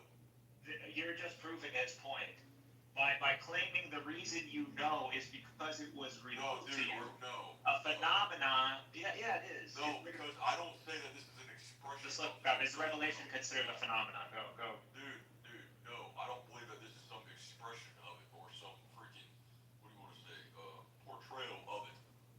I don't believe it. I think it's a real book. There's no need to question if it's a real book. It's not. It is a real book. It is a real book. Duh. You experience it. All right, it's a real book. Therefore, who's arguing whether it's a real book? Audio's fine. It's just like arguing different things, like shifting the goalposts like randomly. It's weird. It's weird how people get intimidated. Like logic and reason, bro. Just logic and reason. You're gonna throw Kant because like what? Kant ain't even. Wait. I mean, I think Kant isn't even a Trinitarian, actually. Not sure, actually. I need to look that up. But Kant is a revolution on ethics and morality. There's no doubt. Kant is ethics. Universalizability is fucking you can't argue against that. It's fucking a solid-ass moral theory right there. Don't do something that if you did it and other people saw you, that people, if they followed it in your example, you wouldn't like it. And it's perfect. Why you shouldn't park in a handicap spot? Well, because if everybody parked in a handicap spot, no one who's actually handicapped will find the spot. And you might end up being a handicap yourself, and then you won't be able to find the spot. So it's a very good idea. It's very good concept. Convince like atheists, who don't. Again, Kant is a theist. He's not an atheist, but you gotta convince atheists on morality and ethics, and he does it.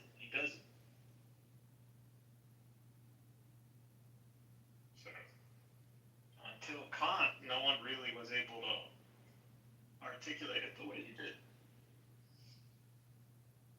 But if you're talking about, I don't know about his metaphysics, but if he's bringing up noumena or whatever, and I looked it up, it's just a concept in general in natural sciences. All you know is that you experience. That's it. you can't prove anything else in an absolute sense, other than logic and reason, which there are philosophers who try to contend with that. That's usually the case. It's your experience, your perception. These are the things you could be absolutely sure of, logic and reason and your experience. Other than that, there's nothing else you could be absolutely sure of.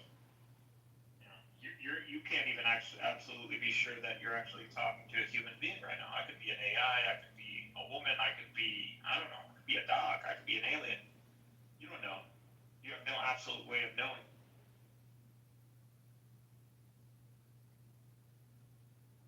So Kant is right on that one.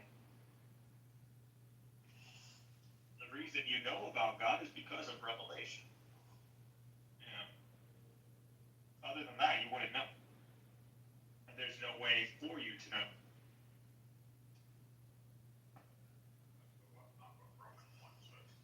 We are without excuse. The evidence is there. I believe there is evidence to God. Like, God gave you a mind, you will follow. I don't know if the story of Abraham, the way, if it's in the Bible, the way it's in our text, but Abraham was someone who, the reason he was blessed is not only does he look at the world and he rejects idolatry in his own hometown and he parts ways with his father, but he goes on this journey and he meditates and he explores reality and he goes, all these things are contingent. The planets, the heavens, the night and day, all these things are contingent. So he realizes contingency and he realizes all these contingent things must be predicated on something that is not contingent. And he saw that as God, and then he called out and he said, if God, you don't reveal to me, I'm always going to be ignorant. And so he got revelation. Well, yeah, but I'm not just saying that, okay, for instance, for those who never heard the gospel of Jesus, okay, and they go to their grave and they've still never heard the gospel, where do they go? Do they go to hell or do they go to heaven? Are you asking me or are you Christians? Yeah, I know where they go. Traditional or I don't know. So with so many different perspectives. Yeah, but a lot of Christians, at least on this app, don't believe hell is eternal anyways. They believe hell is temporal and it's going to be thrown into the lake of fire. Because scripture is very plain and clear when it talks about Jesus spoke more about hell than he did about heaven. I agree. I think, what do they call it? Universalism, right? Universalism. Like salvation is universal. Like everybody will eventually obtain salvation, even if you don't believe in Christ. Yeah. Calvinist. Calvinist. Which I believe is it's the honest way. It's metaphysically implied that it's determinism. Christianity is a determinism model. Because God is timeless.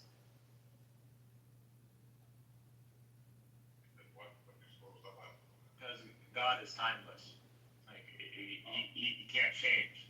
So whatever is in his logos, whatever the logos is, which is a known thing, according to the church fathers that he was referencing, like Origen, martyrs, the Father, the relationship between the Father and the logos is a relationship between a knower and knowledge. So it's known to the Father. So the logos is known. It's not actually like an ontology. So it's not like a distinct ontology. It's known. So if something is known to God and God is timeless, can this thing that which is known change? No, it can't. So it can't be updated. It can't be changed. Nor did God at any moment have a choice in deciding the logos. So what does that make God? God ends up just becoming an actualizer of some software, some operation that he has. I really like that he used, the only thing he used that was a good word is operation. And he has an operation and he's eternally causing this operation into reality. And you see this, the pinnacle of this is Jesus, the manifestation of Jesus in human flesh. So he's the pinnacle, that's the top of the pyramid. All things were made for this critical moment. So everything was set up for that critical moment. And then and the overall logos is Jesus assuming the throne. That's it. That's where it all ends. God can say after that stage, he can say, I'm done. I finished. Now, why would anybody believe that? Why would you believe that God is finished or done after Jesus? You know? Why doesn't God just go on and create a new nature or more, different species or expand the universe, or, bring about a new struggle or, a new creation? Why doesn't he do that? Well, that would defeat the metaphysics. So if God could do that, that means his logos isn't something that is a potential infinity. It's not something that can be defined in a finite way. To say that it's a person, to say that the person of Christ, Jesus, is pretty much what can represent the logos. It wouldn't work. He gets frustrated when we talk metaphysics.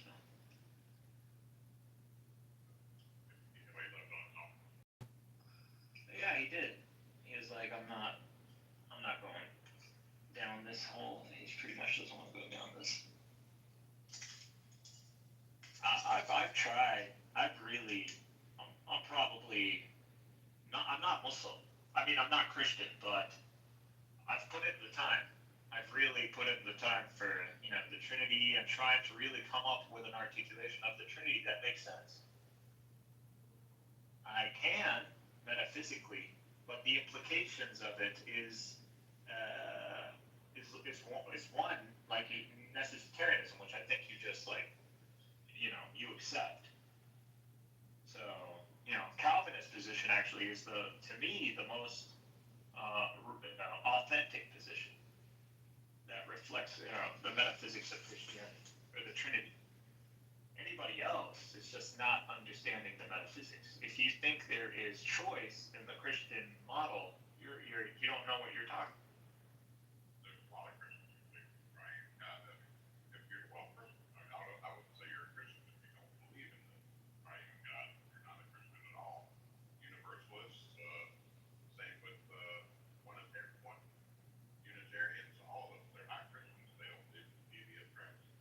So they're not Christians. Yeah, if that's how you want to define Christian, as someone who believes in the divinity of Christ, but it wouldn't be the historical approach. Historical approach is a Christian is one who believes that Jesus is Messiah, and he got crucified, and he died, and he was resurrected. If you believe that, you're a Christian, or you're considered a Christian. Well, yes, but you still have to believe in his deity. You have to believe that he was God, he was pre-incarnate, and that he is God.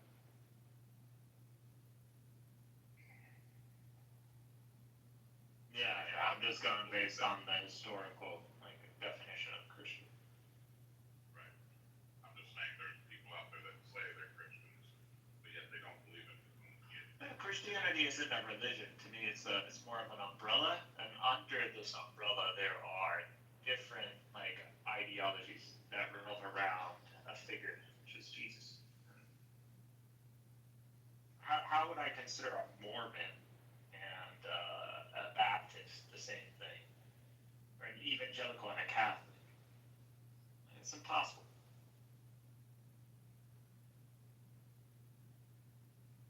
They're not the same religion. They fall under the same paradigm, not the same religion. Yeah, but Mormons are not Christians. Neither is Jehovah's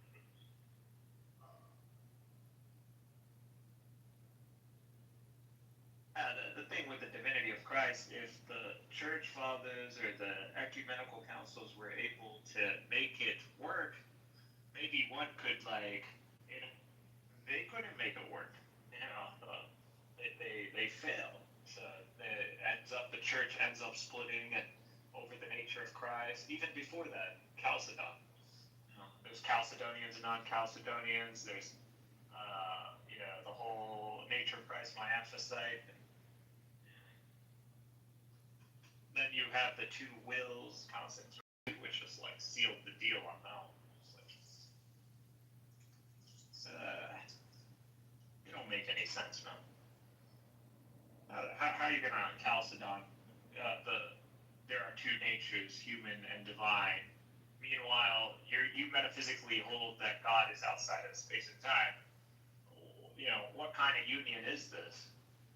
It's not union in ontologies because they remain separate. And it's not a unity in location because God has no location according to the metaphysics. And God couldn't be his companion because he couldn't be this consciousness that is always supporting Jesus because he couldn't speak in that way. He couldn't speak in a temporal way anyway.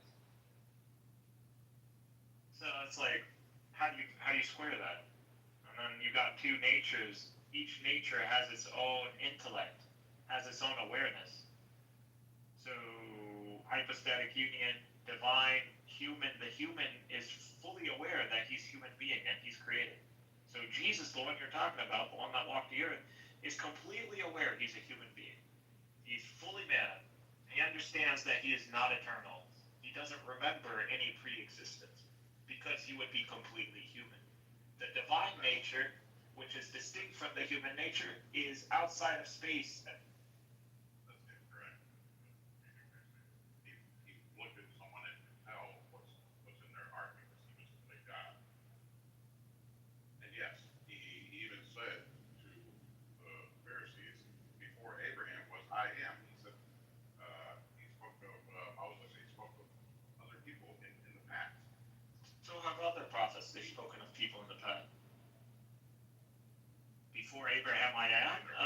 Before Abraham I am is just John, the book of John, indicating that Jesus is the Logos. So when he says before Abraham I am, it just means that Jesus, the Messiah, didn't come to fulfill some promise to Abraham. Abraham came to fulfill the theme, which is the Messiah. He is higher. He is the Logos. He is the top of the pyramid, not Abraham. And that's why they got angry. That's literally why they got angry. They got angry because he claimed to be God. No, dude. He was God. Before Abraham I am, it's not a claim to divinity. Yes, it is. Very much so. He said, you're not even 50 years old and you claim to know Abraham, our father. And he said, before Abraham, verily, I tell you the truth. Before Abraham was I am. And he was I understand. Because he was that burning bush that was speaking to Moses. He was walking in the garden. No one has ever seen God. Okay, so he was also the pre-incarnate Christ that was walking in the garden with Adam. God was walking in the garden with Adam. So how could that be the Father? Because it was not the Father, it was the Son. So let me get this straight. So you think the one speaking in the burning bush, that isn't the Father, that is Jesus. That's pre-incarnate Christ, yes. Okay, so you're telling me. Same with Adam.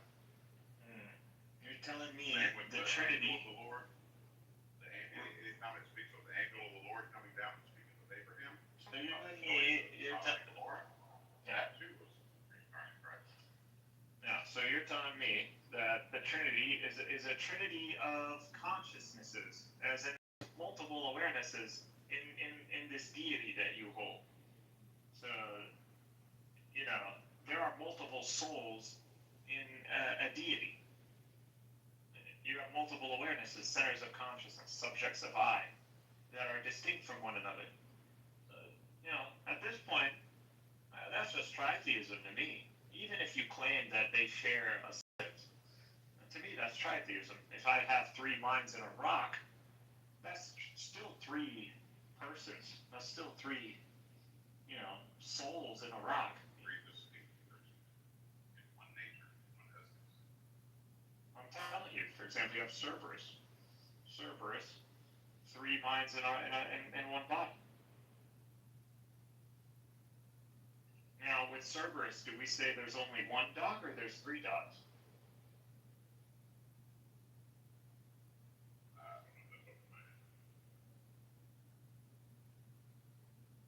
Yeah, it's a weird thing, and even in traditional Christianity, like Catholicism, like or in Orthodoxy, it's weird because Catholics don't believe that God has multiple awarenesses or centers of conscious or subjects of I. Like they don't believe that. They believe only God has one awareness. It's weird. Yeah, one nature, one awareness. And I wouldn't say awareness. He's aware of everything. God knows. I'm just saying awareness as in the awareness to experience. So the only reason you experience anything is because you're aware of the experiences. So awareness, consciousness is what makes you sentient versus like a robot. Robot doesn't experience, aware of the experiences. Or it's not aware. Just like your shoe isn't aware. That's what we mean. So, I believe God fundamentally would have only one consciousness awareness. Or he would actually, if he had to be predicated, God is awareness. God is in his very nature awareness. So God is aware of all things because he is the awareness itself behind reality. And I believe science is proving that. I think quantum mechanics pretty much has proved that at this point, or it pretty much heavily implies it. There has to be an observer for things to actually collapse in a permanist way. And, out of probability, there needs to be someone who does a measure or an observer. So this is where we are in science. So that's how I see God. I don't see God as in like above or below. God is in like everywhere, as in he's aware of all things. Aware of all things. That's just awareness. And he set up the world where he focused his awareness. He altered the degree of his awareness. So before anything that God brought about, and it automatically became aware of him and immediately fell in orbit. So it's just God is inescapable, just like you can't escape gravity, for example. So God is inescapable. So what did God do? Because God wants, a range. He wants there to be choice. He focuses awareness. So God is above. So you would say God is above the heavens. As in the center of his awareness, the closer you get to the highest of the heavens, the closer you fall under the effect of God's awareness. So there's like a huge spiritual pressure that comes with God revealing himself in an absolute way.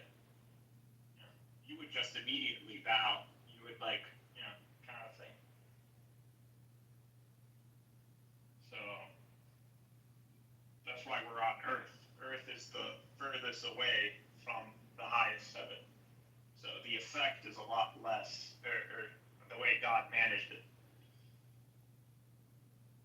Some say between us and God there's a veil or there's a barrier or something. So, it's not like the awareness of God, the influence has a decay range or something. No. The reason it's not distance is because God has put a barrier.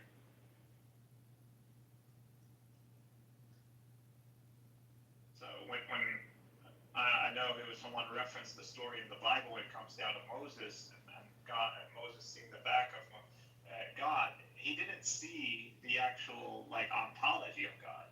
No, he saw the awareness in effect, and he described this effect as the back and the hand of God.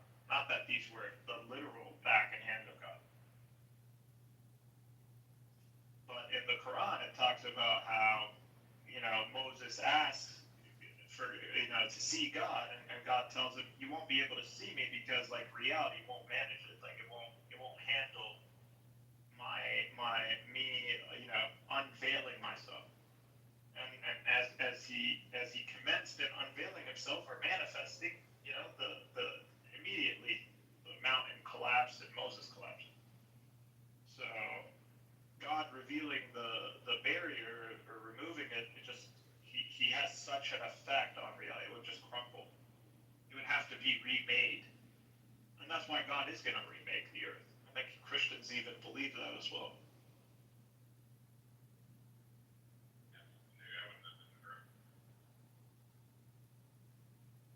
Yeah, there will be new heaven and new earth. Yep, everything will be ended and brought back anew.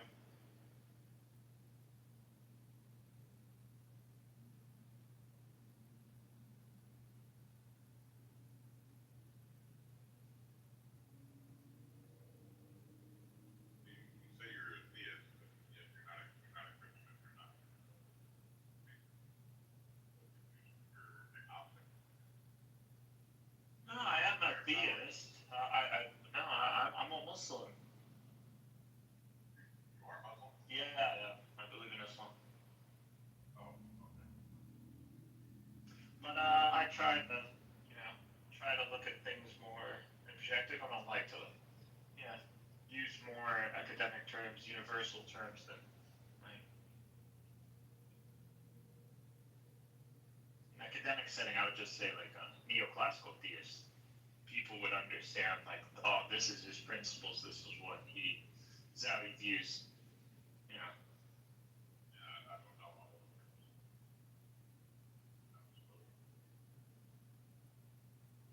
Yeah, but I'm a Muslim. I believe in Jesus. I believe he's the Messiah. I don't believe in his God, him God. But that's not because I not to. It's because it's incoherent.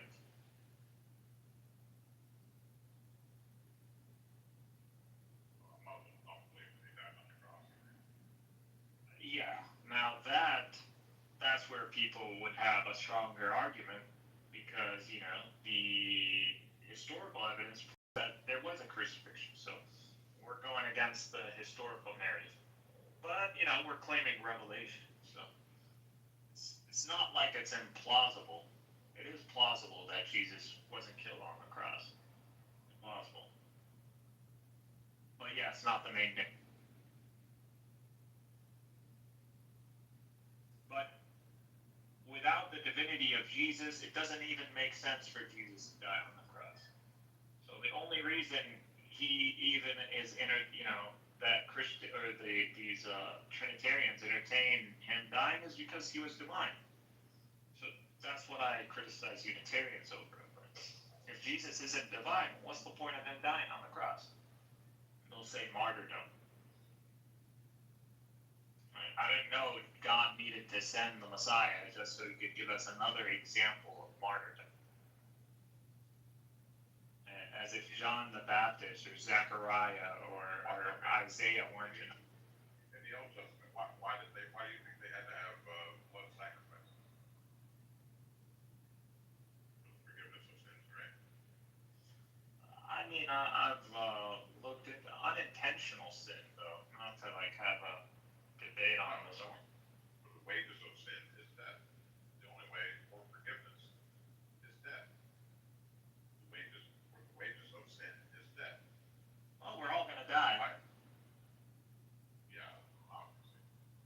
But still, in order for sins to be forgiven, you had to have a sacrificial lamb. It was only forgiven by blood. But that was a foreshadowing of what Christ was going to do on the cross. Same with Isaac. That was also a foreshadowing. But Muslims believe it was Ishmael. It was Isaac.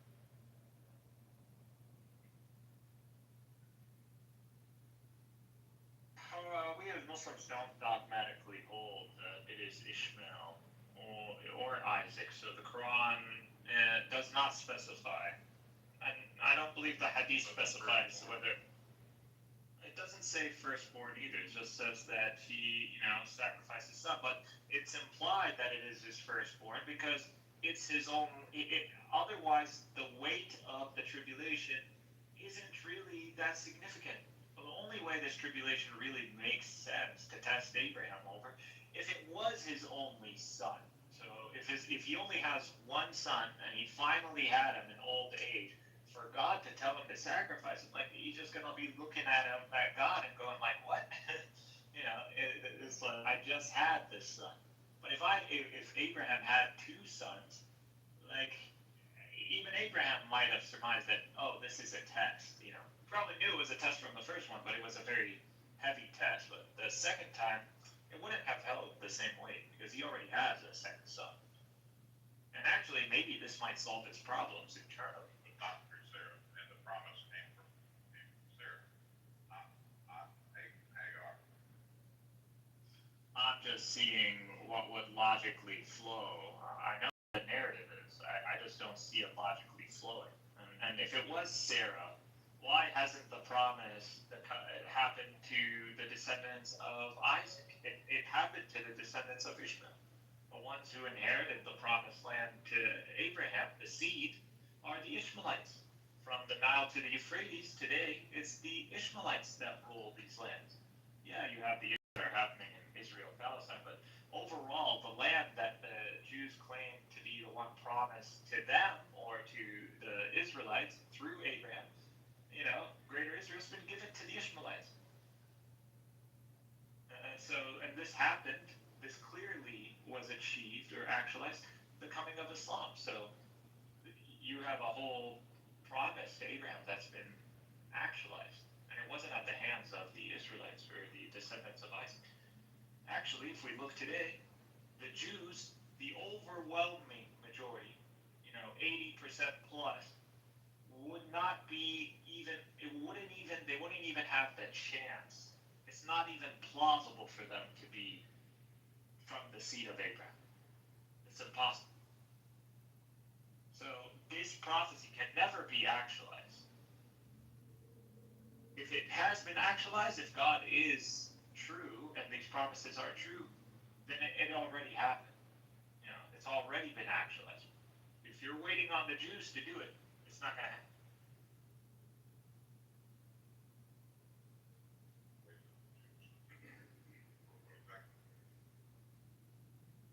To inherit the promised land that was promised to Abraham, the covenant. I mean that greater Israel, if you hear them talking about it, I don't know if you know about it.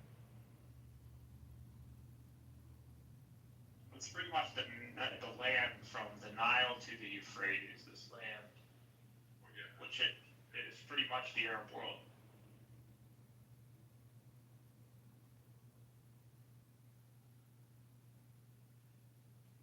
From the Nile to the Euphrates, you see the heaviest concentration in the world of the haplogroup, the predominant one among Semites. So it's going to be J1. So J1 is in the world is Nile to the Euphrates. That's the concentration. And this paternal haplogroup, this lineage matches the Jews, the Aaronites, or the Levites, the Kohens. It's a match. Not only that, but it's a match to the ones, to the Davidic lines that they claim to preserve. So this is all a match. Because it doesn't match with who? The majority of Jews. The ones who are, even in Israel today. It doesn't match with them. So, it's like stuff like this that prove it. There's no argument. The Hebrew narrative in the Hebrew Bible doesn't make any sense. Of all these promises, why now are they being actualized? Only under the Muslims. Whether it's the promise to Abraham, whether it's the book of Daniel when it comes down to the kingdoms and Rome and the kingdom of God coming in, that, or whether it's the Essenes who claim that the Messiah is going to come from the line of Aaron, not from the line of David. You know, all of this ended up becoming true. The Hebrew Bible narrative didn't apply to the Israelites. It didn't apply to those who call themselves Jews. It never happened. And actually, every time they're getting it wrong, and other groups are actually getting it right.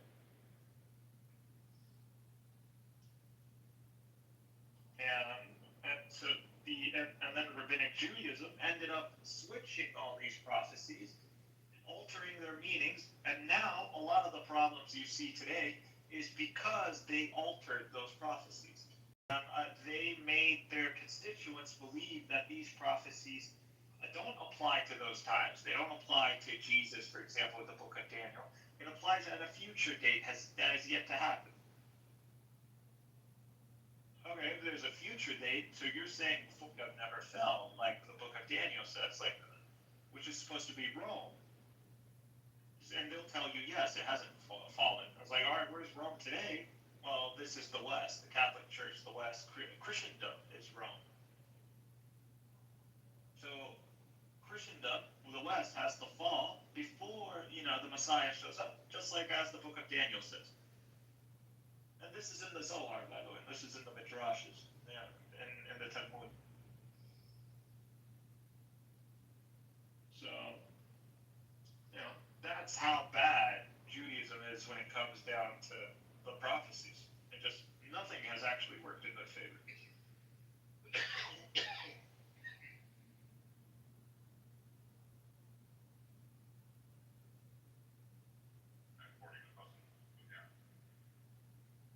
According to just history.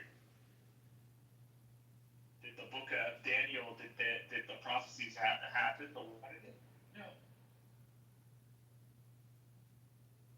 Didn't happen. Did the promise to Abraham happen, or they were given the land, which they're so crying about right now? Promise. No. But he was promised to be the father of many nations. Yeah, he is. Who made that happen? Yeah. Who made Abraham the father of many nations? Today, no, I'm just saying today, the many nations that claim Abraham, what are they predominantly?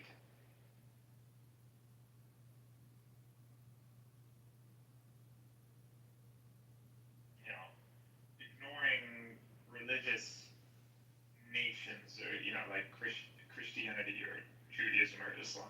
It's not what I'm considering nation. Those who would have faith in Jesus Christ are the children of Abraham.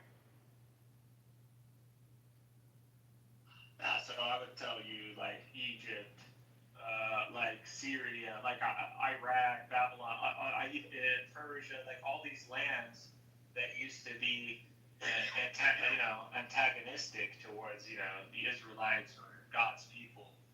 They are all today, all claiming to be, of Abraham. Not necessarily blood, but in. That's just a claim. But, from the New Testament, as Christians, we believe that it's those who have faith in Jesus that are Abraham's children. So that's the only way to be a true child of Abraham. Even the Jews, during the first century, or, during the ministry of Christ, Jesus told us their faith. So to their face that they are not the children of Abraham. So, but I know you don't believe that. Jesus didn't say something that wasn't a fact. I mean, to be a child of it, I think it was in the book of John or something like that. I'll bring out of the stone some children of Abraham. If you think you got, even if entertain that you're the children of Abraham, which you're not. Because again, if you look at that time, there was already forced conversions into Judaism so clearly, they're not all the tribe. They're not all descendants of Judah, and hence Isaac, and hence, or Jacob, Isaac, Abraham. They can't be. So that one, two, you're not even following in the ways of Abraham to begin with. So, Abraham himself would probably disown you. And you're replaceable. Like, I can literally bring them out of the stone, which I believe was a prophecy when it comes down to the Muslims. And I'm going to go bring them out of the stone. Who's worshiping the stone in Arabia at the time?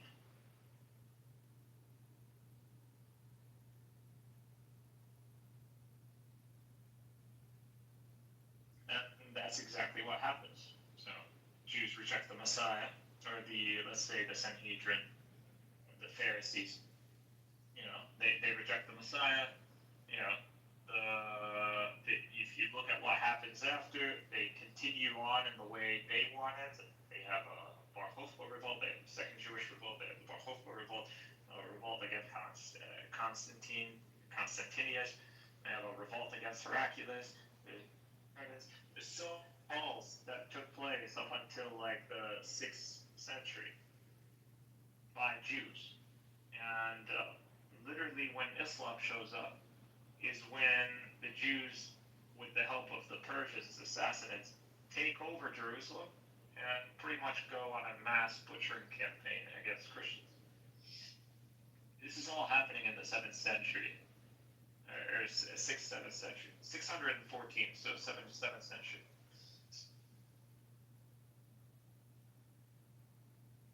Tomb of Christ in Jerusalem. They destroyed that building, by the way. So that was destroyed in the 7th century. People don't know that.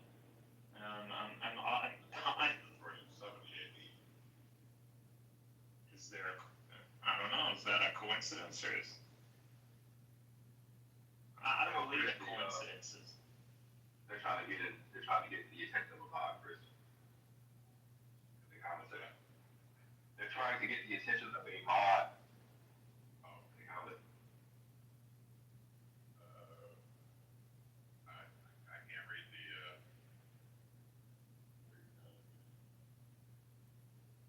I don't know. Maybe they want to come up. I don't know. If somebody wants to come up.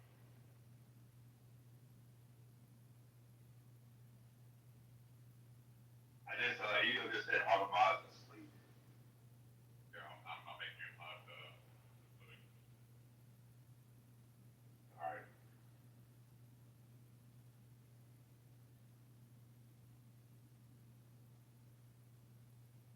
Thank you, but I just realized I'm about to get this one.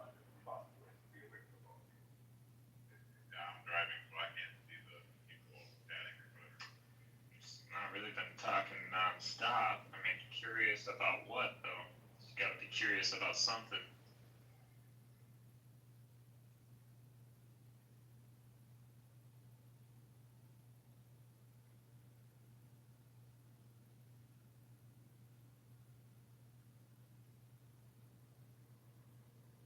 I don't know what that means.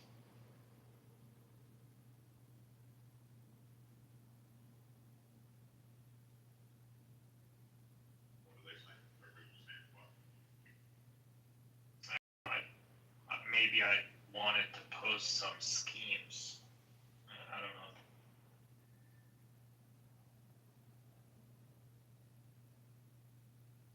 But anyway, 7th century, 60 to 90,000 Christians killed at this point, and Church of Holy Sepulchre destroyed. Jews now in Jerusalem, and they got like 2 messiahs, and they're backed by the Sassanids. Out of disgust, the Sassanids, and probably other reasons. They leave, they kind of abandon them, and Heraclius does the miracle turnabout that he does. He retakes Jerusalem. The thing that he decrees is that all Jews are to be, put to the sword or forcefully baptized. And one of the messiahs actually does end up becoming baptized. He converts. One of them is killed, the other one converts. Heraclius kills him nevertheless, and because of that, there's something called the Fast of Heraclius, which I believe the Copts do, like every year. Like they fast a week just to repent. As repentance because of what Heraclius did. But at that point, Jews are facing existential threat. The ones who show up are the Muslims. So literally, Islam ends up saving the Jews. I don't know, I don't believe that's messianic kind of force they were looking to like, you know, bring about to preserve the teachings of Abraham and monotheism and get rid of the Romans and all that. It happened. It didn't happen at their hands, even though they tried. Not for a lack of trying. It happened at the hands of the Muslims. So you think all the Messianic prophecies were about the Muhammad and Islam and the rise of Islam? No, I don't believe Muhammad is the Messiah. No, I believe this is the kingdom of God. Do they even talk about the kingdom of God in the Quran? The kingdom of God is everything. Everything belongs to God. So in that sense. But if you mean like the kingdom of Solomon, yeah, God has established some. I mean, we believe in 4 monarchs. I didn't even know there was any teaching about the kingdom of God in the Quran. I was completely unaware. I just don't literally like say kingdom of God. I mean, it's not that reference isn't there, but everything is the kingdom of God. So that's more of a universal term. Is there a reference to the kingdom of the Messiah in the Quran? No. This is so then where are you getting it from? Oh, is it Hadith? Yeah, as in for the descriptions of the Messianic era, that's from the Hadith. But if you're talking about like the Messiah or Jesus being the Messiah, no, that's in the Quran. The Quran does declare him to be the Messiah. It just doesn't talk about him having a kingdom. It doesn't talk about kingdom of God. Yeah, it doesn't talk about him having a kingdom. It talks about the events that happened. Like he wasn't crucified, wasn't killed. They claim he was killed. In that sense, denies his divinity. Some say that in the Quran there's like a passage or two that highlight his second coming. One could make an argument, but it's not like an absolute. Like it's not clearly showcased or this verse doesn't. Even Muslims believe that he's coming back. Yeah. I mean, if he's talking about like a source from the Quran that says he's coming back for the second time, there isn't something like directly saying that. Some say, in reference that it's referencing Jesus, but it doesn't necessarily need to mean Jesus. It's interesting because I know that Islam believes that it's the final revelation of God. It's continued, or I guess the message of the prophets before. But the message of the prophets in the Old Testament was that the kingdom is coming, and the Messiah is coming. And then when Jesus arrived, he's like, hey, I'm the king, and I'm going to establish my kingdom. And then when Islam comes, there's no mention of a kingdom. So it doesn't seem like it's really consistent. It's like they kind of miss the entire point of the message of the prophets in the Old Testament. It just depends on what you mean by a kingdom. Like, they don't have to say, we're the kingdom of God in reference in your scripture, or they have to, like, quote Daniel or any of that. No, they don't have to. First of all, these traditions don't necessarily pertain to that. They don't have a history. Yeah, there are Arab Christians, Arab Jews, but predominantly these are not their traditions. So, the claim is they have revelation, and that's why they've become aware of these traditions, and that's why they're willing to fight and die for it. So that's how they approach, and then they claim that they have a leader who's claiming to be the viceroy of God. So he's like a caliph. So a caliph is someone who is a representative of God on earth. In that sense, kind of like how you have a pope. It's just our caliph isn't infallible.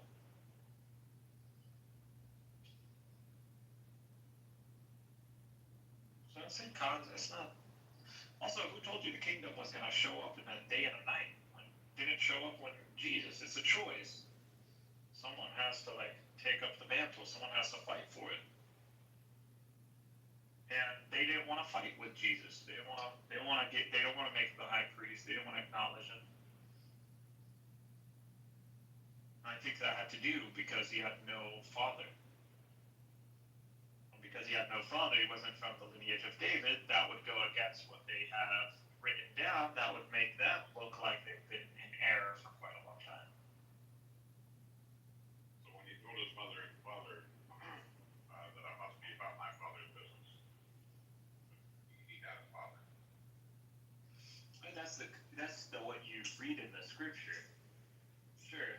I mean, whether Jesus called God the Father or not, I mean, at least based on the scripture, yeah. That was his biological father. No, it wasn't his biological father, as in Jesus is not of the divine essence to begin with. He's a human nature, which is absolutely distinct and separate from God, the. fully man. Okay, but explain the hypostatic union.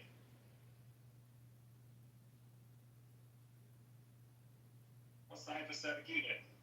Two natures separate, distinct. Right. In a union. What is the nature of the union? We don't know. And you have church fathers who call it like a conjunction or something. Subordinationism. To me, that is subordination, which is also what the early church fathers believed in. So the human nature, Jesus, with a human mind, because he has to be fully human. Because the Council of Constantinople I is the one that denied the Apollinarianism, declared Apollinarianism a heresy, even though they believed in two natures. Yeah, so they believed in two natures, but they didn't believe in two minds. So they didn't believe like Jesus had his own consciousness, like the human had his own consciousness. They believed that it was only God, there was only one mind, and through this mind, there's a human nature, which would turn it into theophany, which would be pretty much what the Docetists were saying. So it's just Docetism, really.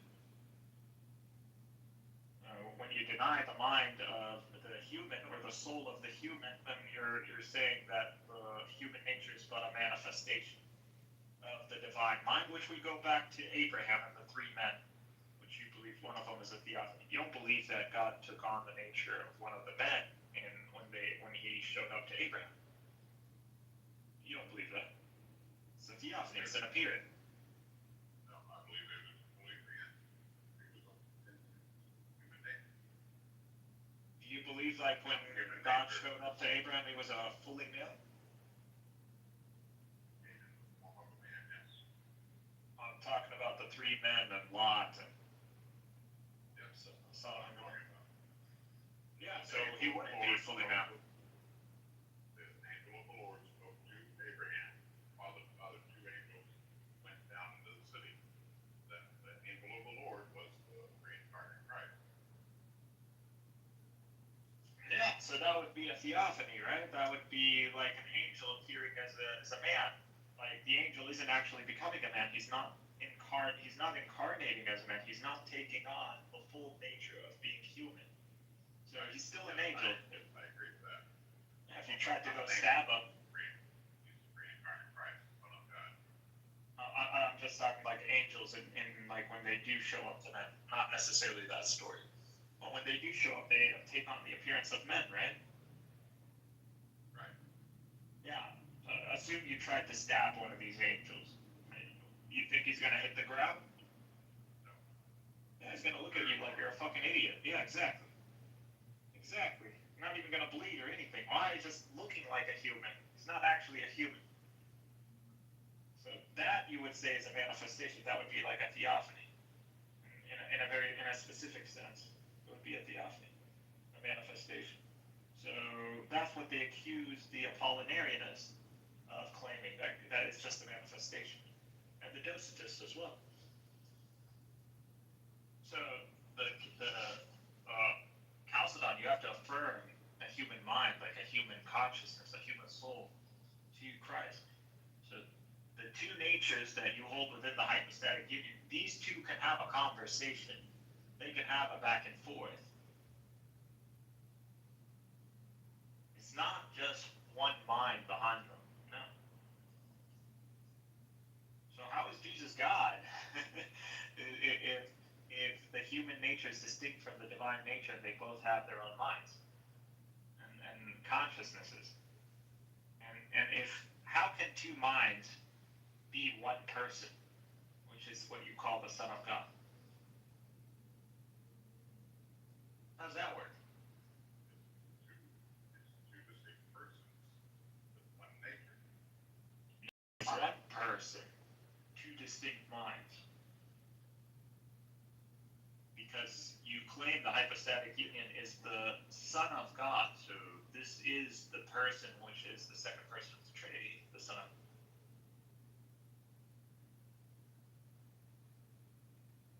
Two natures, one person.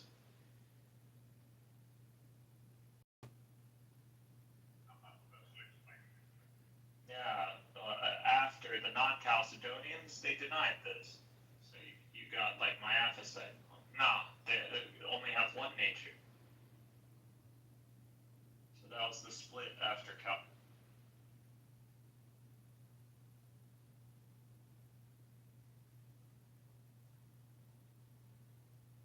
So you have Christians who affirm two natures, denied two minds.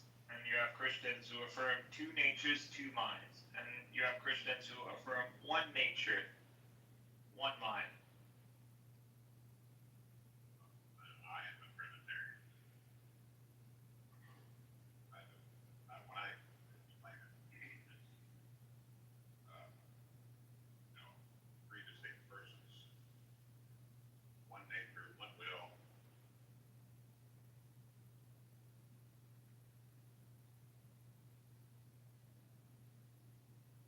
Christ came to do the Father's will. Yeah, one nature, one will.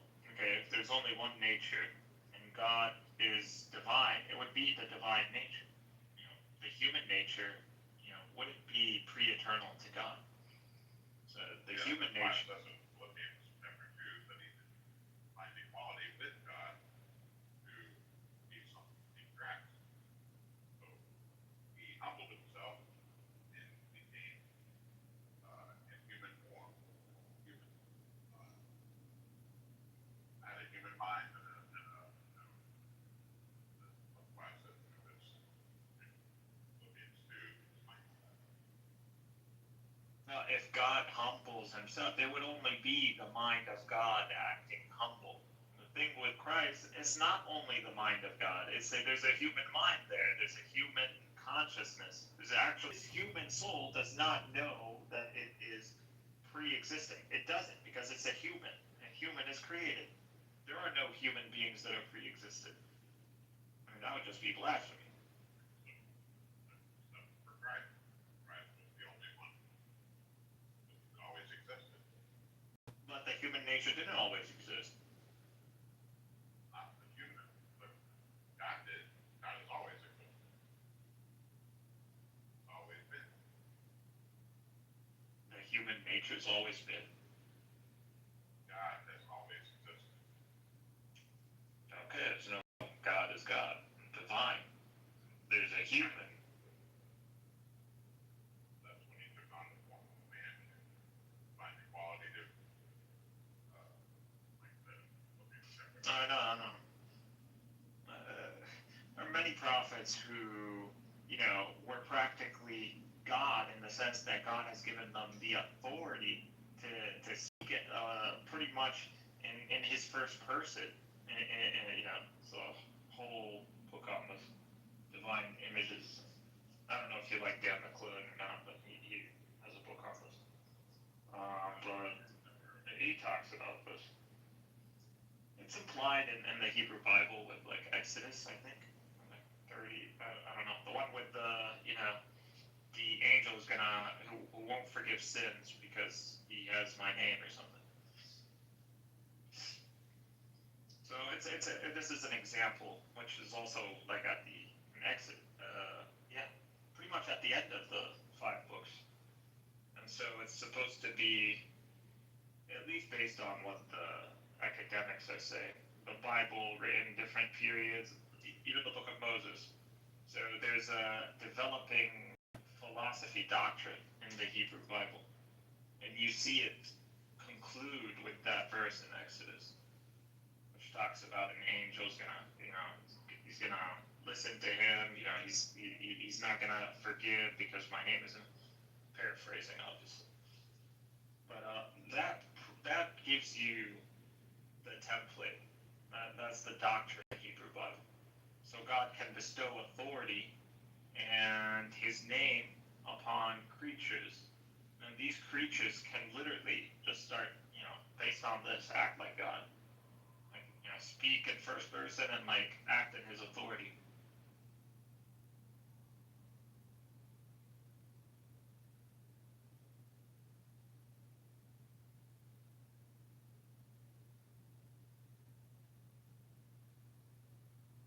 We believe this about a bunch of prophets. So we believe prophets in general, based on their character, because they're soldiers, but that just because you're following orders doesn't mean they don't have their own characters and dynamics. And based on these characters and dynamics, they could be heavy-handed or they could be very merciful. So, it's up to them as long as they're following the guidelines that God has set up. So God is like, this is the mission, this is what you're going to do, this is it. Now, within the scope of you doing all this, it's optional how you want to deal with the people.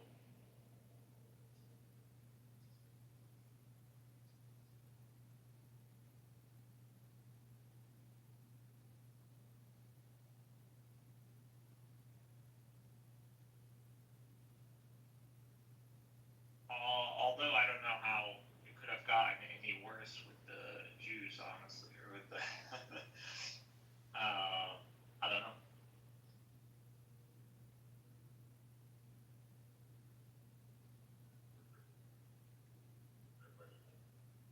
Jesus went all out on them, cursed them, and prophesied their destruction and the destruction of the temple. And pretty much he was done with them.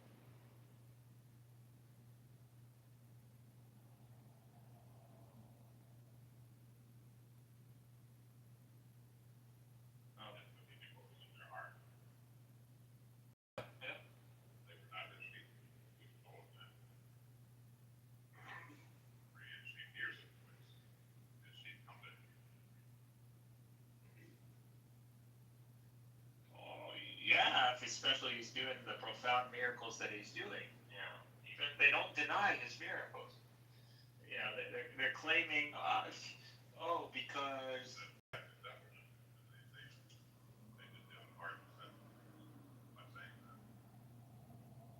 he's claiming to be the Son of God. That's what they're accusing him of. He's like, well, if I'm the Son of God, you all are called gods and judges. So why are you going to hold it against me, the title Son of God? And that's lesser to greater logic if you see it. I mean, that's a rhetorical right there.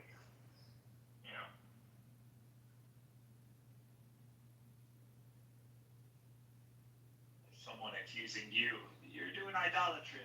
They're literally worshiping Saturn.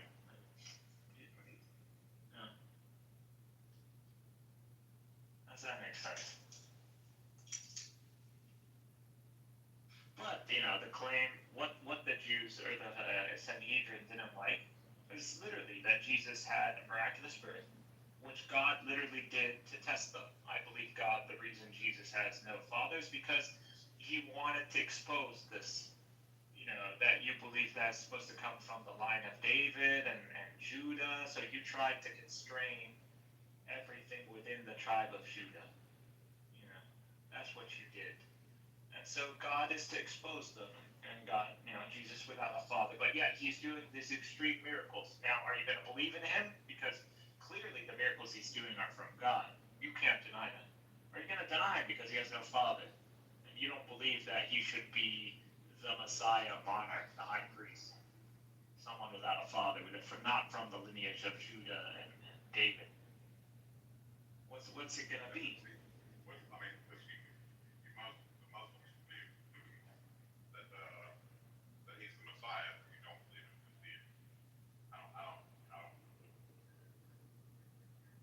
just explained to you some of the key reasons on why it's incoherent to believe in his deity. Because no problem, Jesus is divine. That was the claim in the probably 2nd century, even maybe 1st century, that there were claims of Jesus being divine.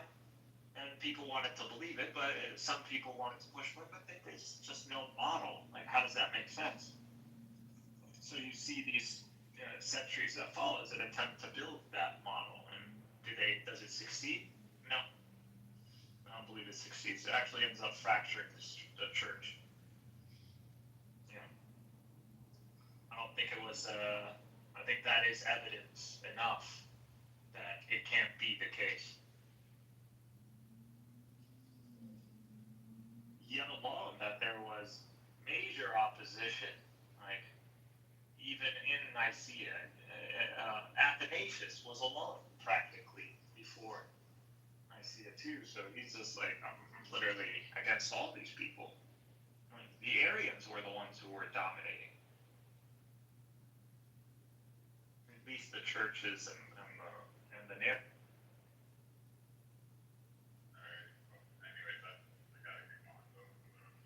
No problem. Not trying to bog you down with everything I'm saying. No, you're fine. I'd love to have this conversation before, but right now, No worries. I know you're a busy guy. Seems like. Yeah, I added you. Always like engaging in metaphysics and religion ideas. It's more on an objective scale. I hate when it gets emotional.